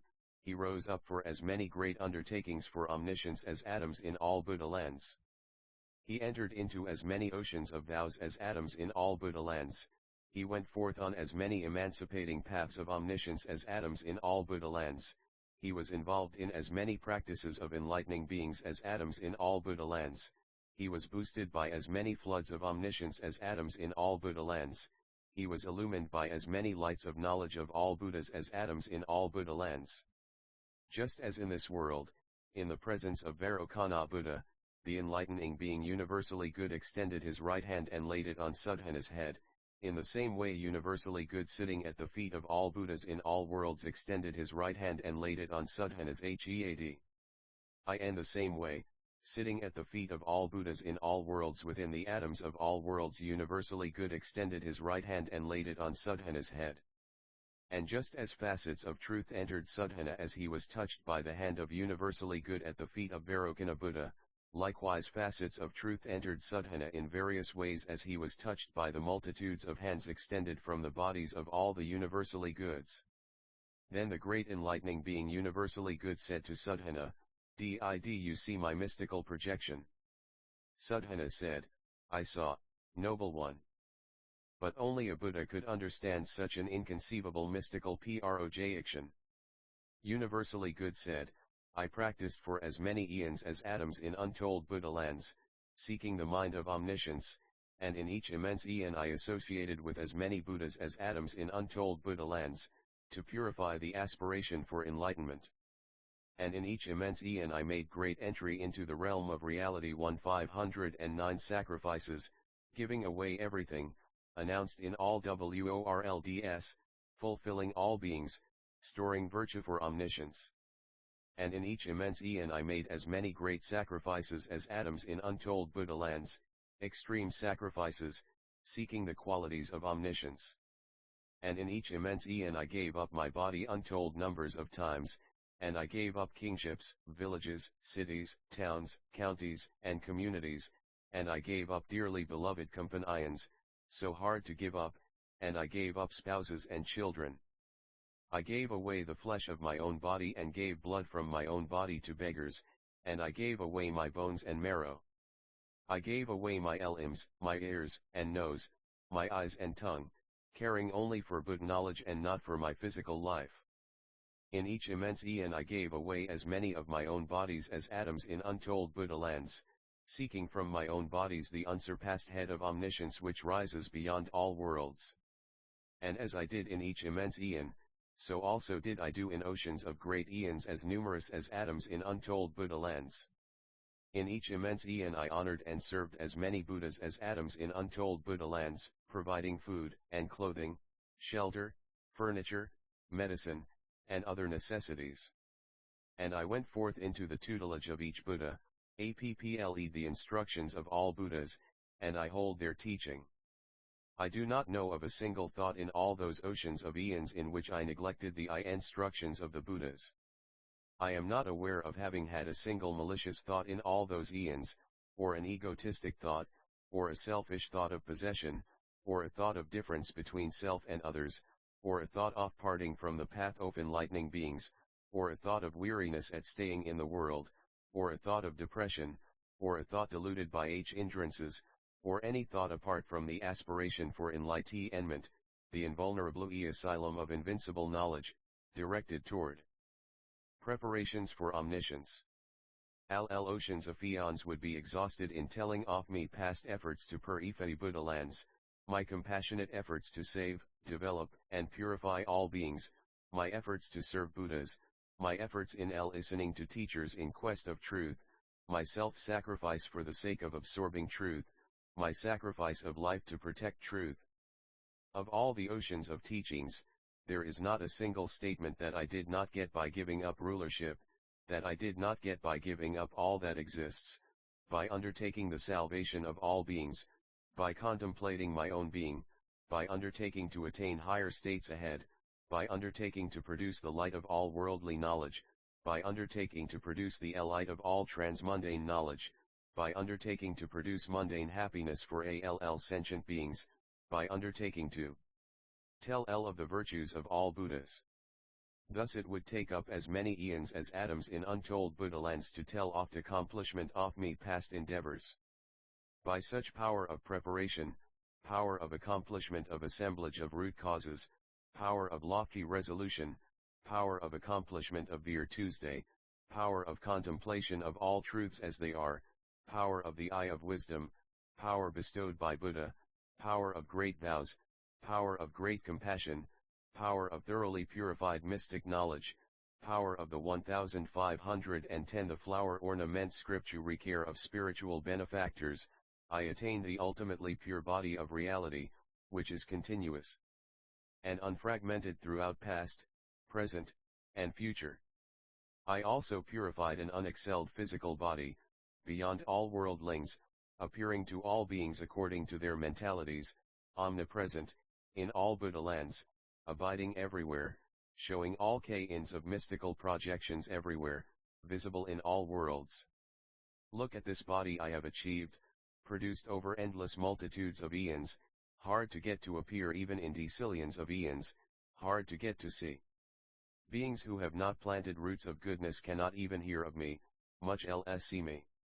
There are beings who become irreversible on the way to supreme perfect enlightenment just by hearing my name, there are those who become irreversible just by seeing me, those who become irreversible just by contact with me, those who become irreversible just by following me, those who become irreversible just by associating with me, those who become irreversible by seeing me in a dream, and those who become irreversible on the way to supreme perfect enlightenment by hearing my name in a dream. Some beings become mature by remembering me for a day and a night, some become mature remembering me for a fortnight, some a month, some a year, some a century, some an eon, some 100 eons, and some up to as many eons as atoms in untold Buddha lands.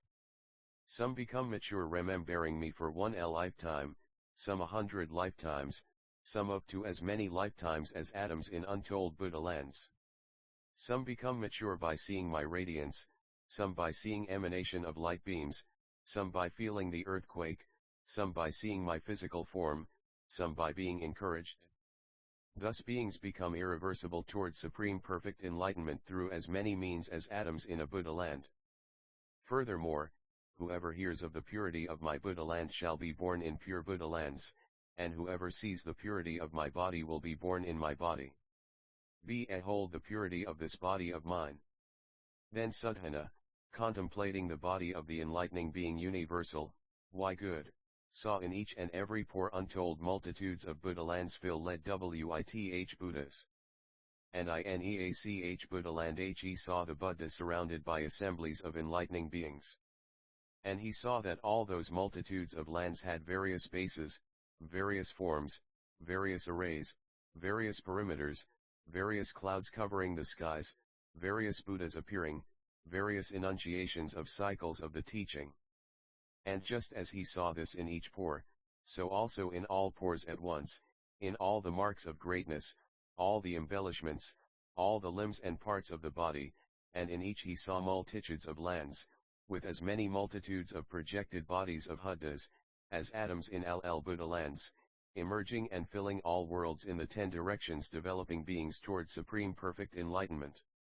Then Suddhana, edified by the advice and instruction of the enlightening being universally good, entered into all the worlds within the body of Universally good and developed the beings toward maturity.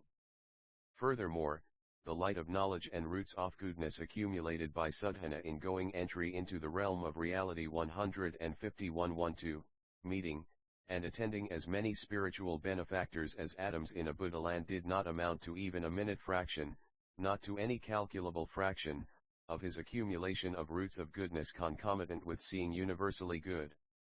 As many successive Buddha lands as he had entered from his first determination up to his seeing universally good, he entered more, successive oceans of Buddha lands, with attributes as numerous as atoms in untold Buddha lands, in a single pore of universally good in each moment of thought. And as in one pore, so in all pores, in each moment of thought passing as many worlds as atoms in untold Buddha lands, passing the worlds of endless eons at a step, he still did not come to the end. He did not come to the end of the successions of oceans of lands, of the matrices of oceans of lands, of the differentiations of oceans of lands, of the interpenetrations of oceans of lands, oft origins of untold oceans of Buddha lands, oft dissolutions of oceans of lands, of the arrays of oceans of lands, of the matrices of oceans of appearances of Buddhas, of the interpenetrations of oceans of appearances of Buddhas, of the origins of oceans of appearances of Buddhas, oft dissolutions of oceans of appearances of Buddhas, oft oceans of congregations of enlightening beings, of the successions of oceans of congregations of enlightening beings, the matrices of oceans of congregations of enlightening beings, the differentiations of oceans of congregations of enlightening beings, the unity of oceans of congregations of enlightening beings, the formations of oceans of congregations of enlightening beings, the dissolutions of oceans of congregations of enlightening beings, the entrances of realms of sentient beings, the entrances of instantaneous knowledge of faculties of sentient beings, the penetrations of knowledge of sentient beings' faculties, the developmental guidance of sentient beings, the profound states of occult powers of enlightening beings, or the multitudes of enlightening beings' accessions to and supersessions oft stages. He traveled and contemplated in a land for an eon, in another for up to as many as eons as atoms in untold Buddha lands, without moving from that land. In each moment of consciousness he entered infinite oceans of lands and developed sentient beings toward supreme perfect enlightenment. This continued as he gradually attained equality with universally good in terms of the ocean of vows of practice of universally good enlightening beings, equality with all Buddhas, equality of pervasion of all lands, equality of fulfillment of practices, equality of manifestation of the miracle of attainment of enlightenment, equality of turning the will of teaching, equality of purity of intellect, equality of voice and articulation, equality of power and expertise, equality of the enlightened state, equality of universal love and compassion, equality of the spiritual metamorphoses of the inconceivable liberation of enlightening beings. Then the great enlightening being universally good, thus explaining courses ofkins, as many eons as atoms in the untold Buddha lands in the succession of worlds, went on to make a vow, as many Buddhas as there may be in any world 1512 the flower omament scripture throughout the 10 directions, throughout past, present, and future, I honor Thm all, without exception, pure in body, speech, and mind. With as many bodies as atoms in all lands I bow to all Buddhas, with a mind directed to all Buddhas, by the power of the vow of the practice of good. In a single atom, Hudas as many as atoms sit in the midst of enlightening beings, so it is of all things in the cosmos. Realize all are filled with Buddhas. I laud all the Buddhas therein, expounding in all languages the qualities of all Buddhas, with endless oceans of manifestations. With the finest flowers, garlands, musical instruments, perfumes and parasols, the finest lamps and incenses, I make offerings to those Buddhas. With the finest cloth fragrances and mountainous baskets of aromatic powders, with the finest of all kinds of adornments I make offerings to those Buddhas. Whatever be the best of offerings, I produce them for all Buddhas, by the power of devotion to the practice of good, I honor and serve all Buddhas. Whatever evil I may commit under the sway of passion, hatred, or folly, bodily, verbally, or mentally, I confess it all. And whatever the virtue of beings everywhere, hearers, saints, self-conquerors, enlightening beings and Buddhas, in all that I do rejoice. And all the lamps of the worlds in the 10 directions who have realized enlightenment and attain non-obstruction entry into the realm of reality 1513 I seek as guides, that they may turn the supreme wheel of teaching. And those who wish to manifest extinction I petition respectfully to remain for eons as many as atoms in the land for the welfare and happiness of all beings. By honor, service, and direction, by appreciating, seeking, and requesting teachings, whatever good I have accumulated, I dedicate it all to enlightenment. May the Buddhas of the past be honored, as well as those now in the worlds of the 10 directions, and may those of the future be at ease, filled with joy, having realized enlightenment. May all the lands of the 10 directions be purified, supreme, and led with Buddhas and enlightening beings at the tree of enlightenment. May all beings in the 10 directions be happy and well, may all beings' righteous aim be successful, may their hope be realized. As I am carrying out enlightenment practice, may I recall my lives in all states, in every lifetime, as I die and am reborn, may I always transcend the mundane. Learning from all Buddhas, fulfilling the practice of good, I will practice pure conduct, always free from defect. I will expound the teaching in the languages of gods and dragons, in the languages of demons and humans, and of all living beings. May those engaged in the ways of transcendence not stray from enlightenment, and may all evils to be inhibited 1514 the flower ornament scripture be thoroughly extinguished. I will traverse the paths of the world free from compulsion, affliction, and delusion, like a lotus unstained by water, like the sun and moon unattached in the sky. Extinguishing all the miseries of bad states and bringing all beings to happiness, I will act for the welfare of all beings in all lands everywhere.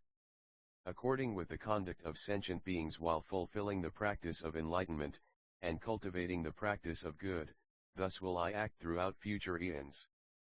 May I always be in communion with those who share my practice, physical verbal and mental I will carry out vows as one practice. And may I always be with my benefactors, who teach me the practice of good, may I never displease them. May I always see the Buddhas face to face, surrounded by enlightening beings, I will make fine offerings to them forever, unwearied. Preserving the true teaching of Buddhas, illumining the practice of enlightenment, and purifying the practice of good, I will practice for all future eons. Migrating through all states of being, having acquired inexhaustible virtue and knowledge, may I become an inexhaustible treasury of wisdom and means, concentration, liberation, and all virtues. As I carry on the practice of enlightenment, may I see the inconceivable Buddha sitting among enlightened beings in the lands as numerous as atoms that are in each atom. Entry into the realm of reality. Thus may I perceive the oceans of Buddhas and lands of all times in each point in the 10 directions as I practice for myriad eons. May I ever penetrate the eloquence of Buddhas, the voices of all Buddhas which adapt to mentalities, the purity of articulation of all Buddhas, by the sounds of the ocean of tones in a single utterance. I enter those infinite voices of all Buddhas of all times. May I enter by Buddha power, turning the wheel of teaching. May I enter all eons of the future instantly, and may I act in all eons of all times within an instant. May I see all Buddhas of all times in one instant and always enter their sphere by the magical power of liberation. May I produce the arrays of all lands of all times in an atom, may I thus perceive all the arrays of Buddha lands in all the 10 directions. Learning the teachings of the lamps of the worlds to come, I visit all the guides who have passed away to eternal rest. By occult powers, swift in all ways, by the power of knowledge, all-sided, by the power of practice, with all virtues, by the power of universal love, by the power of goodness, all pure, by the power of knowledge, unobstructed, gathering the power of enlightenment, clearing away the power of acts, destroying the power of afflictions, vitiating the power of demons, may I fulfill all powers. 1515 1516 The flower ornament scripture of the practice of good.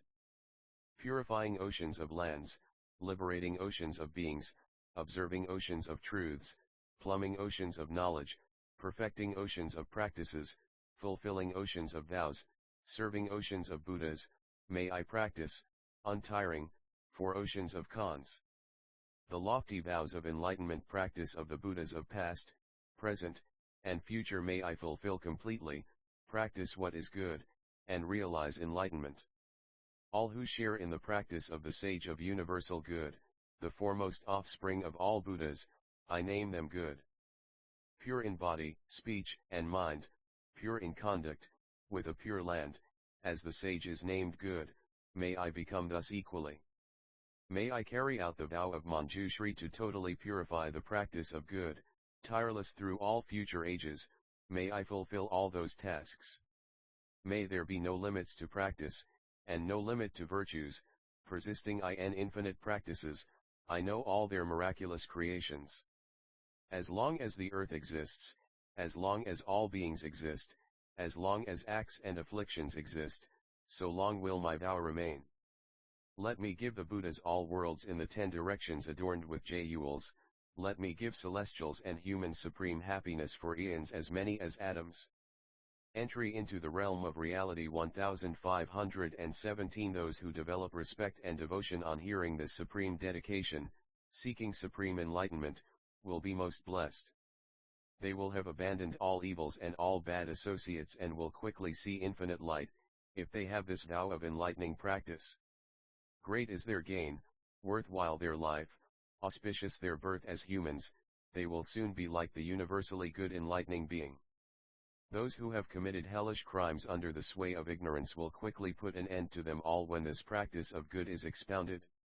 Endowed with knowledge, distinction, and nobility, invulnerable to false teachers and demons, they will be honored by all in the triple world. They will quickly go to the tree of enlightenment and sit there for the benefit of all living beings, they will realize enlightenment, turn the wheel of teaching, and conquer the devil and all its cohorts. Buddha knows those who hold this vow to practice good, who cause it to be told of and taught, the fruit of this is supreme enlightenment. Do not entertain any doubt. As the hero Manjushri knows, so too does universal good, as I learn from them I dedicate all this virtue. by the supreme dedication praised by the Buddhas of all times, I dedicate all this virtue to the practice of highest good. Acting in accord with the time, may I remove all obstructions, may I see infinite light face to face and go to the land of bliss.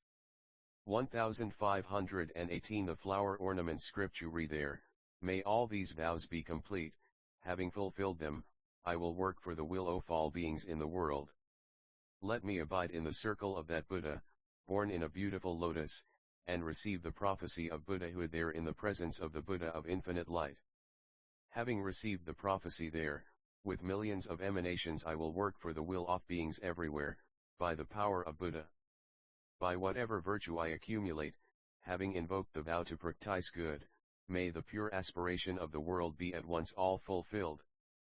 By the endless surpassing blessing realized from dedication to the practice of good, may worldlings submerged in the torrent of passion go to the higher realm of infinite light.